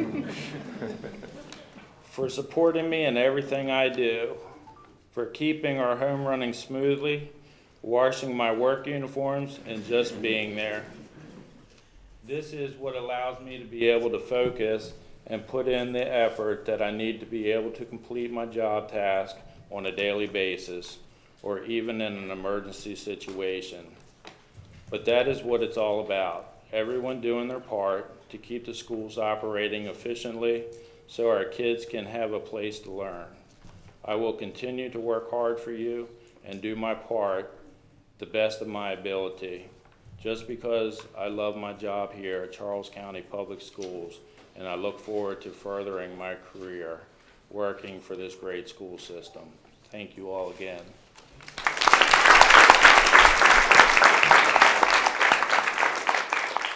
I beg to differ, sir. I think you are a public speaker as well. Mr. Roberts. I'd just like to thank supervisors for providing a great work environment, as well as I'd like to shout out the computer analyst and anybody else like secretaries, assistant principals, anyone else whose workload has increased from the recent one-to-one program, given that they're all to support that.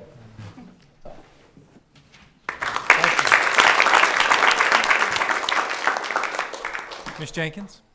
Yes, good evening. You didn't. This is not me. I'm not one to stand in front and say, look at me, look at me. I prefer the background. But I like to thank my staff at Henry E. Lackey High School, because without them, I couldn't do what I do. So they are very important. They are the backbone of Lackey. And I very much appreciate every one of them. And also, as Ms. Perello says, she's come down and helped when we were short-staffed, and I just have to say, she can rock a hairnet.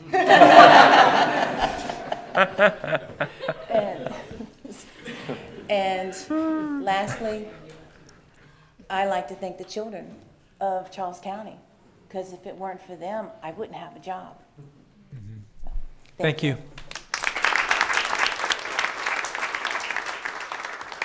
Ms. Gomez? Good afternoon, but not anymore. Good evening. I am so honored to be here today. I first want to thank the Walter J. Mitchell staff and Student Recognition Committee for all their time and effort in not only thinking of me for this award, but also creating the packet to submit.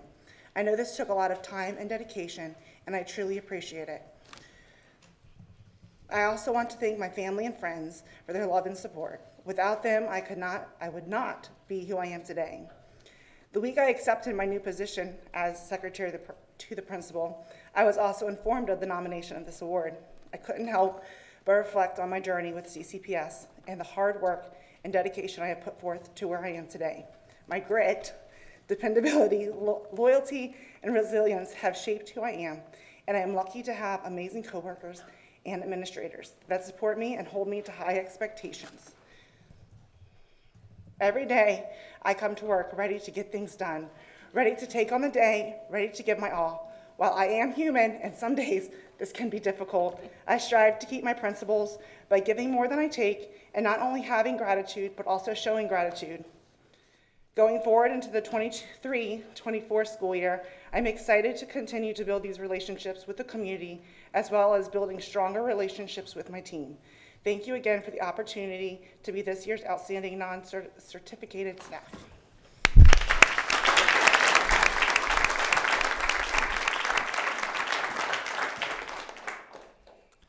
Ms. Garner, how are you? I'd just like to thank you all for this recognition. 42 years, I'll say it. All in transportation, right at La Plata High School over here. And it's been wonderful. All my past and present employees that I've worked with, and my family. Couldn't do it without them. Thank you. Thank you very much.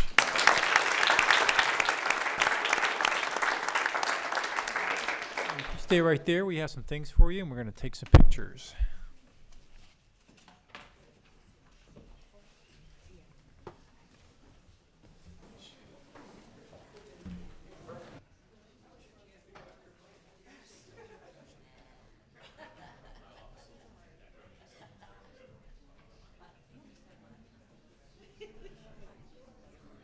I'm always feeling good to be close the picture. Thank you.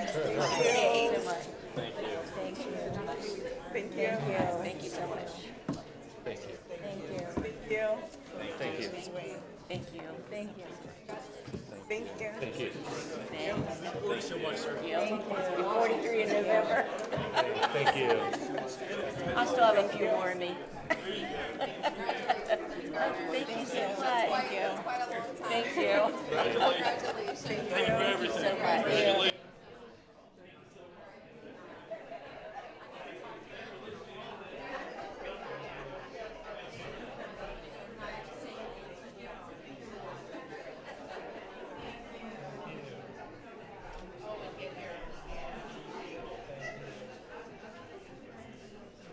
If you're giving the award. Individual, the yeah. individual award. Yeah. Whoever's giving the individual award.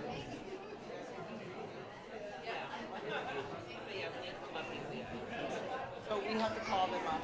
So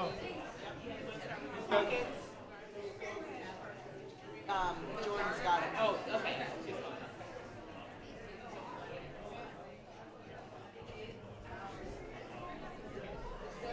We're just doing individual. Yep. Yeah.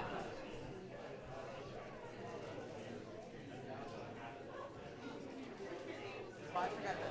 So much.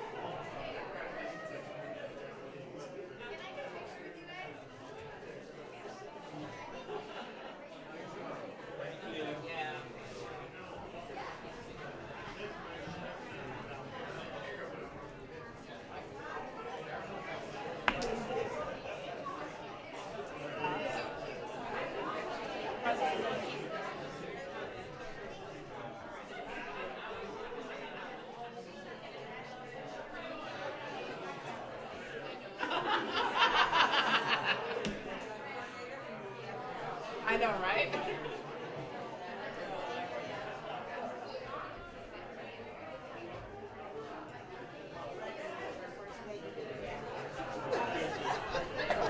Let's be coordinated.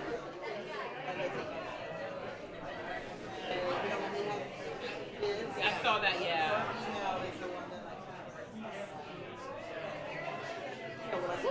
Great.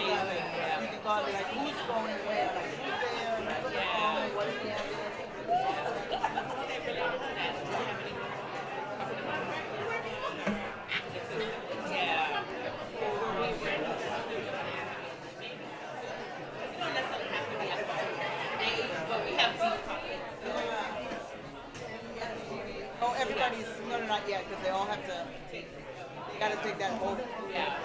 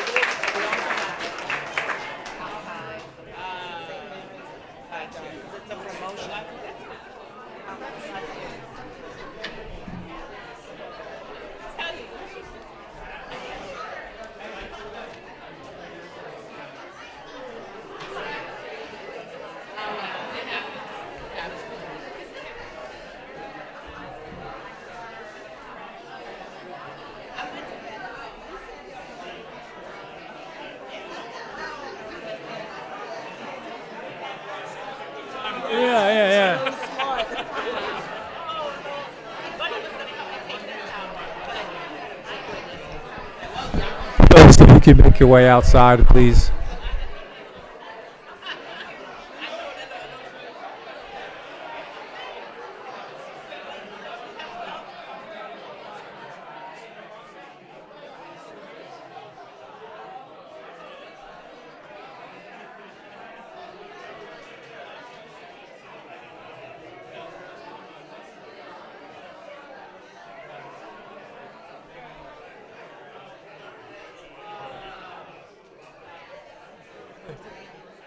No, we're going. I already told Karen. They're sharing. Okay, gotta let them have their moment. It's fine.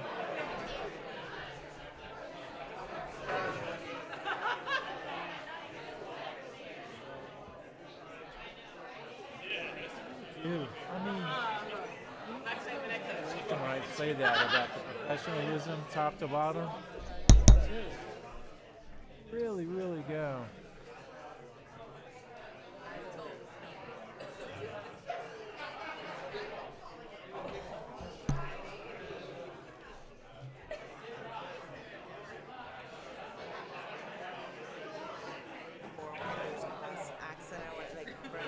Oh. Taken care of. Wow.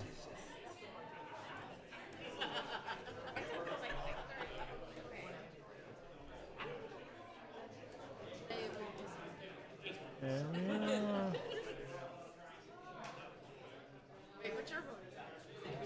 Okay. Okay. Folks, we're gonna continue with the agenda. Yeah.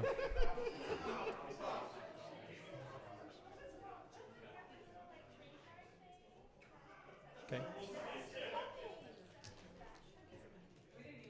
Hi, Miss Acton, if you're ready.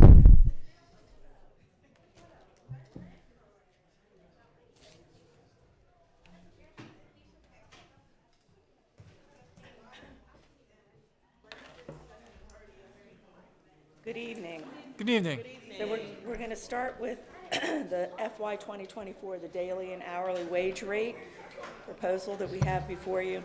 Section 3-413 of the Labor and Employment Article, the Annotated Code of Maryland, requires employers to pay at least the minimum wage. This schedule highlights the changes to conform to Maryland SB 555, which mandates minimum wage to be paid at $15 per hour. The substitute rates will increase between 5% and 9% based on qualifications, and for hourly employees, the minimum wage increased from $13.25 to $15 per hour. And this increase was applied proportionally to various hourly rates.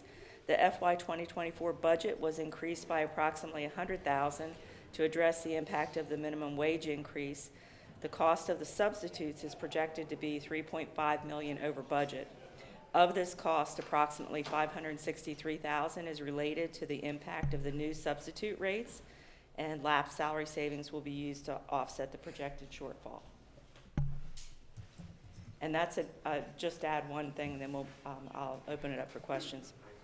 That's a normal budgeting practice, because obviously if we're short teachers, then we have to pay for substitutes, but we can't budget for both of them at full cost. It would inflate our budget. Are there any questions on these rates before we go to the tuition rates for FY 24? Everybody good? Yep. Okay. All right. Ms. Fisher-Davis will go over the tuition rates. Maybe not. Oh, nope. Doesn't want to grab it. So I'll start unless she gets it right away. There she is. Okay.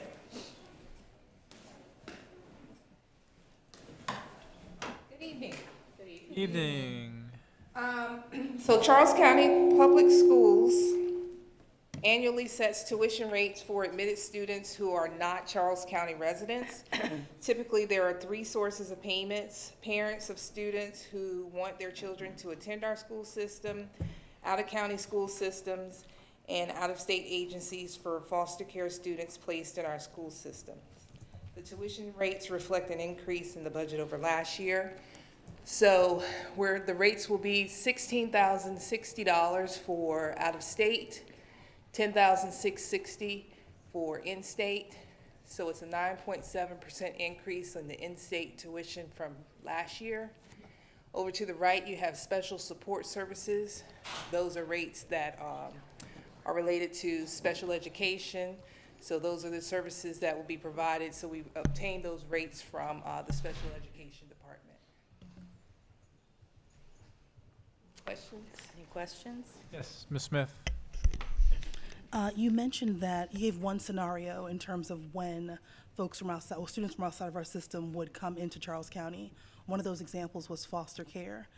In that instance, does like the Department of Social Services then reimburse us? Like who would pay that to the school system? No, we're not reimbursed from Department of Social Services. I don't know if you have that Like for foster care. where would that tuition come from for foster care students? It depends on where.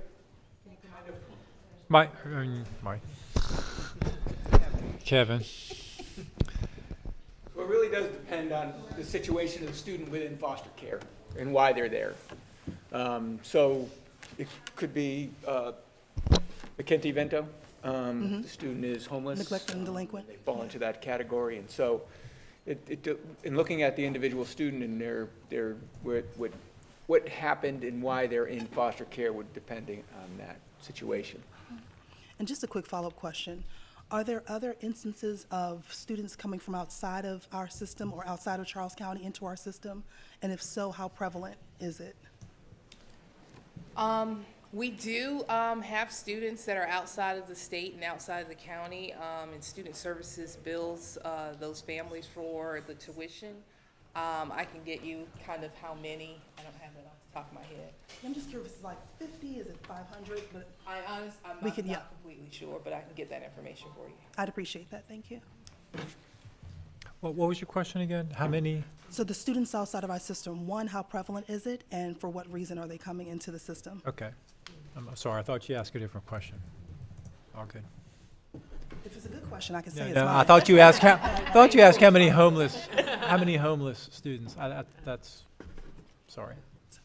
No, that's it for my questions. Thank Okay. you. Yep, Ms. Morley. Good evening. Just one quick question. For those students coming from outside the county, how is transportation treated? Are they provided transportation or not at all? So it's entirely on the parents? Okay. Thank you. Anything else? Yeah, sure. Ms. Kramer. Just a quick question, thank you. Just a quick question about under the financial implications, I think it's on page 1. It says, for students requiring special support services under IDEA or Section 504, the direct cost of these services will be assessed in addition to the established rate. So that means their tuition could be above this dollar amount, correct? If they're like in the example of they're in out of state and they're requiring additional services? Correct. Yes. So that's not really what they're gonna pay. They're gonna pay more than that if they need special education Yes. services. So, and those special support rates are listed there. And, Okay, gotcha. And so do we bill them on a monthly, quarterly basis? How does that work? I'm not sure how often it's billed. That's handled in student services, but I can get that information for you. Okay, great. Thank you so much. All right. Anything else? We're going to vote on this later tonight. Okay. Thanks so much. Appreciate it. Thank you. Mr. Heim.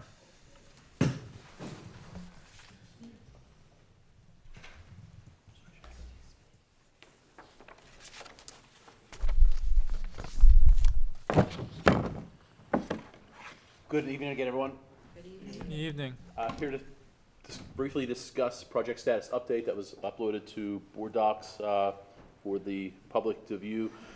Just wanted to thank the board members and also inform the public that we had our groundbreaking ceremony last Tuesday, June 6th, for Elementary 23, located off of St. Charles Parkway. So we are excited to get this project underway.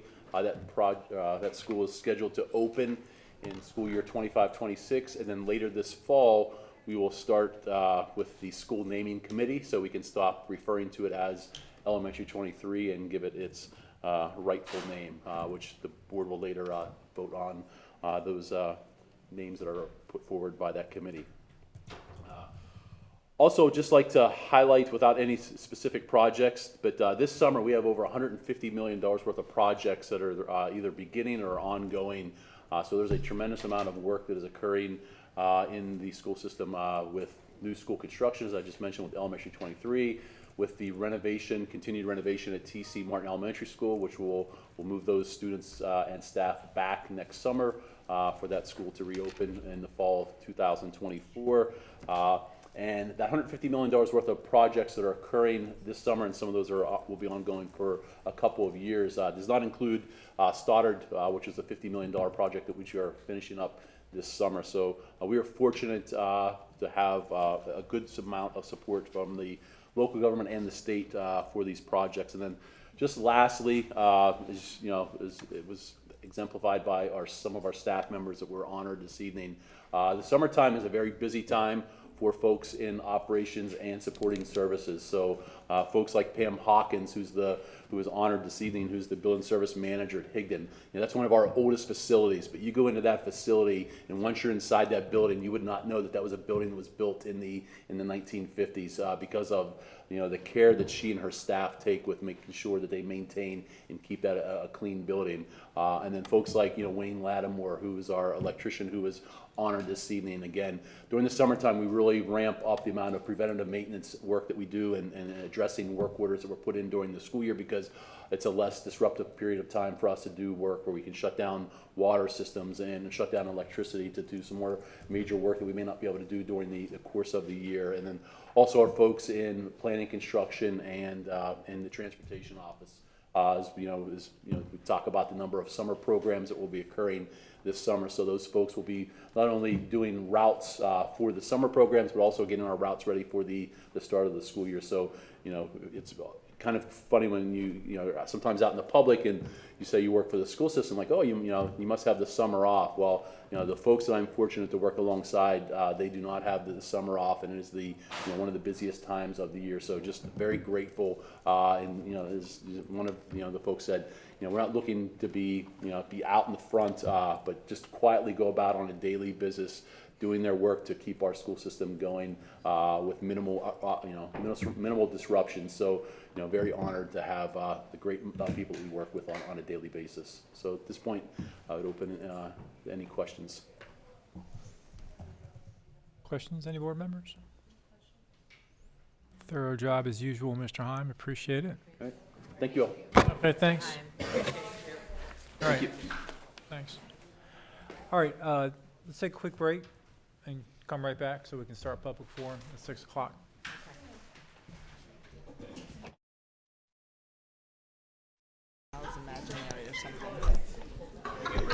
Say, the Greek kazoo. Let me tell you a story.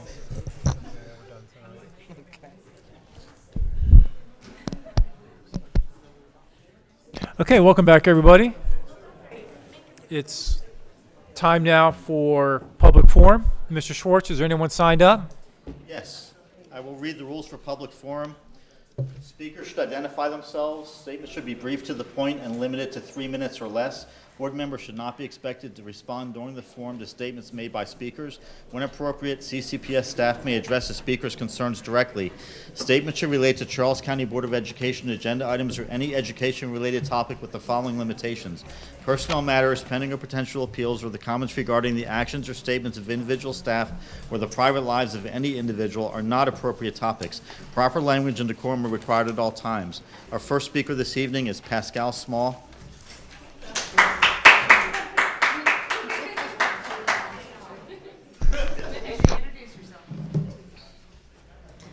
Hola, buenas tardes. Me llamo Pascal Small. Soy una mamá de 3 en Charles County Public Schools. También soy un líder de Charles County Rise. También soy parte del Equity Task Force y he estado en Reforma de Educación más de 7 años.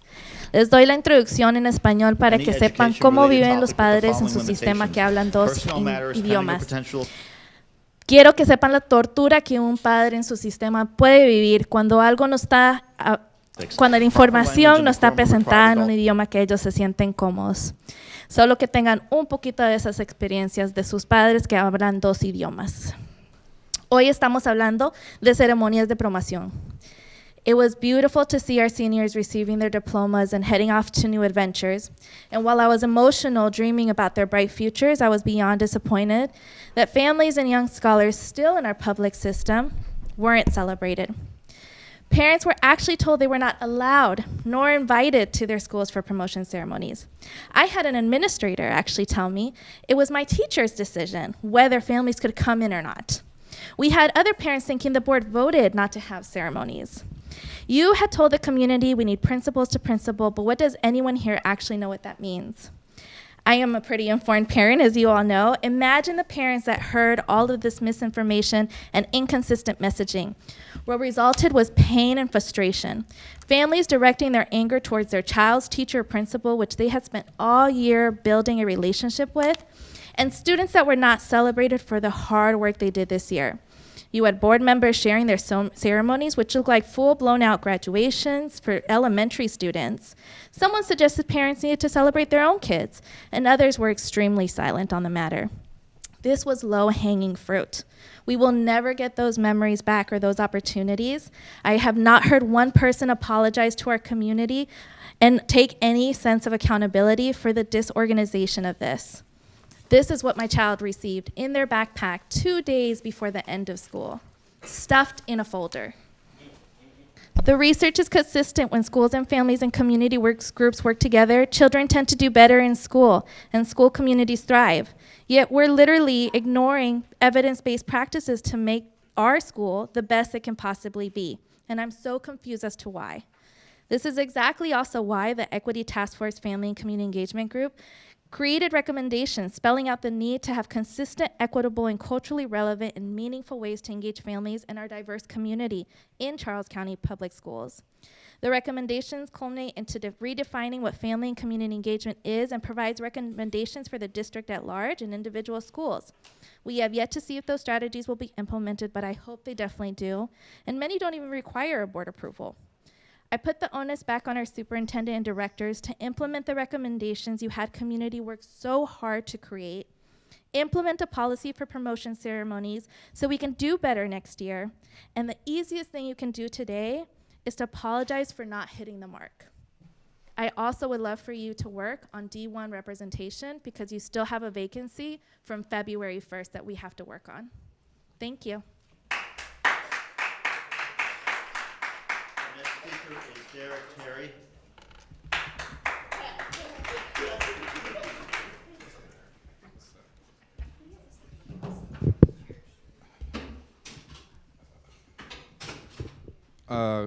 Is it on? Okay. Good evening to everyone. I first want to offer my condolences to Board Member Linda Warren. I know she's not here on the loss of her mother, and our hearts and prayers go out to her family. With that being said, first, let me state for the record, I don't reside in District 1, but in District 3. It has been approximately 875 days since Maryland House Bill 1060 and Senate Bill 749 was introduced by our current Charles County delegation with much vigor, passion, and all in the name of district-only representation. And I might add, without the professional courtesy discussing this matter with the previous Charles County Board of Education. It has been over 130 days since the board has allowed District 1 to be without full representation, as well as the delegation regarding the self-serving legislation in the name of representation, but remain completely silent when that same representation is challenged. And to the board members, most of y'all know me. You know I'm a straight shooter and I'm respectful, but with or without a title, anyone can be a leader, but don't subject yourselves to being an insecure leader that surrounds yourselves around yes people, but rather be an effective leader that surrounds yourself with people who challenge you without getting caught up in your personal feelings, because this is bigger than the board.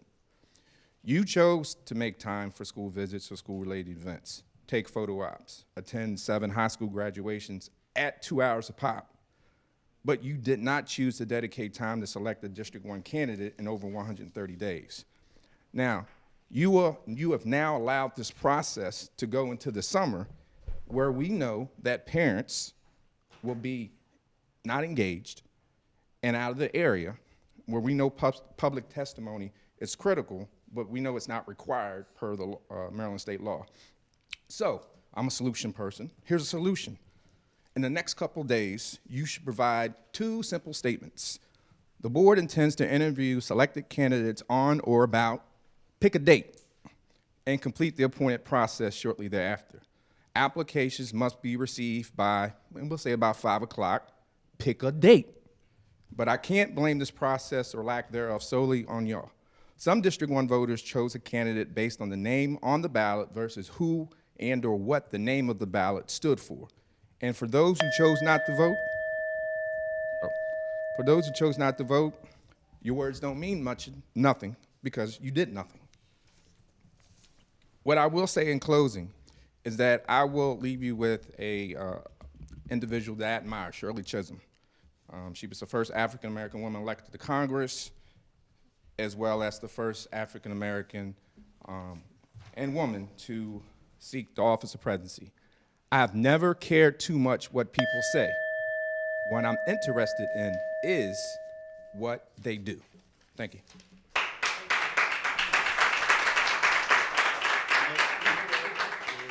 Carlos Childs.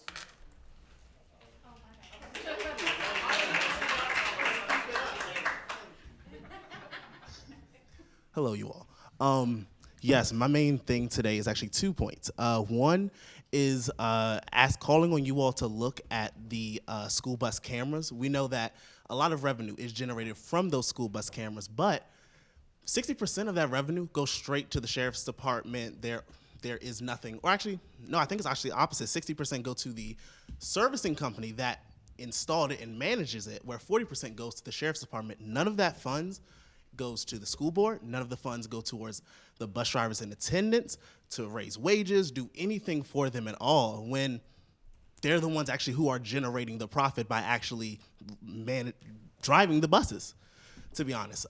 That's one point. The second point is, I said this in the last town hall, but nobody commented, and I understand you all can't comment now, but hopefully somebody says something after. Can you all start going to bus contracting lots to talk to the drivers and attendants? These, yes, they are not technically, quote unquote, your employees, but like people have said before, if they decide to go on strike, parents aren't gonna sit there and yell at the contractors out here. They're gonna yell at you all because you all aren't getting their kids to and from school. This is a major problem. It shouldn't be that you all are just kind of taking a pass to any concerns that the school bus drivers and attendants face. And I understand how some people say, well, we need to hear more from the bus drivers and attendants, or we need to hear more from the contractors. That's kind of a bad way to look at it, because at the end of the day, you all know the problems that are going on. It's on you all to solve them. Just because you don't hear a major outcry, when I guess you all can admit you have been hearing a major outcry with a lot of bus drivers and attendants and contractors being here as well, it's time to actually start doing something and not just keep looking at the problem like, hey, well, they keep driving the bus, we'll be fine. Because at one point when they don't drive the bus, I know you all don't have CDL, so y'all not going out there and driving these buses. So that is one part. Two parts. The other thing is the D1 seat. Like it's been said before, you all going to graduations, you're all going to parties, events, showing faces, grad project, graduation, all that. We need to see that same kind of energy around seating the D1 person. And I know I've spoken to some of you all who have said, well, we don't hear D1 people coming out. To me, I don't think it has to be D1 people, because there's one board member now who represents D1. They still have a vote countywide about how schools are run. Just because you're in one district, I'm in District 3, so you two are my representatives, you all still vote on things that affect District 1, 2, and 4. So we shouldn't just be looking at it, well, hey, let's just wait till D1 people up for it. And also, for the D1 member, you should be the most outcrying about this, because your district is missing 2 representatives. You're missing 1 person. You're only half of the representation that they voted for. Thank you, that's my time, exactly 3 minutes. The next speaker is Adam Dyson.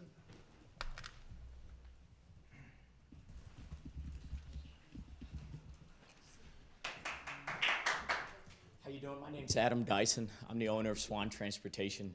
I own school buses here in Charles County, also in St. Mary's, as well as Calvert counties. I'm familiar with all 3 contracts. Like the previous speaker, I'm here to advocate for our drivers. We are nothing without our workforce. Our drivers get up every day and doing a job that many of us would not dare to do. I personally think, and am here to advocate for them to have an 8-hour day. We know that there are things that they do throughout their day that are not included in their time. Currently, they only get paid for the time that they're behind the wheel, not for any of the administrative work, the paperwork, mountains of paperwork, many that have to do with disciplinary actions. On that same point, I think there's a huge opportunity here for the school system to discuss and to dig into the relationship that you have with your contractors and with your drivers and attendants. I think to the previous speaker's points, there have been many missed opportunities, some here on this board, to be able to meet with drivers and to meet with contractors to discuss the many, many woes and concerns that we have. I don't think that doing a complete system change right now is the best path forward, especially when it would affect 24 small businesses that have served this county for decades. I think it is extremely important for us to take a beat and think about what we're doing moving forward, and to figure out what opportunities can we find. If we look to neighboring counties like Calvert County, they implemented an 8-hour day. That was after the shortest strike in history, right? The school system said, we're gonna respond to our workforce. And we haven't had many vacancies since. As a matter of fact, many of my drivers here in Charles are now working for me in Calvert because it's a better system. And that's not to say that this is a bad system. It just is to say that there are so many opportunities. I welcome anyone to come to my lot to see my system. I think, and Chief Heim would agree, when the school system needs help, I'm frequently a contractor they call to provide. And so before we do an about face to change the livelihoods of many businesses here in Charles County, I would like to welcome anybody to come and to meet with me individually as well as other contractors and see my operation and see our commitment to Charles County school bus contractors and drivers in attendance. Thank you very much. Our next speaker is Jessica Beckman.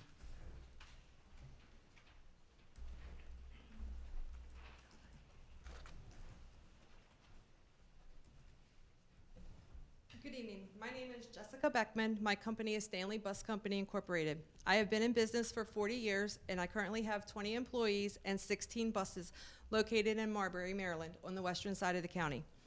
Let's ask the obvious question. Why do we have Senate Bill 491, which gathers all state and local stakeholders to the table to discuss bus driver wages, multi-year contracts, and best practices in student transportation? As we all know, there is a bus driver shortage locally, statewide, and nationally. You can read articles daily on how other school systems are approaching the competitive recruitment and retention of bus drivers.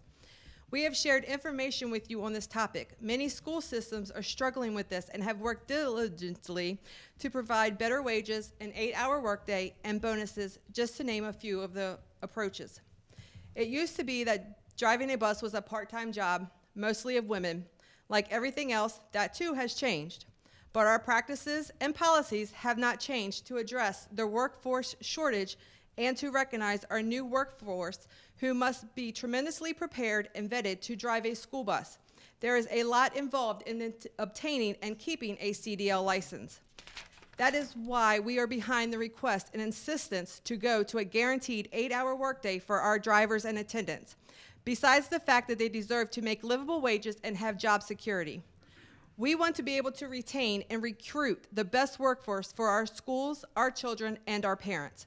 We must have an 8-hour day. CCPS bus drivers have the 8-hour day. Why shouldn't all bus drivers in Charles County have the same? All of us and all of our 458 employees also want job security. We operate on an annual contract with these workforce conditions. That the cost of purchasing and operating a fleet of buses, a bus driver shortage, student discipline. We need the security of a multi-year contract just like other jurisdictions. All of our companies assume an enormous amount of risk from the time we purchase our buses to the time we retire them and every single day that we transport children, sometimes very unruly children. Student discipline has become a real risk to our workforce, and it's not getting any better. So please put yourself in our shoes and our driver's shoes. Wouldn't you want an 8-hour workday and a security of a multi-year contract? Thank you. The next speaker is Beverly Hedges.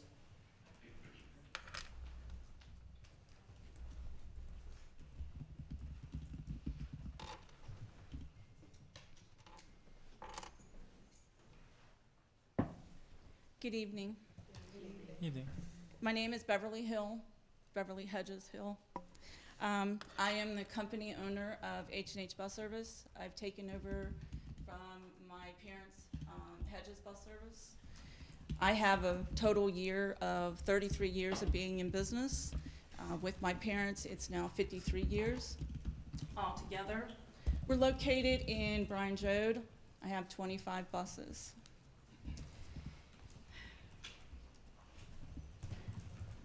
Charles County School Bus Contractors Association consists of 24 local school business, small businesses, also minority owned myself, including 458 bus drivers, attendants, substitutes, office workers, mechanics, etc.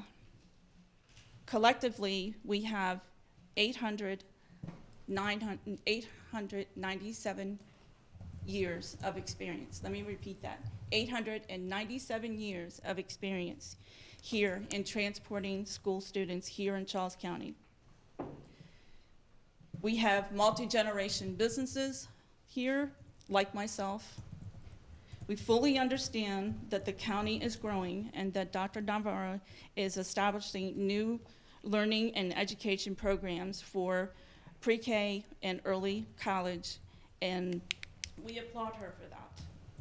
We have read about it in the news programs and in the news, but we have not been told what this means for the public students, for students' transportations. We have no idea. We still are waiting for summer routes, a draft for next year's school contract. Also, all of us understand that we need to be collaborative and innovative, and what we do in transportation included. We cannot understand still, if we know no changing and growing, we are moving backwards. We want to move forward and help all of you be successful in transporting students from pre-K to early college to summer programs. But we have not been invited to the table to help with the planning, logistics, and transportation. But we would, excuse me, we have not seen this part of CCPS team, and we do not know why. We have asked for the evaluation tools, surveys, apps, and we have not been invited to help design and deliver new tools that we can help for safety, effectiveness, and cost savings. Why? My other colleagues finish up, will please, ma'am. address the risk and take, and have a good evening. Thank you. Our next speaker is Wade Compton.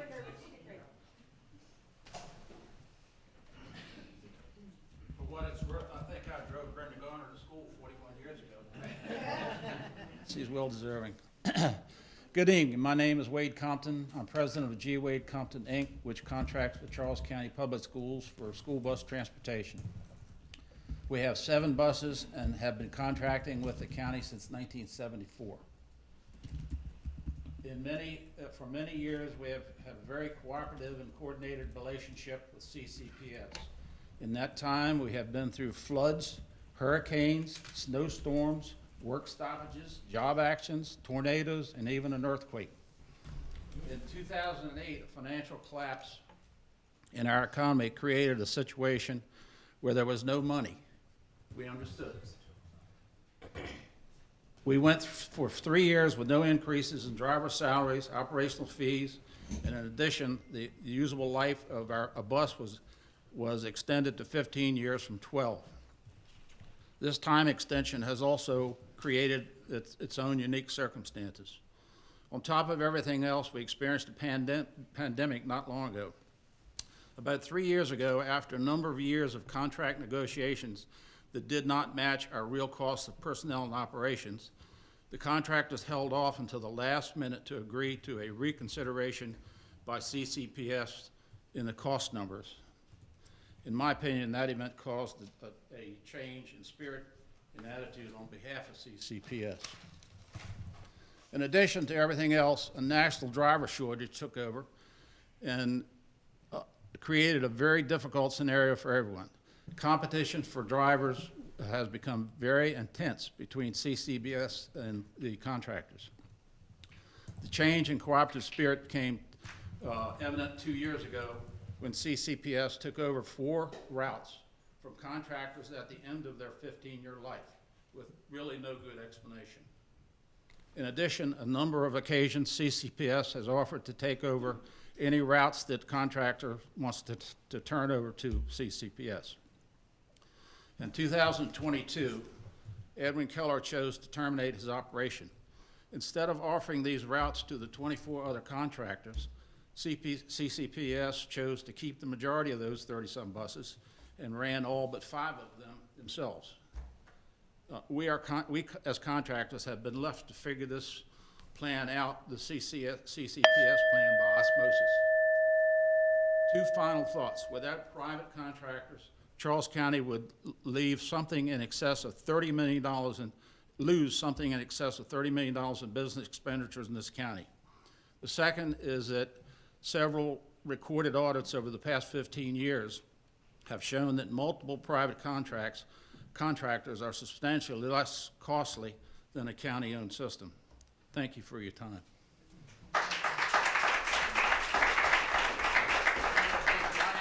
Contractors, stand up so that you can see the contractors, drivers, please stand up.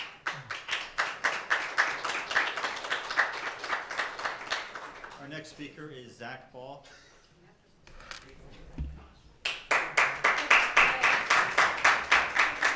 Hey, good evening. I'm Zach Ball. I feel like mine's going to be a bit of a softball after all that. So. But anyway, first and foremost, I'd like to express my gratitude for the opportunity to address you all today. My name is Zach Ball, and as a concerned parent and active member of Charles County community, I stand before you with the sincere desire to enhance the educational experience of our children. Today, I would like to propose an idea that I believe holds tremendous potential for fostering community engagement within our esteemed school district. It is widely acknowledged that the involvement of parents and caregivers plays a vital role in a child's educational journey. When parents actively participate in the children's education, it creates a powerful synergy between home and school, allowing for enhanced academic outcomes and overall personal growth. Therefore, I would like to propose the implementation of a parent pilot program aimed at increasing community engagement within our schools. One potential avenue for parent involvement could be the establishment of a program that focuses on monitoring halls during school hours. By allowing parents to volunteer their time and oversee the hallways, we create an additional layer of support for our teachers and staff. This presence not only reinforces the importance of school safety and discipline, but also offers an opportunity for parents to develop a deeper understanding of the daily school environment their children navigate. Such firsthand knowledge can foster meaningful conversations at home, allowing parents to provide tailored guidance and support. Furthermore, I propose that parent volunteers be encouraged to provide logistical assistance during the school events and activities. From organizing extracurricular events to coordinating parent-teacher conferences, there are countless opportunities for our parents to contribute their time and expertise. By actively involving parents in these endeavors, we bridge the gap between home and school, creating an environment where collaboration and mutual respect thrive. Not only will this approach enrich the overall experience of our students, but it will also reinforce the sense of community within our schools. I understand that implementing such programs may require careful planning, coordination, and adequate resources. However, the benefits that can be reaped from increased community engagement make it a worthwhile investment. Engaged parents are more likely to stay informed about their child's progress, attend school functions, and actively participate in the decision-making processes that shape our educational system. This in turn creates a virtuous cycle where increased parent engagement leads to improved student outcomes. In conclusion, I implore the Board of Education to consider the implementation of a parent pilot program designed to increase community engagement within Charles County Public Schools by involving parents in monitoring hallways and providing logistical support for events. We foster a strong parent partnership between schools and the wider community. Let us work together to empower the parents as valued stakeholders in their children's education, ensuring a brighter future for every student in our district. Thank you all for your time and consideration.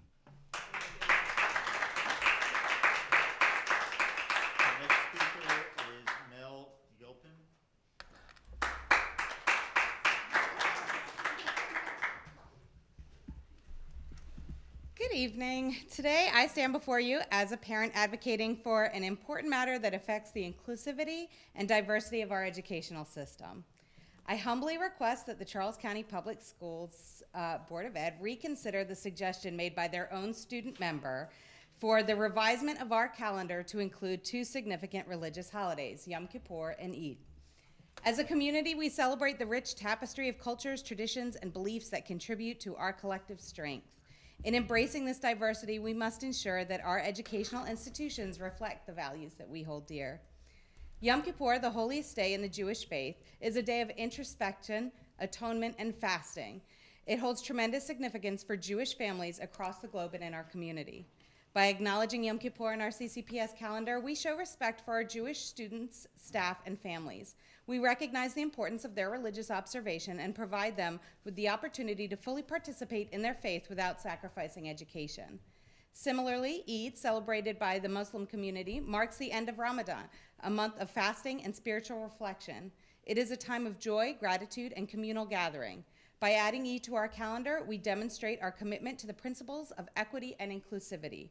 We send a powerful message to our Muslim students and families that their traditions and beliefs are valued and respected, and we affirm their rightful place in our educational community. Some might argue that making these additions would disrupt the academic calendar or create logistical challenges.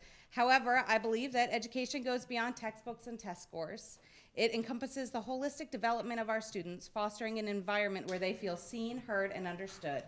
Recognizing these holidays on our calendar is a step toward creating a school system that truly embraces diversity, fosters empathy, respect, and cultural understanding. Furthermore, these inclusions the inclusion of the holidays align with our goal of preparing our students for a globalized world. In an increasingly interconnected society, cultural competence is a vital skill. By supporting students and faculty in religious minorities, CCPS would be equipping our students with the tools necessary to engage with and appreciate diverse perspectives. This understanding will not only benefit them academically, but will also shape them into compassionate, tolerant, and open-minded individuals who are ready to thrive in a multicultural society. In conclusion, I ask you to reconsider the addition of these two holidays to our calendar. Let us take the opportunity to demonstrate our commitment to religious freedom, inclusivity, and cultural understanding. By embracing these holidays, I'm going to skip. As a class of 2000 La Plata High School student that once had a swastika carved in my locker and then had to pay a fee to have it repainted, I would really like to show my children that our county has changed and for the better. Thank you for your time.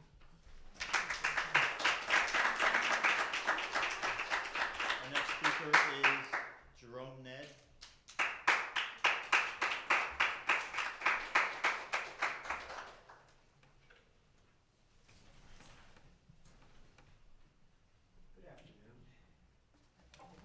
I'm going to preface what I'm saying today by saying that not all contractors are the same.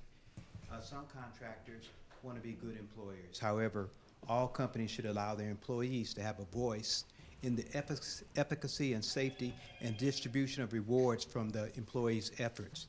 All Charles County Public School employees that operate school buses, which include bus drivers and attendants, are protected by a union, not contracted bus drivers and attendants. The Contractors Association has presented a lot of misinformation in order to prevent contracted workers from having the ability to obtain a livable wage, benefits, and retirement.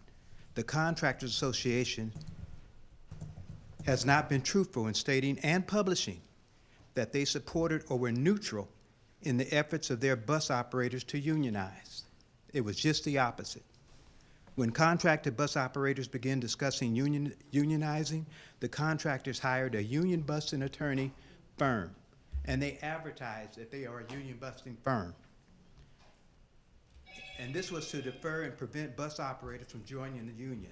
Numerous publication and information was sent and distributed and placed on buses, telling bus drivers that the union was not going to in any way benefit them. The inequities regarding the treatment of contracted employees is pervasive throughout the members of the Charles County Contractors Association. Again, not all contractors are the same, but some contractors have done things that the union has had to correct over the last year since the employees voted to become union members. The union has actually been able to regain retroactive bonus pay, which was provided by the county to the contractors, but not paid to the employees. The union has had to get retroactive in-service pay, again provided by the county to the contractor, that was not paid to employees. The union has had to get retroactive salary increases that were provided by the county, but not provided by the contractor. They had to get retroactive bereavement pay. They had to get retroactive annual leave pay. They had to get retroactive pay for wrongly terminated union contracted bus operators. These are all things that would not have occurred had the contracted drivers not unionized. The contractors have quietly retained a 5-year period between any salary increases, which is really detrimental. You don't have drivers staying in Charles County because they get the same amount without any increase for 5 years, a cost of living increase of 1 or 2%. That's unheard of. None of the other counties have that. Without any involvement of the contracted employees, contractors set up, manage, and control a poorly performing retirement plan. Can you finish up, please, sir? Certainly, including controlling enrollment through the relative of a contractor, selecting the investments, controlling the funds from the county that the employees receive as the county contribution, and they determine the amount to be provided to the contracted worker at retirement, which is usually less than $1,000 a year. I have a lot more, but I know my time is limited here. I just want you to know that everything isn't as it's been indicated or stated by the Contractors Association. Our next speaker is Earl Beatty.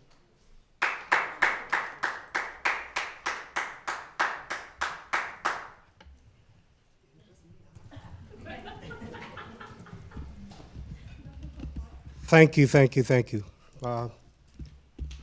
Dr. Navarro, Chair, and members that we went out and campaigned with to help put you in office to make it better. And I realize that this system has been in place for 50 years. And we can't tear it down overnight, but we can damn sure start. And I say that. You have contractors for the first time in all the meetings and the public hearings that I've been to, including Annapolis, they're showing up. I have always been for the contractors, but we have a problem. And the problem is every year we give them a contract with no accountability, none. No profit margin. We don't know whether they make 5%, 10%, 15%, or 20%. Until we get control of that, that's the only way that this union, Local 689, can support these contractors. You have to have accountability. Can't give a contract every year and not know what the profit these contractors are making. I understand the history, and I'm for it. I like history. We want to keep them. We don't want another, but we also want accountability. We have to have accountability. A lot of them stood up today and said, we need 8 hours. Well, when I got started in this, that was the first thing I said, we needed 8 hours. Now they're saying, we don't only need 8 hours, we need 8 hours guaranteed. Now, will the 8 hours solve our problem? No, because the 8 hours will only cover about 11% of the drivers.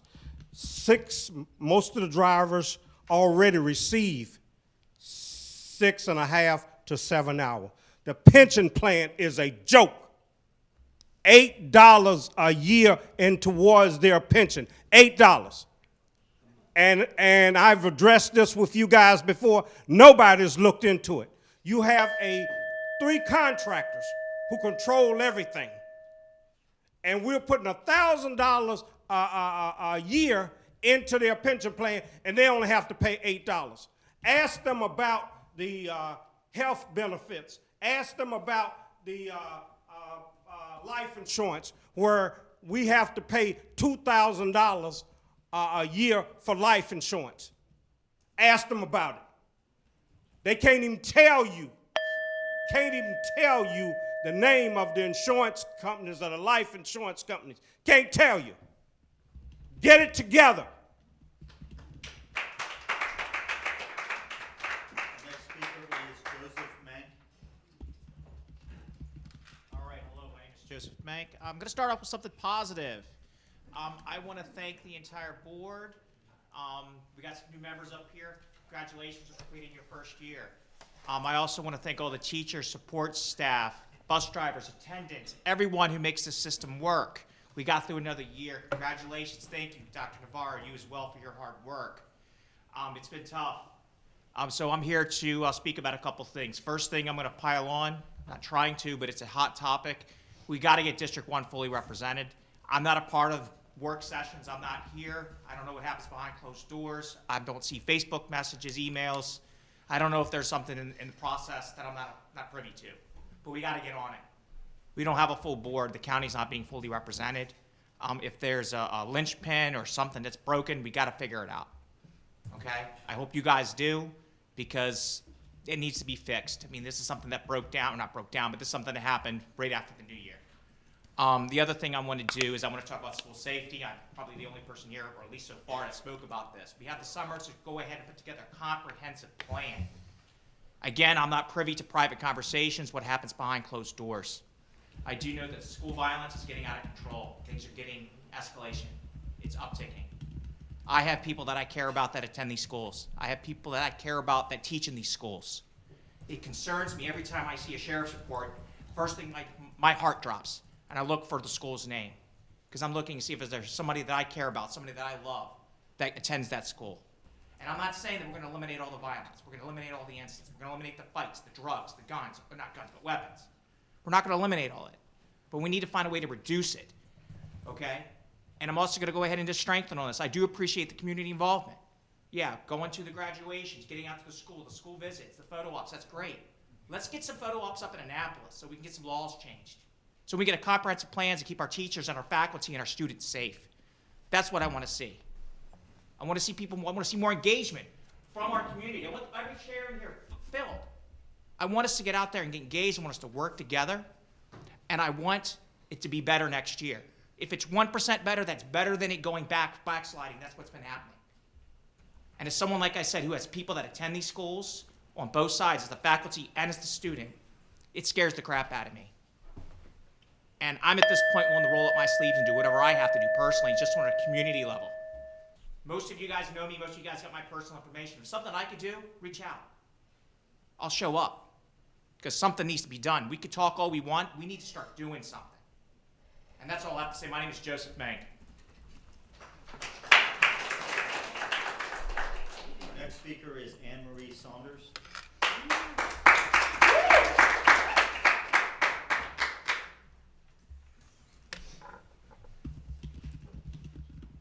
Hi, everybody. My name's Anne Marie Saunders, and I live in District 1. I'm just saying that up front because I know a lot of people are saying, like, oh, the District 1 people aren't coming out. So I live in District 1. I have two things to talk about today. Of course, it wouldn't be me if I didn't start with the arts. I do want to thank you guys, so many of you, for the last board meeting about talking about all the musicals that you went to see. Don't worry, I wasn't here, but I did hear it, so I know I asked for it at the previous meeting. So many great musicals in the musical theater season this year, and I'm glad a lot of you guys went out to them. I saw, and that was great, and I hope you enjoyed the shows. The kids worked really, really hard. That said, you probably noticed that there's some extremely poor sound systems in many of the auditoriums in these schools. The body mics are crackling, all kinds of stuff. This equipment can be really expensive, and not just the theater departments or the arts departments use those spaces, right? We use them for meetings, they use them for honors graduates, they use them for different clubs and things like that. Right now, the burden for setting those up falls on the performing arts area of the board, from what I understand, and I don't think that's necessarily the best way to do that, because so many places order it. Use the rooms. It would be great if we could get better sound systems in those rooms. My husband's a professional sound person, and when our first child hit high school, he was like, oh my gosh, I don't know if I can take it. So I would really love to see them improved. Whatever they did for the gyms during COVID, when we put in those like really fast, I don't know where that money came from, to put speakers and sound systems in the gyms so that the parents could watch like the basketball and stuff like, the basketball. During COVID, when they couldn't come in person, those sound systems are great. They're actually better than the stuff that's in the auditorium. So I don't know how that money came, but let us know and we'll figure out. I would love to be part of that fundraising effort. Of course, the main thing I'm here to talk about is the District 1 seat. I thank you for counting. Oh, where are you? Thank you for counting the number of days. It's been since February. We don't have a person. I was really sad. I emailed Mr. Hancock and I said, hey, I live in the district. And I was shocked to hear that he was like, you're the first person who's emailed me. That is not, maybe email's not the best barometer, because I've talked to so many people in the district who are like, why do we not have a person? Or people who are surprised, like, we really don't have a person? I thought they filled that already. There's just a lot of surprise, and I think I would really ask you guys to take into consideration the fact that just because we're not getting emails or they're not standing up here doesn't mean that we don't want our seat represented. Remember that D1 includes the far reaches of our county, really rural areas. It takes 30 to 45 minutes to get from Cobb Island to here. They might not be able at the end of a long workday to come up here for a board meeting or delay their going home. The parameters, I just kind of made a little note for myself. District 1 goes all the way west to Welcome and Port Tobacco. It's all the way east to Bryantown, Hughesville, and Benedict. And it's south all the way to Swan Point and Cobb Island. That also includes the town of La Plata. So please represent that. We got 3,000 new homes opening up in Pine Grove right around the corner, and we need our other seats so that David's not the only one there for that. Thank you. The next speaker is Mark Koch.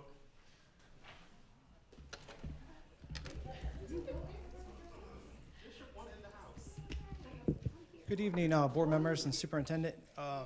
These last couple speakers kind of railroaded my speech, so I'm going to kind of wing it from here and answer a couple of their concerns. First of all, Mark Koch from Koch Trucking. I've been in business 51 years, third generation. I'm just south of La Plata. First of all, I think we're the most studied group in the school system. In 2012, they formed a committee that had people from Charles County government, had Paul Belitas, it had the president of Vango at the time, and we took a whole year and we studied transportation in its entirety. From what we spend, we brought in receipts, what we spend on our operation per bus, everything, and I can provide that report to you guys. And at the end of the report, Paul Belitas presented to the school board that the contractors had a 10% return on investment, and that's well within industry standard. And we do not have a profit bucket. We don't have a contingency bucket. We operate on efficiency, and the state likes the way that is because it encourages us to take care of our equipment, and hopefully our equipment takes care of us in return, because an engine costs $40,000+. So our whole model is to operate on efficiencies. That's why I work 12 hours a day and 1 day on the weekends to do everything I can to save money. Also in 2016, we were studied again. It was done internal with Randy Sotomayor, so I can provide you with that study as well. And they came back that the return on investment was a 5% return on investment below industry standards. And since then, our contract structure has not changed, so I can provide you with a contract as well. As far as health benefits, we pay 80% towards the driver and attendant's health benefits. That's twice as much as Calvert County contributes and 3.5 times more than St. Mary's. So, I mean, are there improvements we can make? Yes, but just want to correct those lies. I want to thank Ms. Washington and Ms. Warren for that motion last meeting for the 8-hour day. I can't tell you how important it is to our drivers. Ever since we lost our pre-Ks, I started with my drivers. I had 8 that had midday runs, and they were at 8 hours, my most veteran drivers. First Matula, then Mitchell, and most recently Dr. Higdon. So all my veteran drivers that saw that nice raise to $33 an hour, they went back to 6 hours, which is a difference in $12,800 in pay. So to them, my most veteran drivers, my leaders, my most experienced, they took a big hit. So I'm speaking for them. I'm speaking for all my drivers that the 8 hours is super important, because I need to be able to keep the drivers I have and be able to recruit new drivers, compete with Cheney and compete with neighboring counties. So I think that, and not only that, I think we can really create efficiencies to help keep that cost down. There's a lot of programs. I think if we work together with the contractors and transportation, we can find efficiencies to bridge that gap so it doesn't cost the full amount, because the drivers are willing to work. So let's utilize the drivers and buses and try to keep that cost down, but give them that security, because they could lose one kid, and that can make a difference at 20 minutes in the morning and afternoon. That's 40 minutes in their day they lost. So at least it gives them the 8 hours they can depend on, and for their pay and take care of their family. Thank you.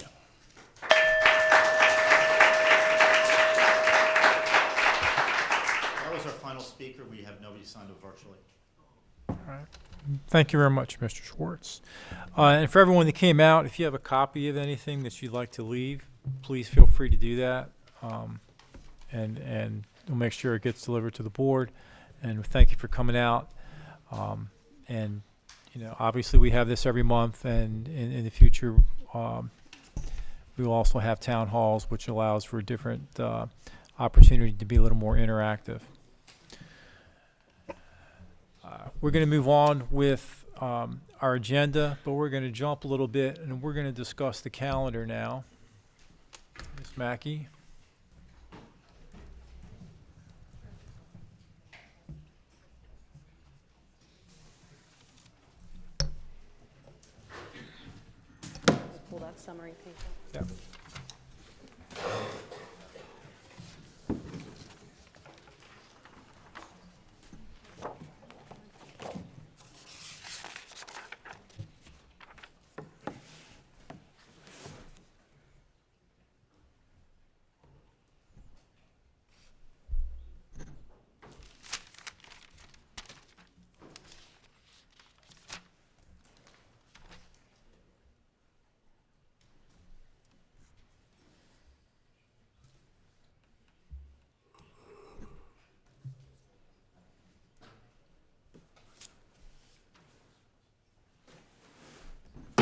Mackey.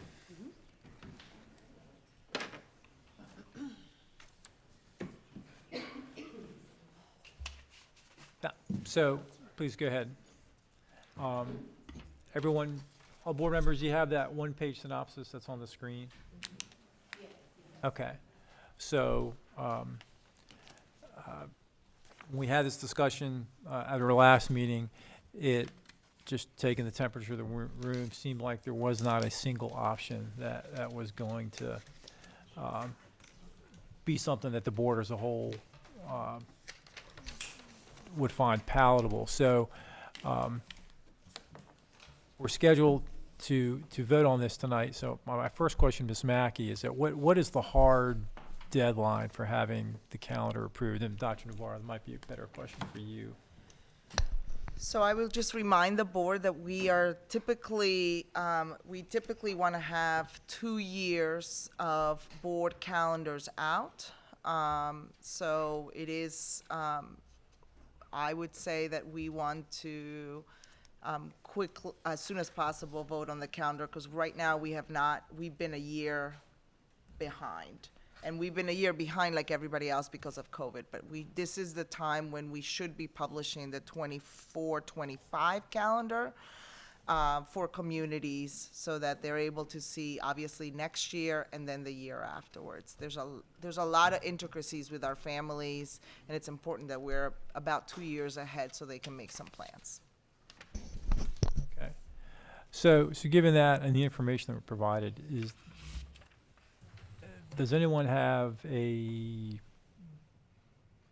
I'll say a slight concern with any of the options that maybe they'd like to offer a change in one of the options that was presented so that we could bring it forth and discuss?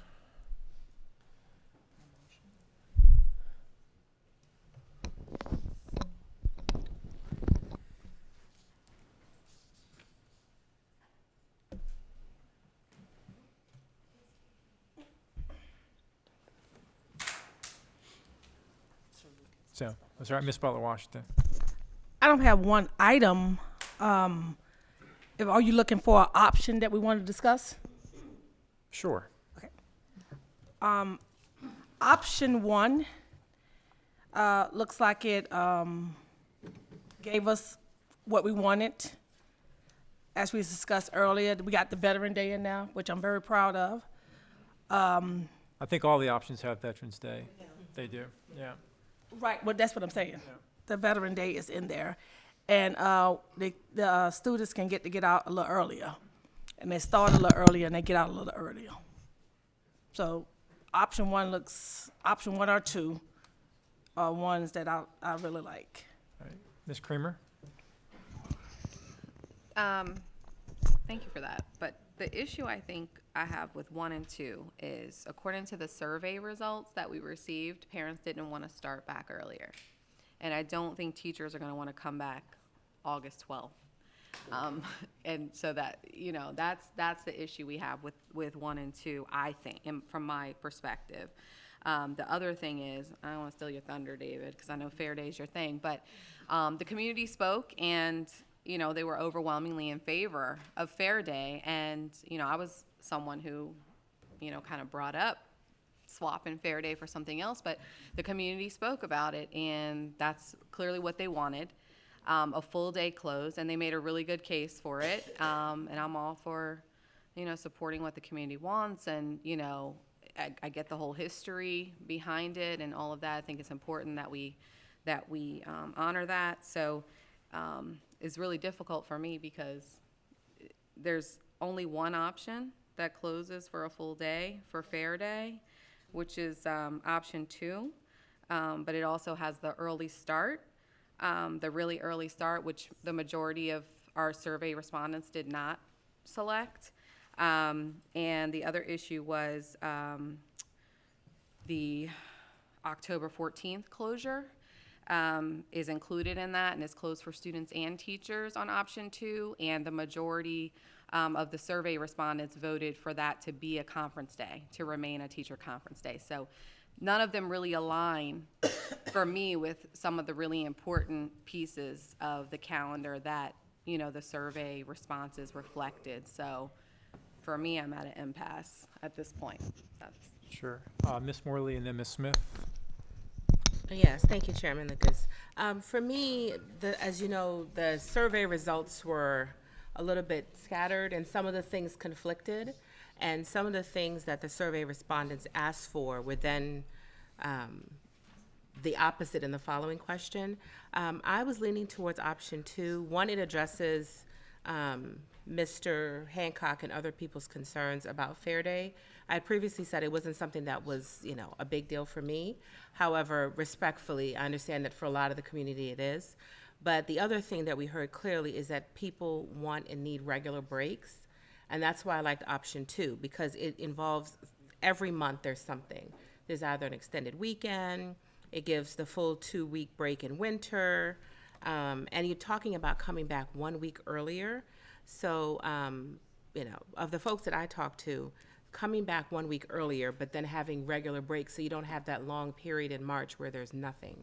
You know, it seems like there's nothing on the horizon until, you know, spring break, and then again, not until Memorial Day. So that's why I was leaning towards that one. I'll admit all of them have some issues, but I think that's the one that I'm most leaning towards, because I think it does give regular breaks, not just for teachers, but also for students. And I think that's important. Yeah, too. Yeah. Mr. Hancock. Thank you, Chairman. Ms. Mackey, one of the things we're looking at, and it's back, Ms. Kramer and I have been looking at it, it's back from the survey that was taken in May, or presented in a May meeting. At the end of that survey, after it gives the options, it says board review approval of calendar. I think it's before that, actually. Other feedback shared. One of the things listed on there was start school after Labor Day. In years past, I've always been a big supporter of starting school after Labor Day. It never really went anywhere, so I kind of took my foot off the gas on that. My question for you is, do you know how many, if you had to guess, what percentage of people, was it a large amount of people that want to start after Labor Day, or was it just enough people to where we had it listed on here? I think it was half. I mean, I can go back Really? and pull up the survey results. They're posted on board docs from May. Okay. But I remember it being a pretty, maybe a 55 to 45%. Really? So it was that many It was then? a higher number where I was Okay. a little bit surprised with their results. Was Ms. Mackey, was the start date, the August 12th start date, was that there to align with neighboring school systems? I seem to recall that. With some, but it was a heavy discussion point among the calendar committee when we were looking at developing options that were different.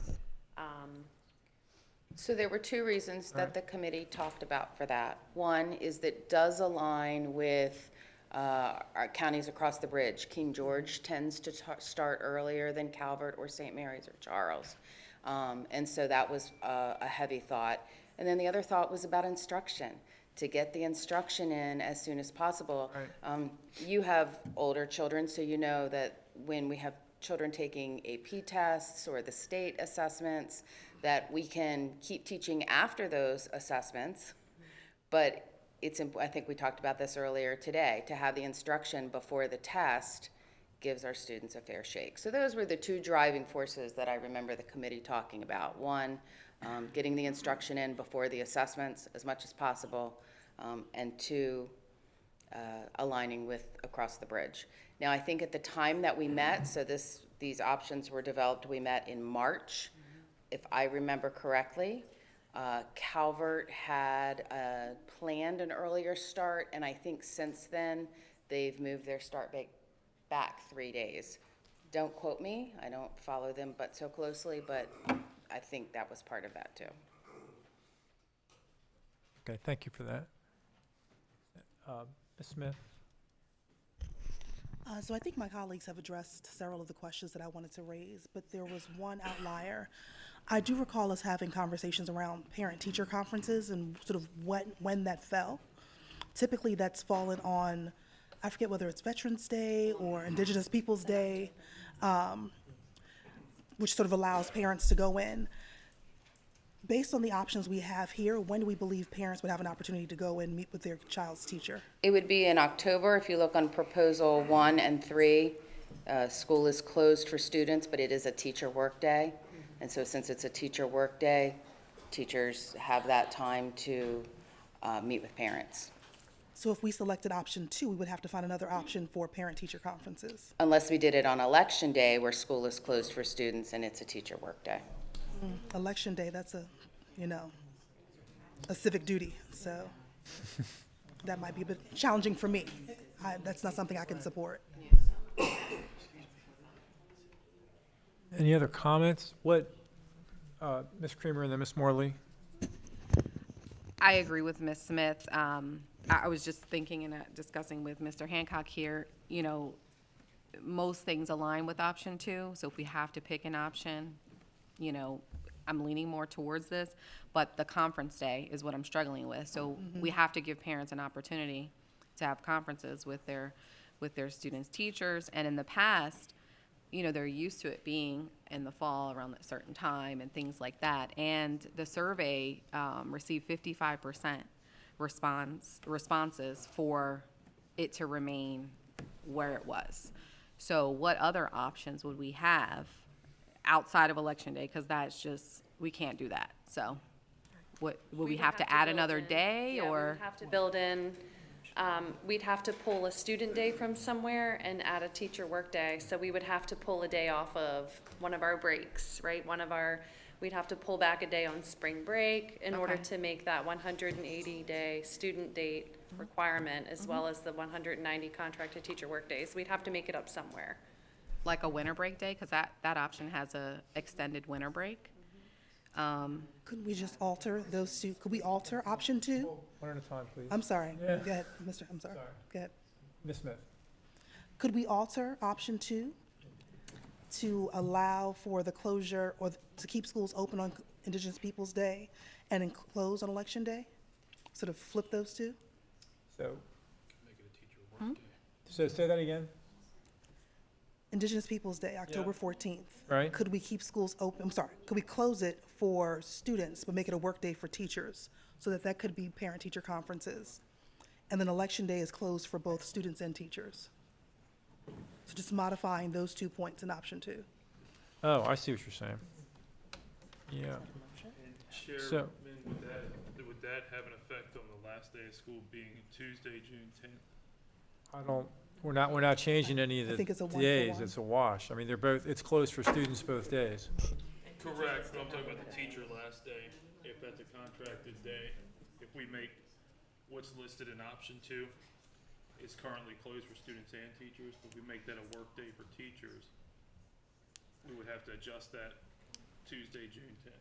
Well, we're switching. I think what I'm hearing is And make it this. Understood, okay, I'm sorry. understood. I thought it was already an off day for Okay. teachers that day. Ms. Morley and then Ms. Butler wash that. Just 2 quick points, and again, I know there's no perfect calendar option, but 45% of the respondents said that they would prefer that the days be added into the calendar in advance, rather than worrying about makeup days at the end.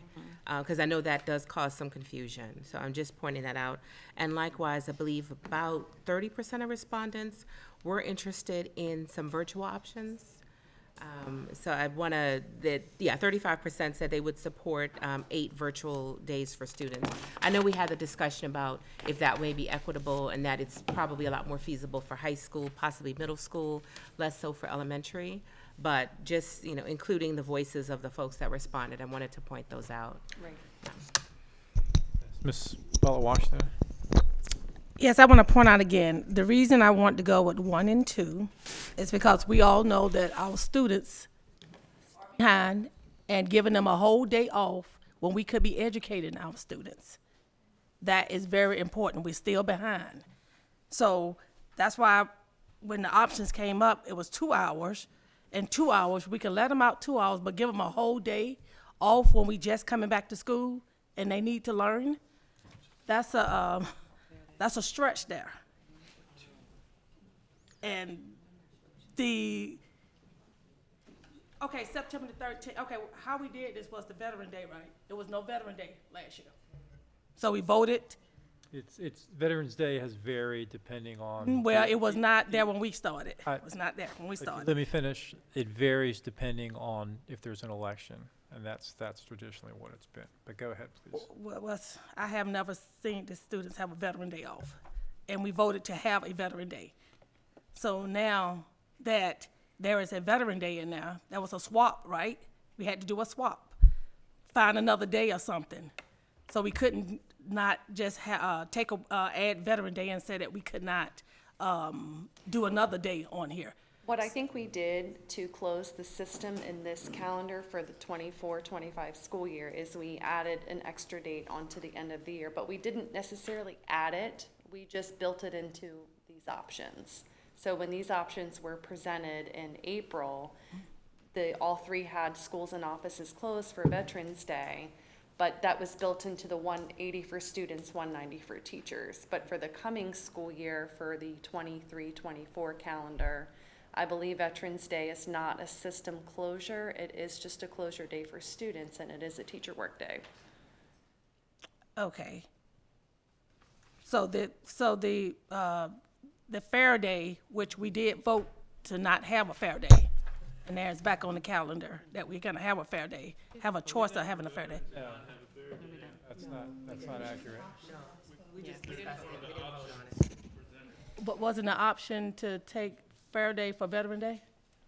No. We discussed it, but we didn't vote on it. Well,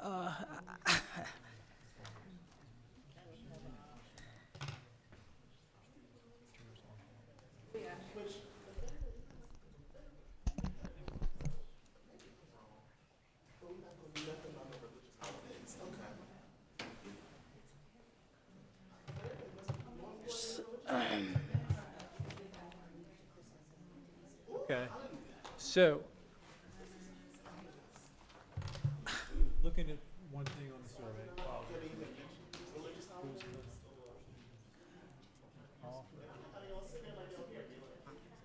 On the 14th.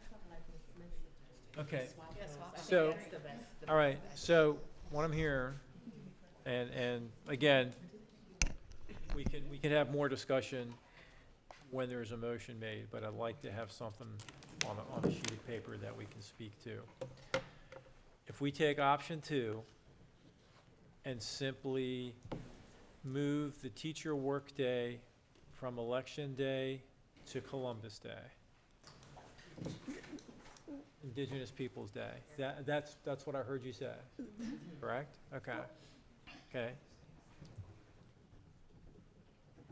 And that's it. And then if. Then Election Day and is then- closed? Well, no, then the teachers, everyone would be off on election day then.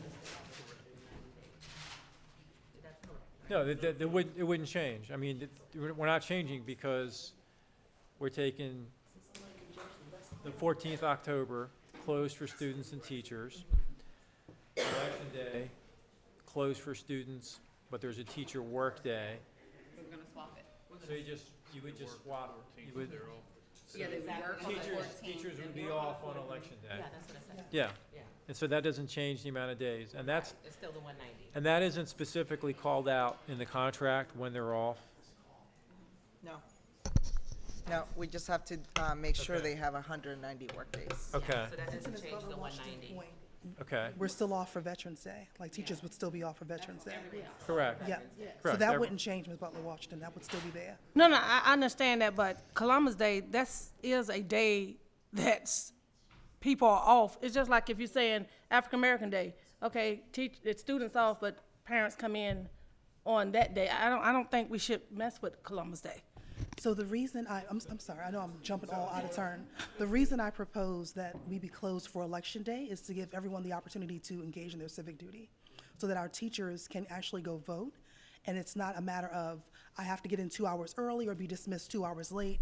There's no way in which they can miss their opportunity to vote.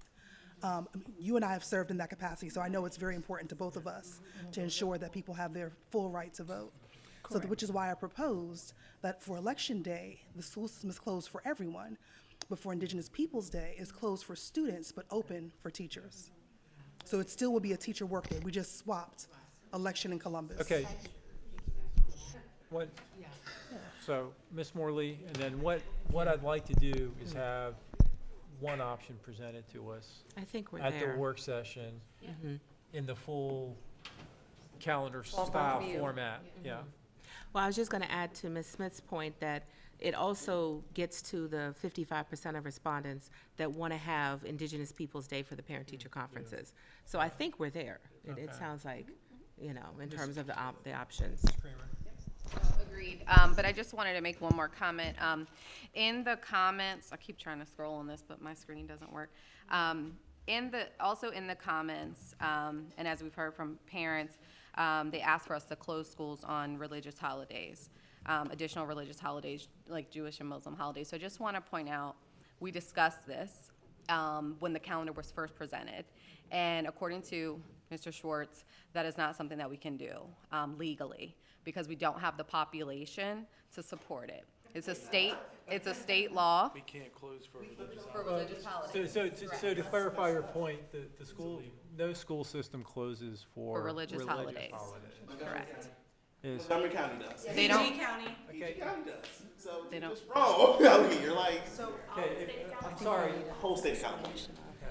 Would you like to, Mr. Schwartz, would you please come I'm up not the and attorney, comment? so Mr. And I think it's important to clarify what Mr. Schwartz said.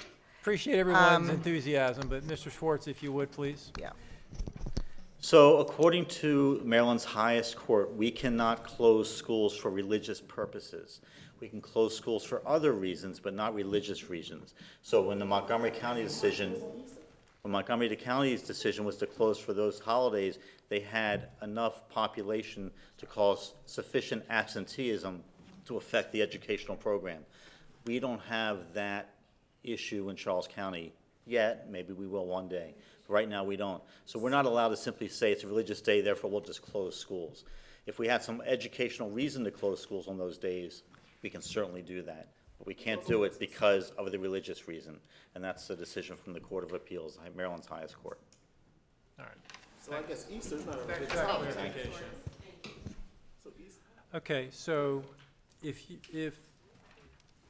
you could, Dr. Gill, That is some messed up. and can we have option two, I think you heard, and move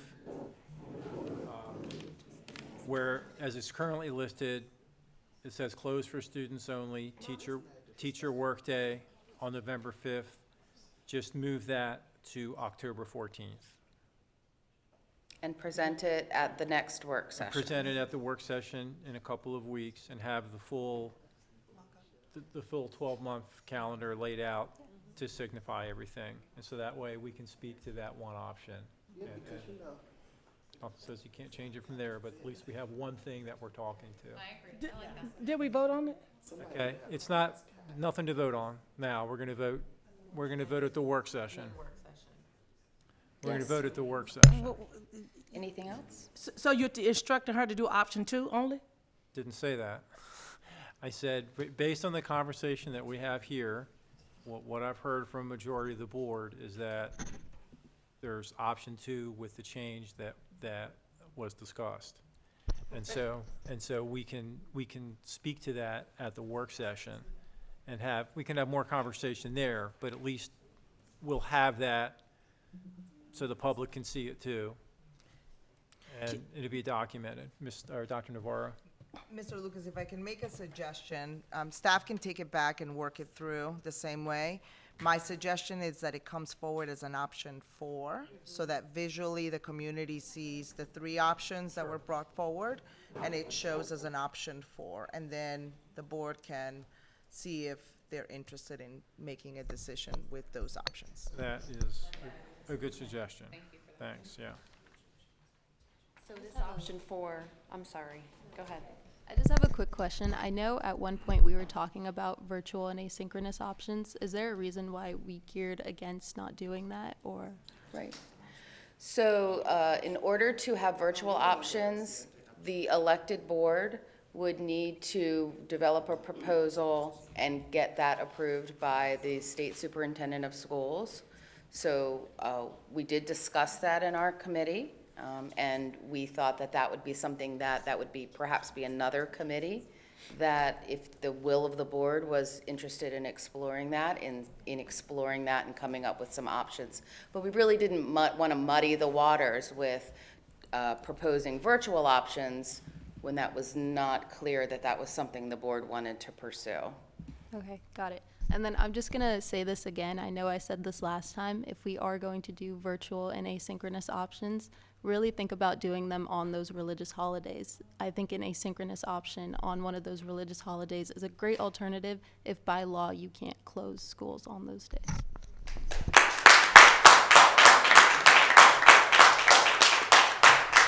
Thank you for saying that. Thank you. It's crazy that.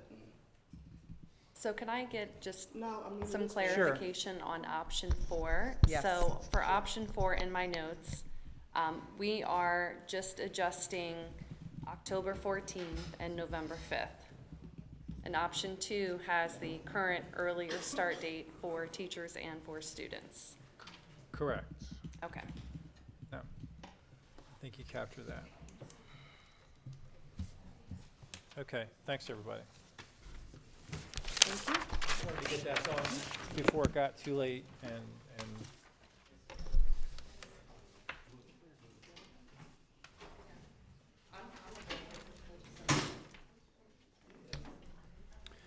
okay, we're going to jump back now.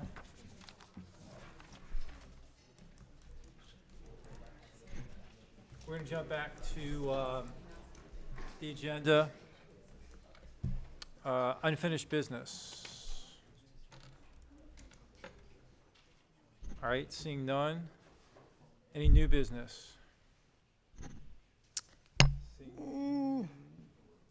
Ms. Butler Washington. I'm thinking of future. Yes, future business. Do you have future on there? Or you can count this as new business? I said new business. I didn't see anybody. The next thing is future agenda items. Okay, I'm gonna do future then. Okay. Future, I would like to ask that Dr. Navarro come up with a unified promotion celebration for, to include the community, to look into that. Because of all what happened, and plus we heard someone here on, at the town hall stating about it, and it was a lot of confusion. It just wasn't, it's almost a lot of confusion, because I got a lot. All right. Because So of let everybody. me just look and say, you said unified. I understand what you mean. That you want something that's looking for something that perhaps is similar across all schools in the Yes. county. Yeah, standardized. Yeah. Yeah. Everybody good with that? Yeah, Ms. Morley? Can we also include awards assemblies as well? Because there appears to be some confusion about whether or not schools can have them. Yes. So,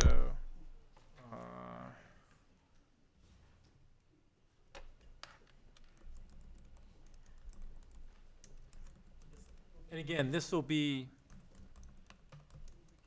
a presentation on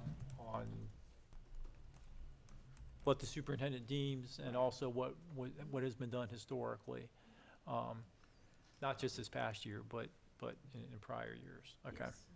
All right. I have one more, Mr. Perfect. Lucas. Okay. I have one more. Yes, Ms. Butler Washington. Okay, and to ask Dr. Navarro to bring a plan to incorporate conflict resolution in the elementary and middle school. The reason I asked that question is because of all of the behavior. So if we start at the elementary and the middle school, they will be able to resolve their own issues. And if we can incorporate it into the regular curriculum, I'm not asking for a separate anything, just incorporate it in there so they can show them how to easily debate what is done instead of fighting or anything else. Because after we teach it from when they're young, when they get older, they'll still use it, and we will see the progress as it get older. I didn't say high school because high school is, you're already there. So I just said elementary and middle school, that's it. And conflict resolution is we used to teach it, but. So I'm not sure that is a completely actionable thing. I understand what you're trying to say, and perhaps the superintendent could give a brief on the things that we currently do in the school, which are varied in many across the system. So I would advise the board first to understand fully and deeply what the schools are doing. Yeah, I think that's probably And then yeah. make and give some feedback, sort of what you did today when we did the deep dive on how many assessments and why do we do these assessments. And then provide some, because with all due respect, the statement makes it assume that across the board, all schools are having problems with conflict resolution. And we have had instances, and I think conflict resolution is important, but, you know, we heard from a whole bunch of schools who've started programs like Stoddard's peer mediation program, the different agencies that are coming in to work in the schools. So I'm happy to start there and see, once you have an overview of what is actually happening and what is being taught in the curriculum or in special programs, then the perspective of the board saying it's, you know, we have some additional sort of feedback for what that could look like. Okay, let me restate that. Not saying that every school is having a problem, but the small, minute problems that we have in the school, I want to be able to provide something for them. So if they improve, it will be improving with the whole school. And because right now, the eyes are on just them. And it makes it seem like it's a bigger problem. But I promise y'all, it ain't a bigger problem. It's just that all the eyes are on what is happening with them. But to conflict that is to put something in place to make sure that, you know, they also know how to do it. A lot of 80% of our kids already know how to do it. We already know that. It's just a small amount that doesn't. So I just want to put something in place for them so they can able to succeed also. So I'm not sure. I'm seeing a lot of heads going up and down. I mean, I appreciate your sentiment, Ms. Butler-Washington, but I think there's a lot that you, even myself, having been here a while, and certainly other board members, don't even realize of what's taken place in schools, and in order to help kids do that. So I'm all for having a presentation about what we have, and that would be enlightening to the board. And after that, if the board has further questions or wants to dig down deeper, I think that's a more appropriate course of action. Ms. Smith. Thank you, Chairman. Just to add to that, in terms of what Ms. Butler-Washington is asking for, we could definitely support sort of what Dr. Navarro is saying in terms of a presentation of what's happening system-wide. I think where it might be helpful for the community to understand is if there are pockets of innovation, if there are pockets of success that do not connect with our schools that are having the most challenge, I think being able to see the disconnect in the data between this is working here, we have a peer mediation program, but yet this particular school doesn't necessarily have any strategies in place. We need to find a way of replicating what's happening in school A with school B. Ms. Butler-Washington, does that get to the point that you're trying exactly to raise? What you're saying. Yes. So it's not necessarily a strategy, it's just a matter of saying this is what's already taking place within the system, but we're seeing some deficits in certain areas given the data that we have on various incidences being reported. And we've been given presentations on that for programs that we have in the school. So that's. So I think it's probably easy to cobble it together since we've done it already. Yeah, amplifying the things that we're doing. Yes, Ms. Creamer. Yeah, for Dr. Navarro, is that something that is observed during the school observations when the rotations are being done? How conflict resolution is being implemented, or PBIS, or whatever they're calling it? So there's a lot of, so conflict resolution can be is different than positive behavior reinforcements to an extent. When school teams did walkthroughs this year, they looked at indicators in the classrooms around positive behavior and strong school climate. But the conflict resolution, I think, that Ms. Butler-Washington comes up is probably some of the, and we have a couple of them, of programs that are intensified over multiple times, engagements. How do you teach that?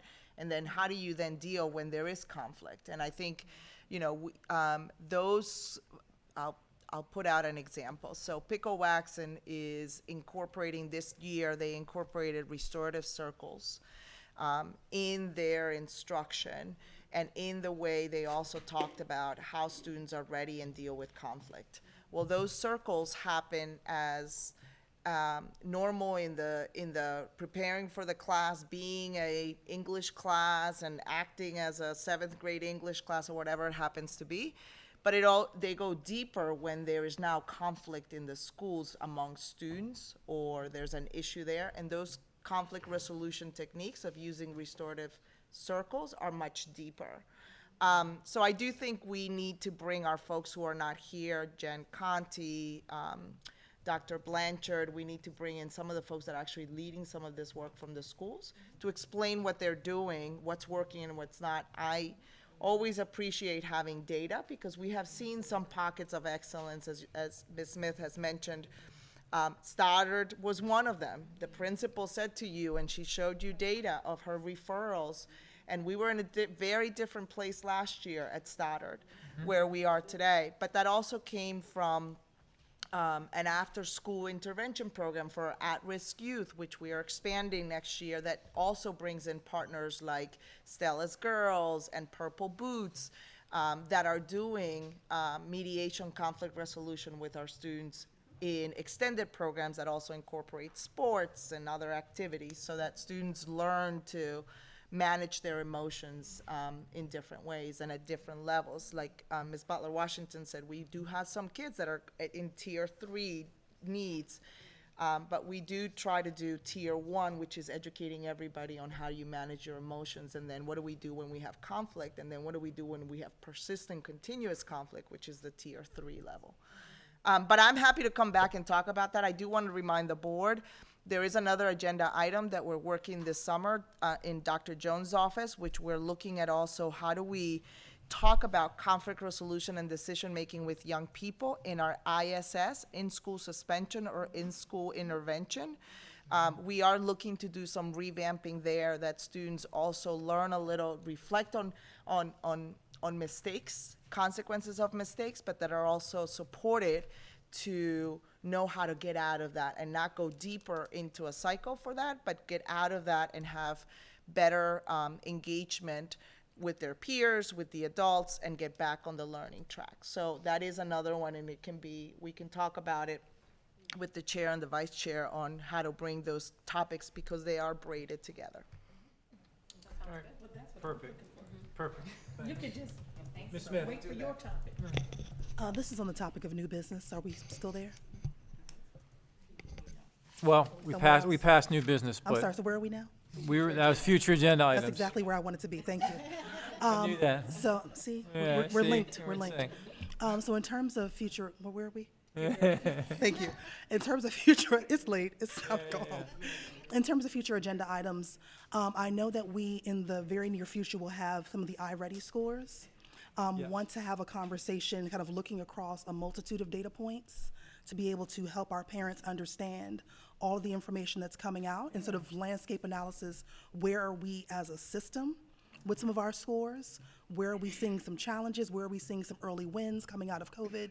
But being able to paint the full data picture for the community, I think, is important. And I'd like to put that on the agenda for a future meeting. So, yeah, not to speak for the superintendent, but I think as part of her state of the schools That's in where I was August. going. I was trying to tee it up. Yeah, you did a great job. Thank you. Yes, and I just want to say for the in-person viewing public and the millions watching from home, don't miss, So don't miss our work session in 2 weeks. We will also start talking about iReady scores and looking at growth and improvement of over years and over cohorts of students, which is always the way I like to look at data. But yes, this is my summer project, is to get ready for the state of the schools with our families and the board, back to the measures of the strategic plan, but to really set a stage of, as a school system, how are we doing? Where are we having significant progress? Where do we have more work to do? And what do we look like in the picture of ourselves, even in the state? Right. Yeah. Thank you. All right. Perfect, thanks. All right, we're good? Okay, thank you.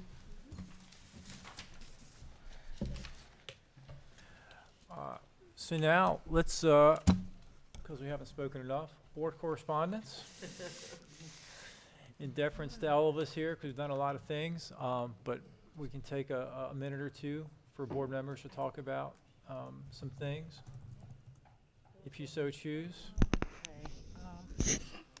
Did a lot of things. Graduation. Ms. Thomas, you ready? Go ahead. Okay. Enjoyed graduation. I enjoyed seeing all the 2023 graduates go across the stage and got the diploma. I visited Indian Head Elementary and enjoyed walking through there and seeing their little board that they had where the compassion and how they just enjoyed just putting their pictures and stuff up there, just showing the love.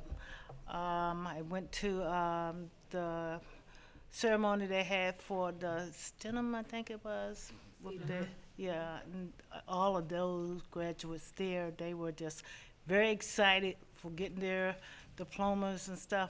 And I think the last group was the pharmacy group.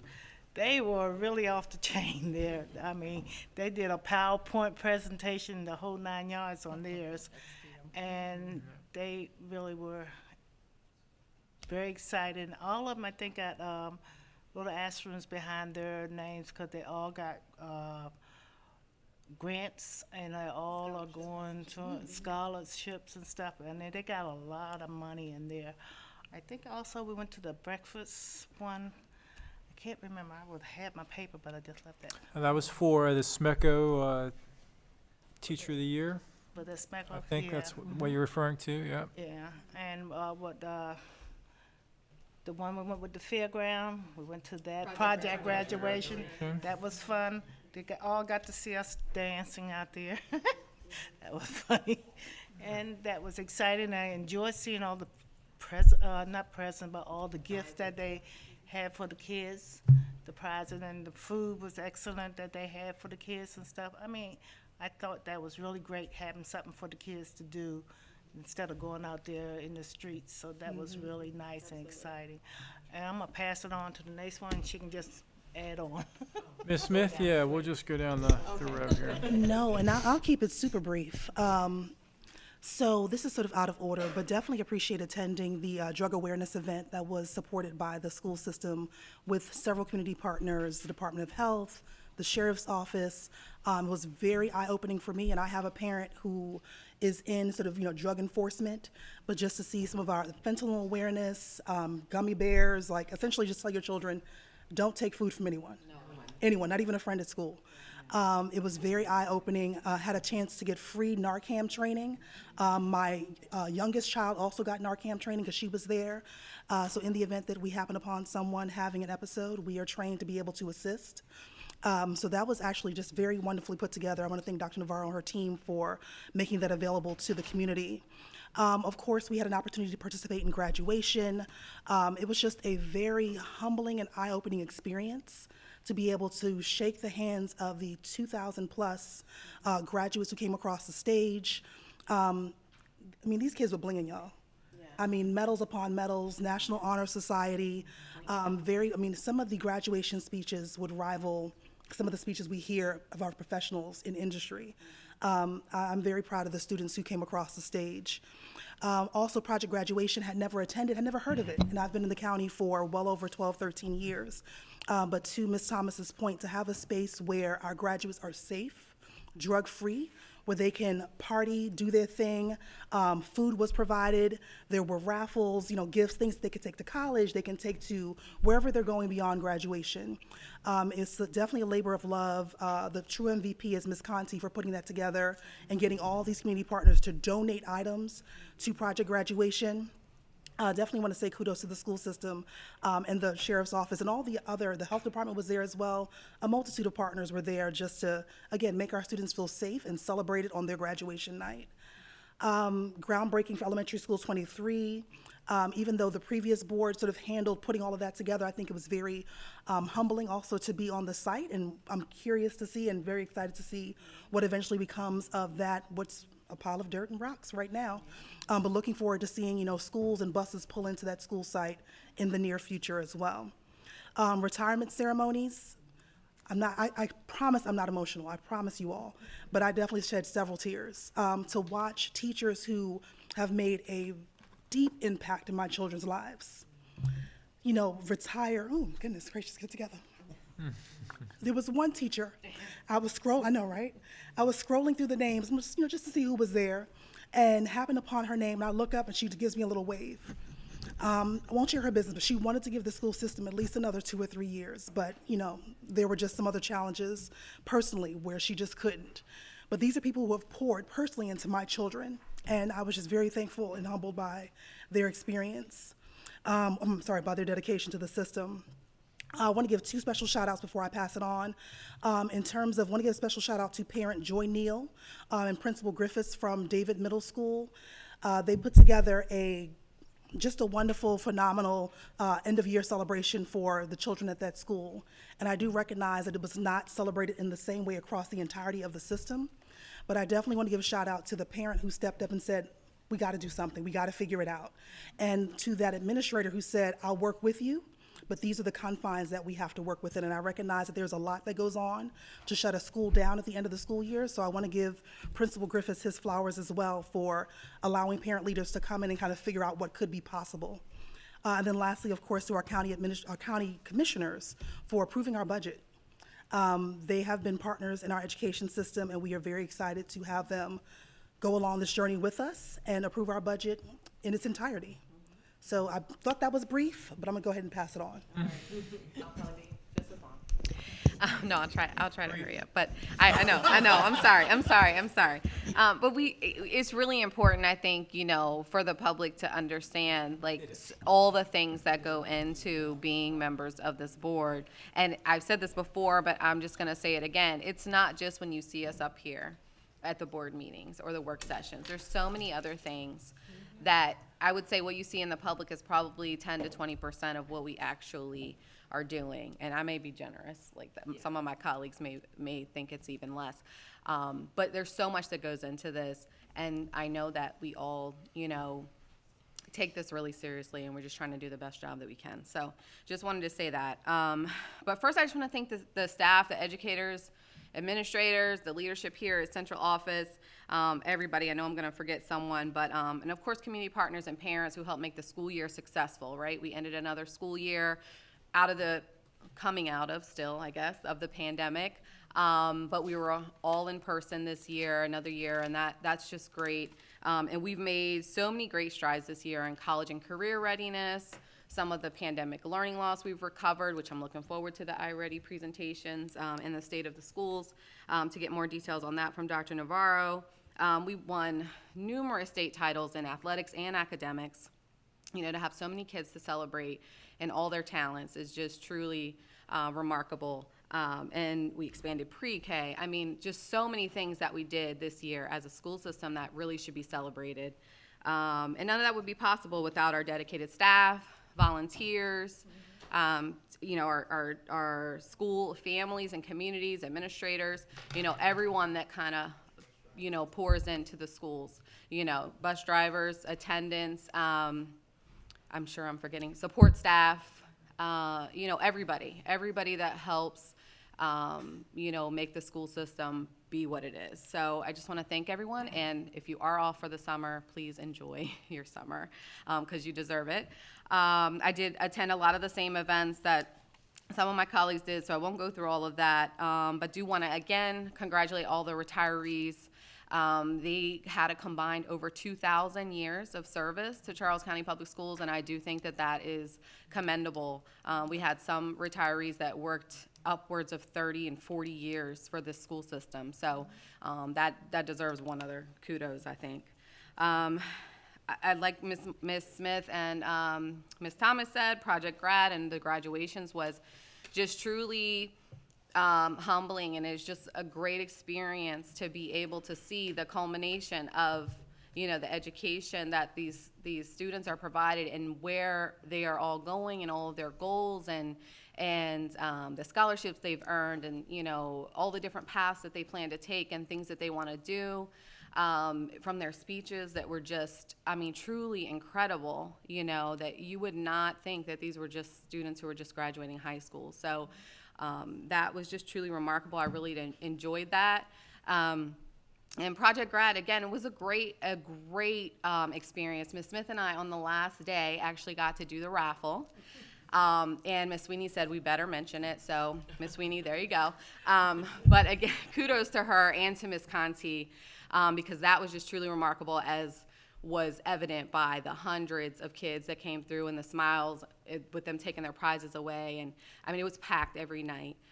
So we really just kudos to Ms. Conti for putting that together. That's her thing, that's her baby. And it's a long-standing Charles County tradition. So just love that. And of course, all the partners that help with that, the Charles County Sheriff's Office, and I think Bell Loudon Fire Department was there.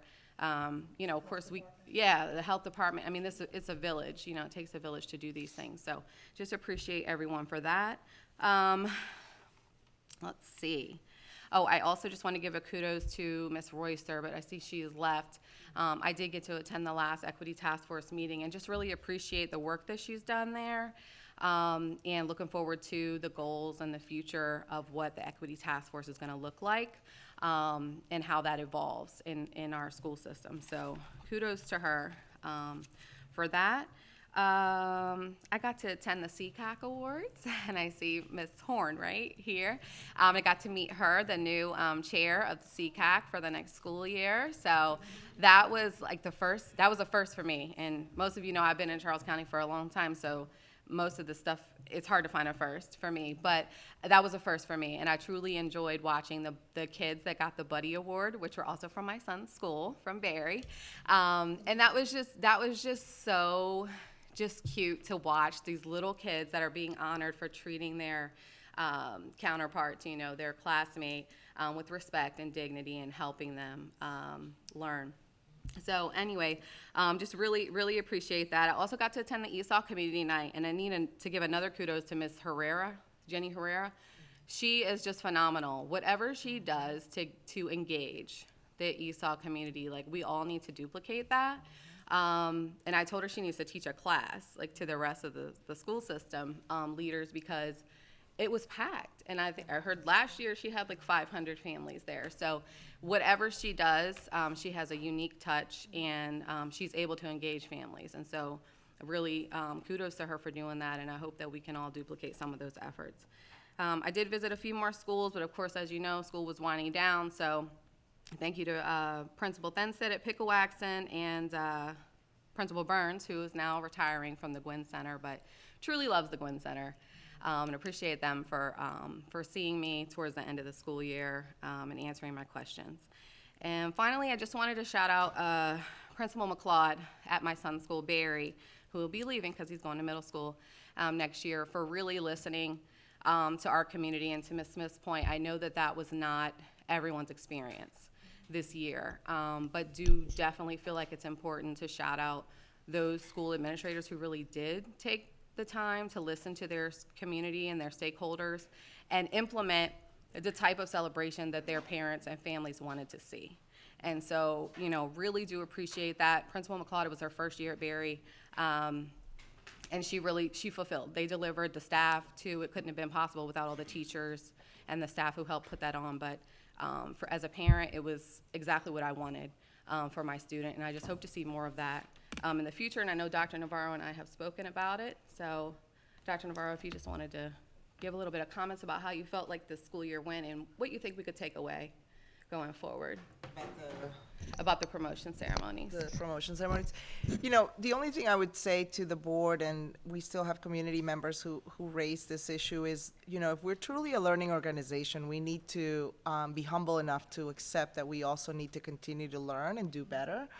I was really excited. I got 2 burgers at Henson with the 8th graders. I was like, and I got a chance to go to a couple of different places. But the reality is that we need to continue to get better at what we do. And our principals working with their communities, it's important work, and it needs to happen all year long.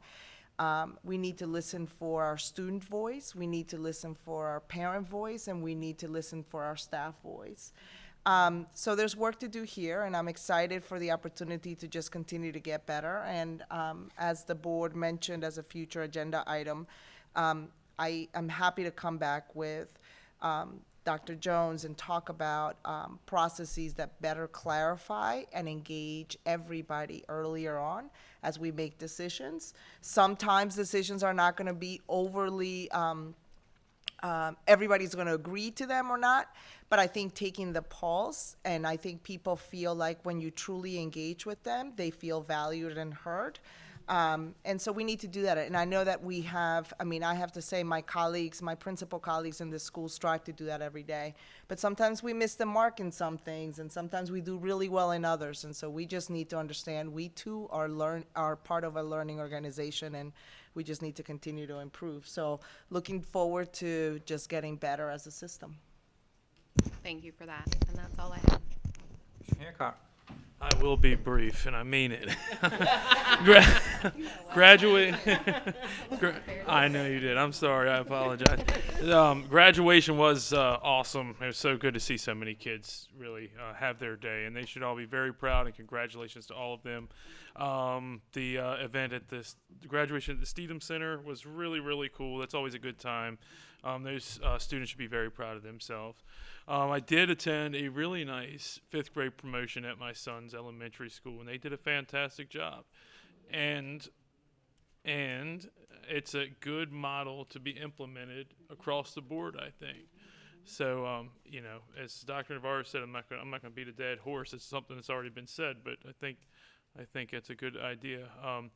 La Plata High School's underclassmen award ceremony was great. My wife and I also donated hot dogs to Pickle Waxon for their promotion. So that was it. Thank you.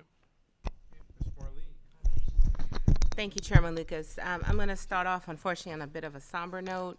As Mr. Terry mentioned earlier, one of our colleagues, Ms. Warren, is not here because she lost her mom. Her service is actually this Thursday. So we ask that you please lift her family up. This is a really tough time for them, as you can imagine. So, Linda, our thoughts and prayers are with you. I was pleased to attend the first early college graduation for CSM, which, shameless plug, also included my daughter. So, but it was fantastic. I was so pleased. I really enjoyed the coffee and conversations with the students that we had prior to the May work session. Thank you to Ms. Abujima for putting that in place. We basically rotated to different sessions and different tables and talked about various issues, everything from food and nutrition to transportation to the dress code. And I love hearing from the students. They are so aware and overwhelmingly so positive, even when they have constructive feedback. So thank you again. That was something I learned a lot from. Hometown Heroes, which myself, Mr. Lucas, and Dr. Navarro attended at Mount Hope Nanjamoy, was a lot of fun. My husband and my boys came, and we got to get on a helicopter and see the canine presentation and all manner of fire trucks and police cars. It was fantastic. I'm looking forward to it next year. The boys really enjoyed it. Shout out to the class of 2023. What 195 million and counting. It's phenomenal in scholarship money. Over 2,000 diplomas given out. It was my first time going through 7 high school graduations. At first I was like, wait, what? But it was fun. It was exhilarating, and the students' energy kept us going. So shout out to you all. Yeah. Project graduation is already cited. Thank you to the community partners that made that happen. The students were excited, they were energized, and it was fun to see them just enjoy the night without having to worry about anything. The sheriff's office had them covered. They had food, they had ice cream, they had s'mores, they had virtual reality. I mean, laser tag, all the things. They had a ball. It was so much fun, and actually a lot of organizations, several organizations I belong to, support it every year, and they provide chaperones. So it's completely a safe space for them to just relax and just breathe. So that was wonderful. Another awesome experience, Ms. Butler-Washington, Ms. Kramer, Ms. Thomas, and myself had a chance to judge the Be the Difference Award. So you'll be hearing the results of that shortly. So I'm really excited. That's actually going to be on June 21st. Ms. Miller has left, but I was pleased to participate in Blueprint Pillar 5 update, and thank you to them.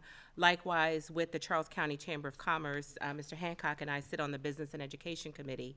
And thank you and farewell to Ms. Bonnie Grady, the former Chamber President. And there's so many positive things coming out of that, so many partnerships between the school system and the businesses in Charles County. It's overwhelming in the best way. ES23, cannot wait. That's a really, really big deal. And there are apparently more on the works, on the way. The retirement ceremony, a collective 2,027 years of service. It was humbling, and particularly what I took away from that, people are so proud to work in Charles County. It means a lot to them. It means a lot to them to work for one school, or if they work with multiple schools, to build those relationships. And that's what keeps us going. I'm never gonna stop hyping up Charles County, shouting out our positives, working for our students. And I will end by saying thank you, thank you, thank you to our staff. Thank you to our teachers, thank you to our parents, thank you to our community partners.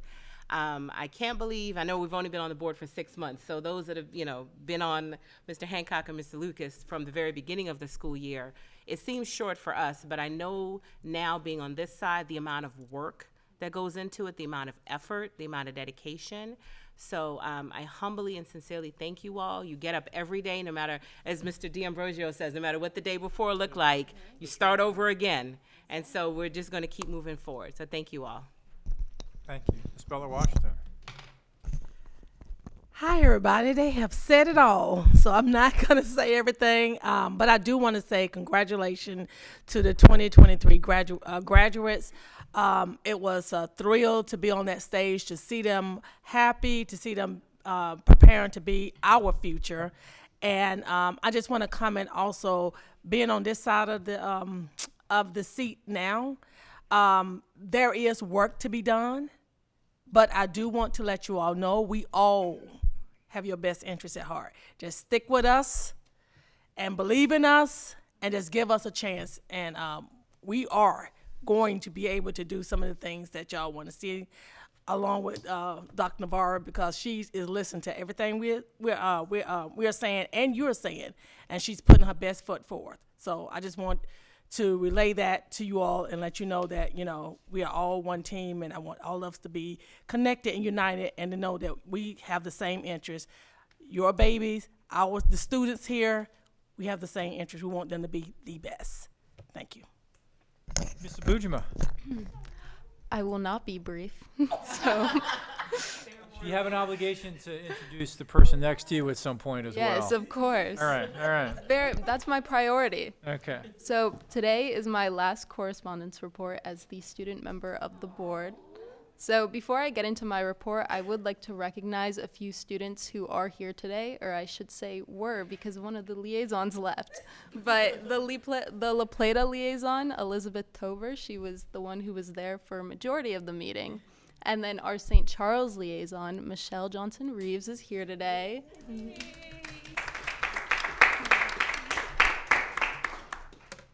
And now I would like to introduce the student member of the board for the 2023 through 2024 school year, aka my replacement, Miss Treasure Perkins. So she will serve as the 29th student member of the Charles County Board of Education. So that's a great accomplishment. Good job. So before I give my farewell remarks, I would like to give my usual updates on what I've been up to. So last month, I hosted the Coffee and Conversation, where a group of around 15 students were able to speak directly with the Board of Education members and board staff in a conversational manner. The board was able to explain why they do things the way they do, while students gave their suggestions and input on systems and policies they wanted to see changed.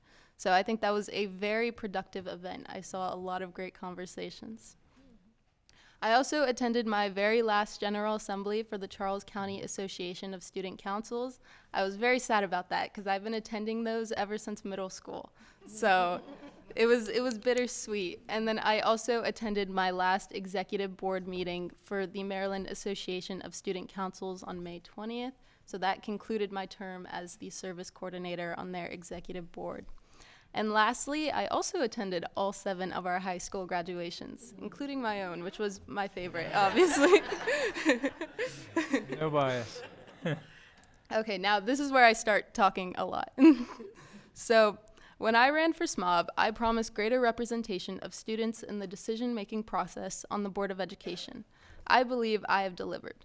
This year, I implemented the Charles County SMOB Advisory Council, comprised of 33 students, where we had monthly meetings discussing pressing issues students face and potential solutions.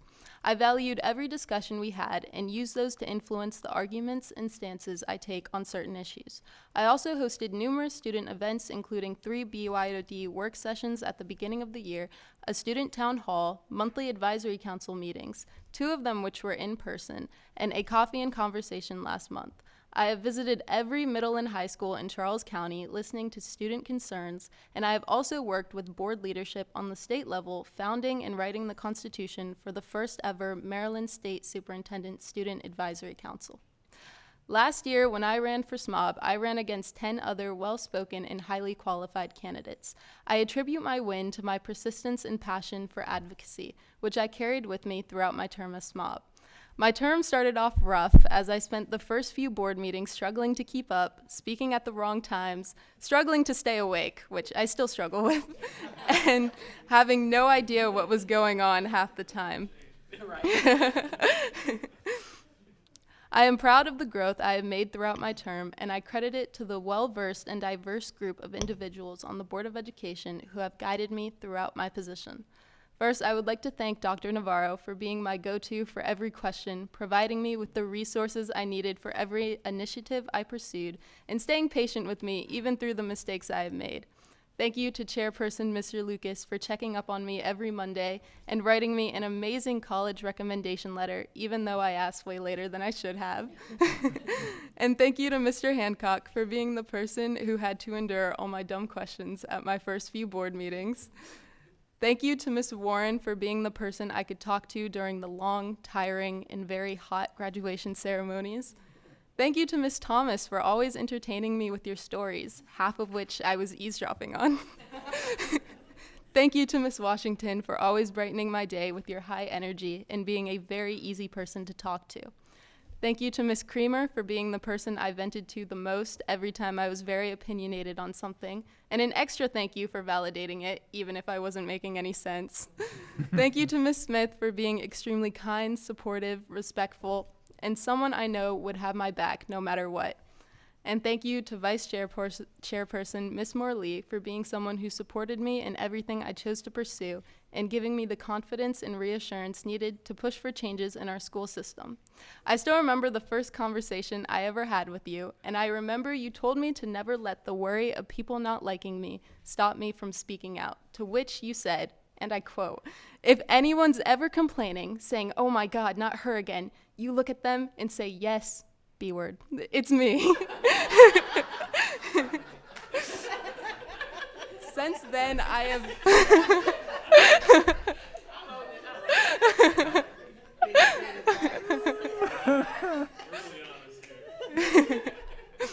Since then, I have made it my life goal to reach that level of confidence.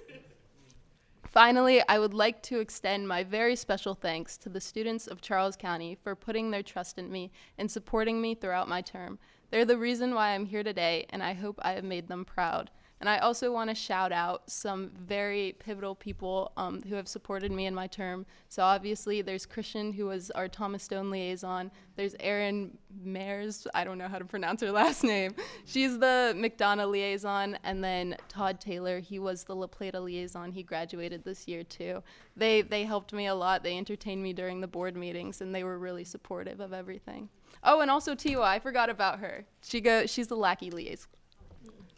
All right, so each one of you has contributed greatly to my success, and I cannot thank you enough for that. The skills I have gained over this past year have not only benefited me in my position, but in my life. As I go off to college and eventually my career, I will continue to value the experiences and lessons this position has taught me and continue advocating for those around me throughout college and hopefully for the rest of my life. That's it.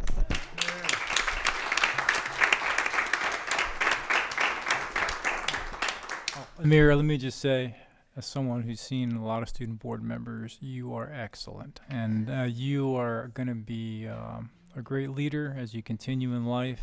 Do my alma mater proud, and I know you will. So thank you very much. We're going to miss you terribly. Yeah. And Treasurer, look forward to working with you. Okay. Just have a couple of quick things. I have to follow that. So for all the parents listening, your kid, there's no excuse. Your kid's got a computer this summer, courtesy of CCPS. So for tutoring and learning opportunities, they are there for you 24/7, whether you're at home or taking a vacation. So please take advantage of that. As has been said, everyone behind the scenes for the graduations and for project graduation, you know, they're getting there way before we arrive and leaving long after we have left. And just thanks to all of you for your professionalism and making those events just go off without a hitch. For the record, I did dance the wobble, as Miss Stephanie Lawson will verify. Second year in a row. Hey, next year will be the 3 feet. On the retirement ceremony, my son's third grade teacher was there, and Miss Durham, if you're there, I told Chris, I sent him the picture, and he said, "Tell Miss Ladybug I still have the Pokemon from her treasure box." So don't think that the kids don't remember you. I did have an opportunity to attend an MSDE event. It was for the Southern Maryland region. Educator, preparation, quality, and diversity. And it was a charrette. That's one of Dr. Chaudhry's favorite words. You get in these little groups and you talk about how you can improve in all those areas.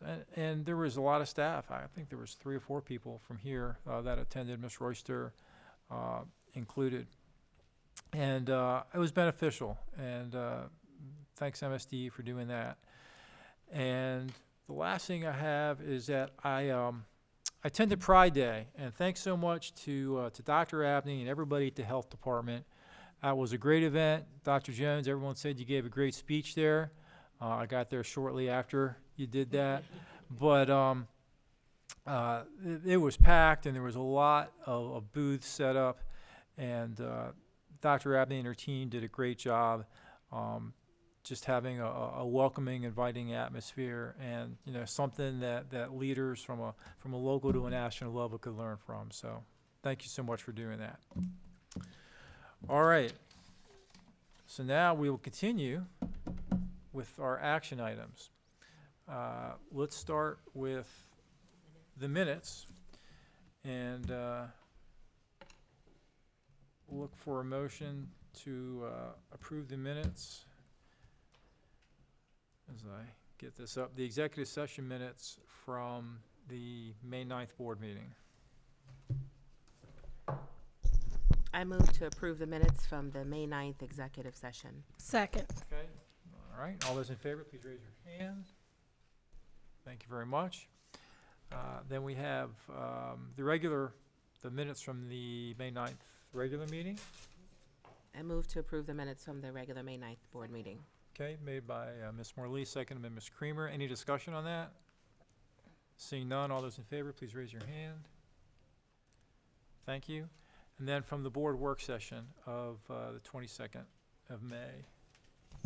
I move to approve the minutes. Second. Made by Ms. Butler-Washington, seconded by Ms. Morley. Any discussion? Okay, all those in favor, please raise your hand. All right.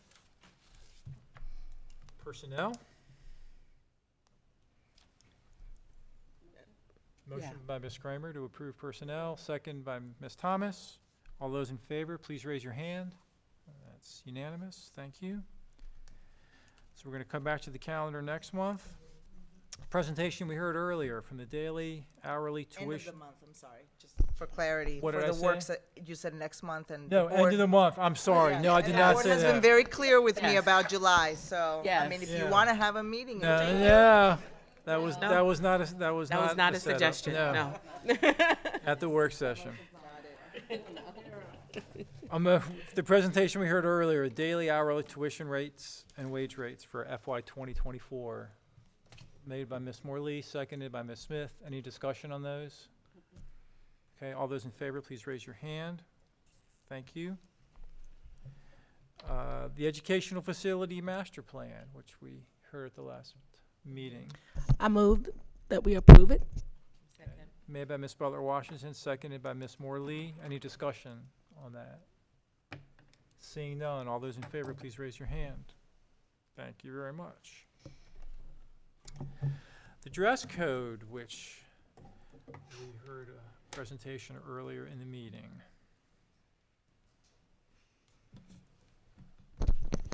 Make a motion to approve. Second. That's made by Mr. Hancock, and second, was that Ms. Abujamah? I was going to ask if we could have discussion. After we have a motion and a second, we can absolutely do that. A few seconds. Yeah. I think Ms. Kramer did. One, too, and I think Ms. Butler Washington. Yeah. So, Let's pick one. student board member does vote on this, correct? Yeah, okay, so you can second the, okay, now. Second. All right, ready? Discussion. Any discussion? I do have something to say. I actually have a lot to say. Okay, go. So I have prepared a statement because this is something that I am very passionate about, and I was also a part of the committee that reviewed the code of conduct and suggested these changes. So this year, I visited every middle and high school in Charles County. At every school, I asked students the same question: what is your least favorite thing about your school? After speaking with hundreds to thousands of students, nearly every single one was quick to list the dress code in their top 3 issues. Our dress code has long been outdated and are nearly identical to the ones that were used in schools in the 1970s and 80s. The dress code revisions presented to you today by the committee are not only a more modernized version of our current dress code, but a solution that would solve the most pressing issues experienced by students in Charles County Public Schools. If we look through the various policies our school have in place, we find that the primary focus is to prevent disruptions and distractions that may halt learning. Our dress code, the way it is currently written, does not prevent disruption in a classroom setting, but instead causes it. Students will be taken out of class, sent to the office, and made to wait until their parents bring them a change of clothes before they can go back to class. In some cases, students are completely removed from the classroom and placed in ISI. Students are being removed from a learning environment, hurting their education simply because they chose to wear a spaghetti-strap tank top or shorts that are slightly above their fingertips. Both examples of clothing that are in no way inappropriate yet violates our current dress code. Along with this, the sexism embedded in our current dress code is very apparent. Our current dress code has 14 bullet points, half of which are geared specifically towards women clothing. Gender bias is also extremely apparent in the enforcement of our dress code, as women are often punished for wearing clothing that violates our dress code, while men are often not. For example, a young woman who wears ripped jeans with a hole that exceeds mid-thigh will most likely be dress coded, while a young man would not. This unfairness in the written language and the enforcement of the dress code has often been said to me to be in place to prevent potential distraction that a woman may cause to her male classmates. This is a very dangerous and sexist narrative. Through punishing young women for the clothing they are wearing due to the potential distraction they may cause, then we are continuing to push the idea that women are at fault for any harassment and sexualization they experience. We should not be punishing women for the clothing they choose to wear, and instead punish the young men who thinks it's okay to openly sexualize women. If the distraction of certain clothing may cause is truly such a big issue, then we should not address this by restricting the clothing a woman can wear, but instead focus on teaching young boys that it is not okay to sexualize women regardless of their clothing. Aside from this, I would also like to emphasize that our current dress code does not only negatively affect students, but staff and administration as well. Staff and administration are too busy to be measuring the holes in students' jeans to ensure they are not larger than 3 inches. They are too busy to be asking every student who walks by to place their hands by their sides to determine if their shorts are too short. And they are too busy to stop instruction in the middle of class to send a student to the office because they are wearing a spaghetti strap tank top.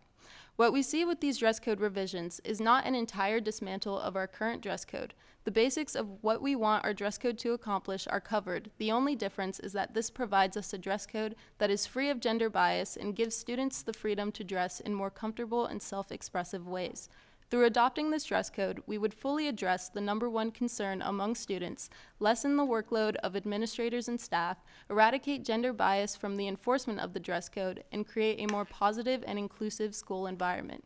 So let's stop wasting our time and resources punishing students for what they are wearing, and instead put that energy into solving the bigger issues our schools are facing. So with that, I urge my fellow Board of Education members to support these dress code revisions and vote in favor of these changes. Well done. Well done. Any other discussion? I agree with everything that you said, Amira. 100. And great work. Okay. All right, any discussion? All right, all those in favor, please raise your hand. All right. Thanks. You said it all. All right, and finally, district assessment plan, which we heard earlier. Equally as riveting. Yeah. That's the whole reason I came. Yeah. Need a motion. Motion to approve. Second. Made by Mr. Hancock, seconded by Ms. Creamer. Any discussion on that? We've all passed the test, okay. All those in favor, then, please raise your hand. Amira, your You can last, vote. this is your last vote. The district assessment plan. We were, more testing, that's where, no. I was Yeah. a little- That's okay. All right, that's unanimous vote. Thank you. All right. Well, she's coming to the work session, though. Yeah, that's right. Yeah. She will be Yeah. you'll be at the work session at the end. Right, but there, of course, no correspondence there. All right, there's nothing else? Ms. Thomas? And seconded by Ms. Smith. All those in favor? Aye. All right, thanks, everybody. Thank you. Would you be so kind? Thank you, Mr. Hancock. Thank you so much. Appreciate you, sir. I'm gonna have to insist that I sit next to you no matter what happens. Fine with me.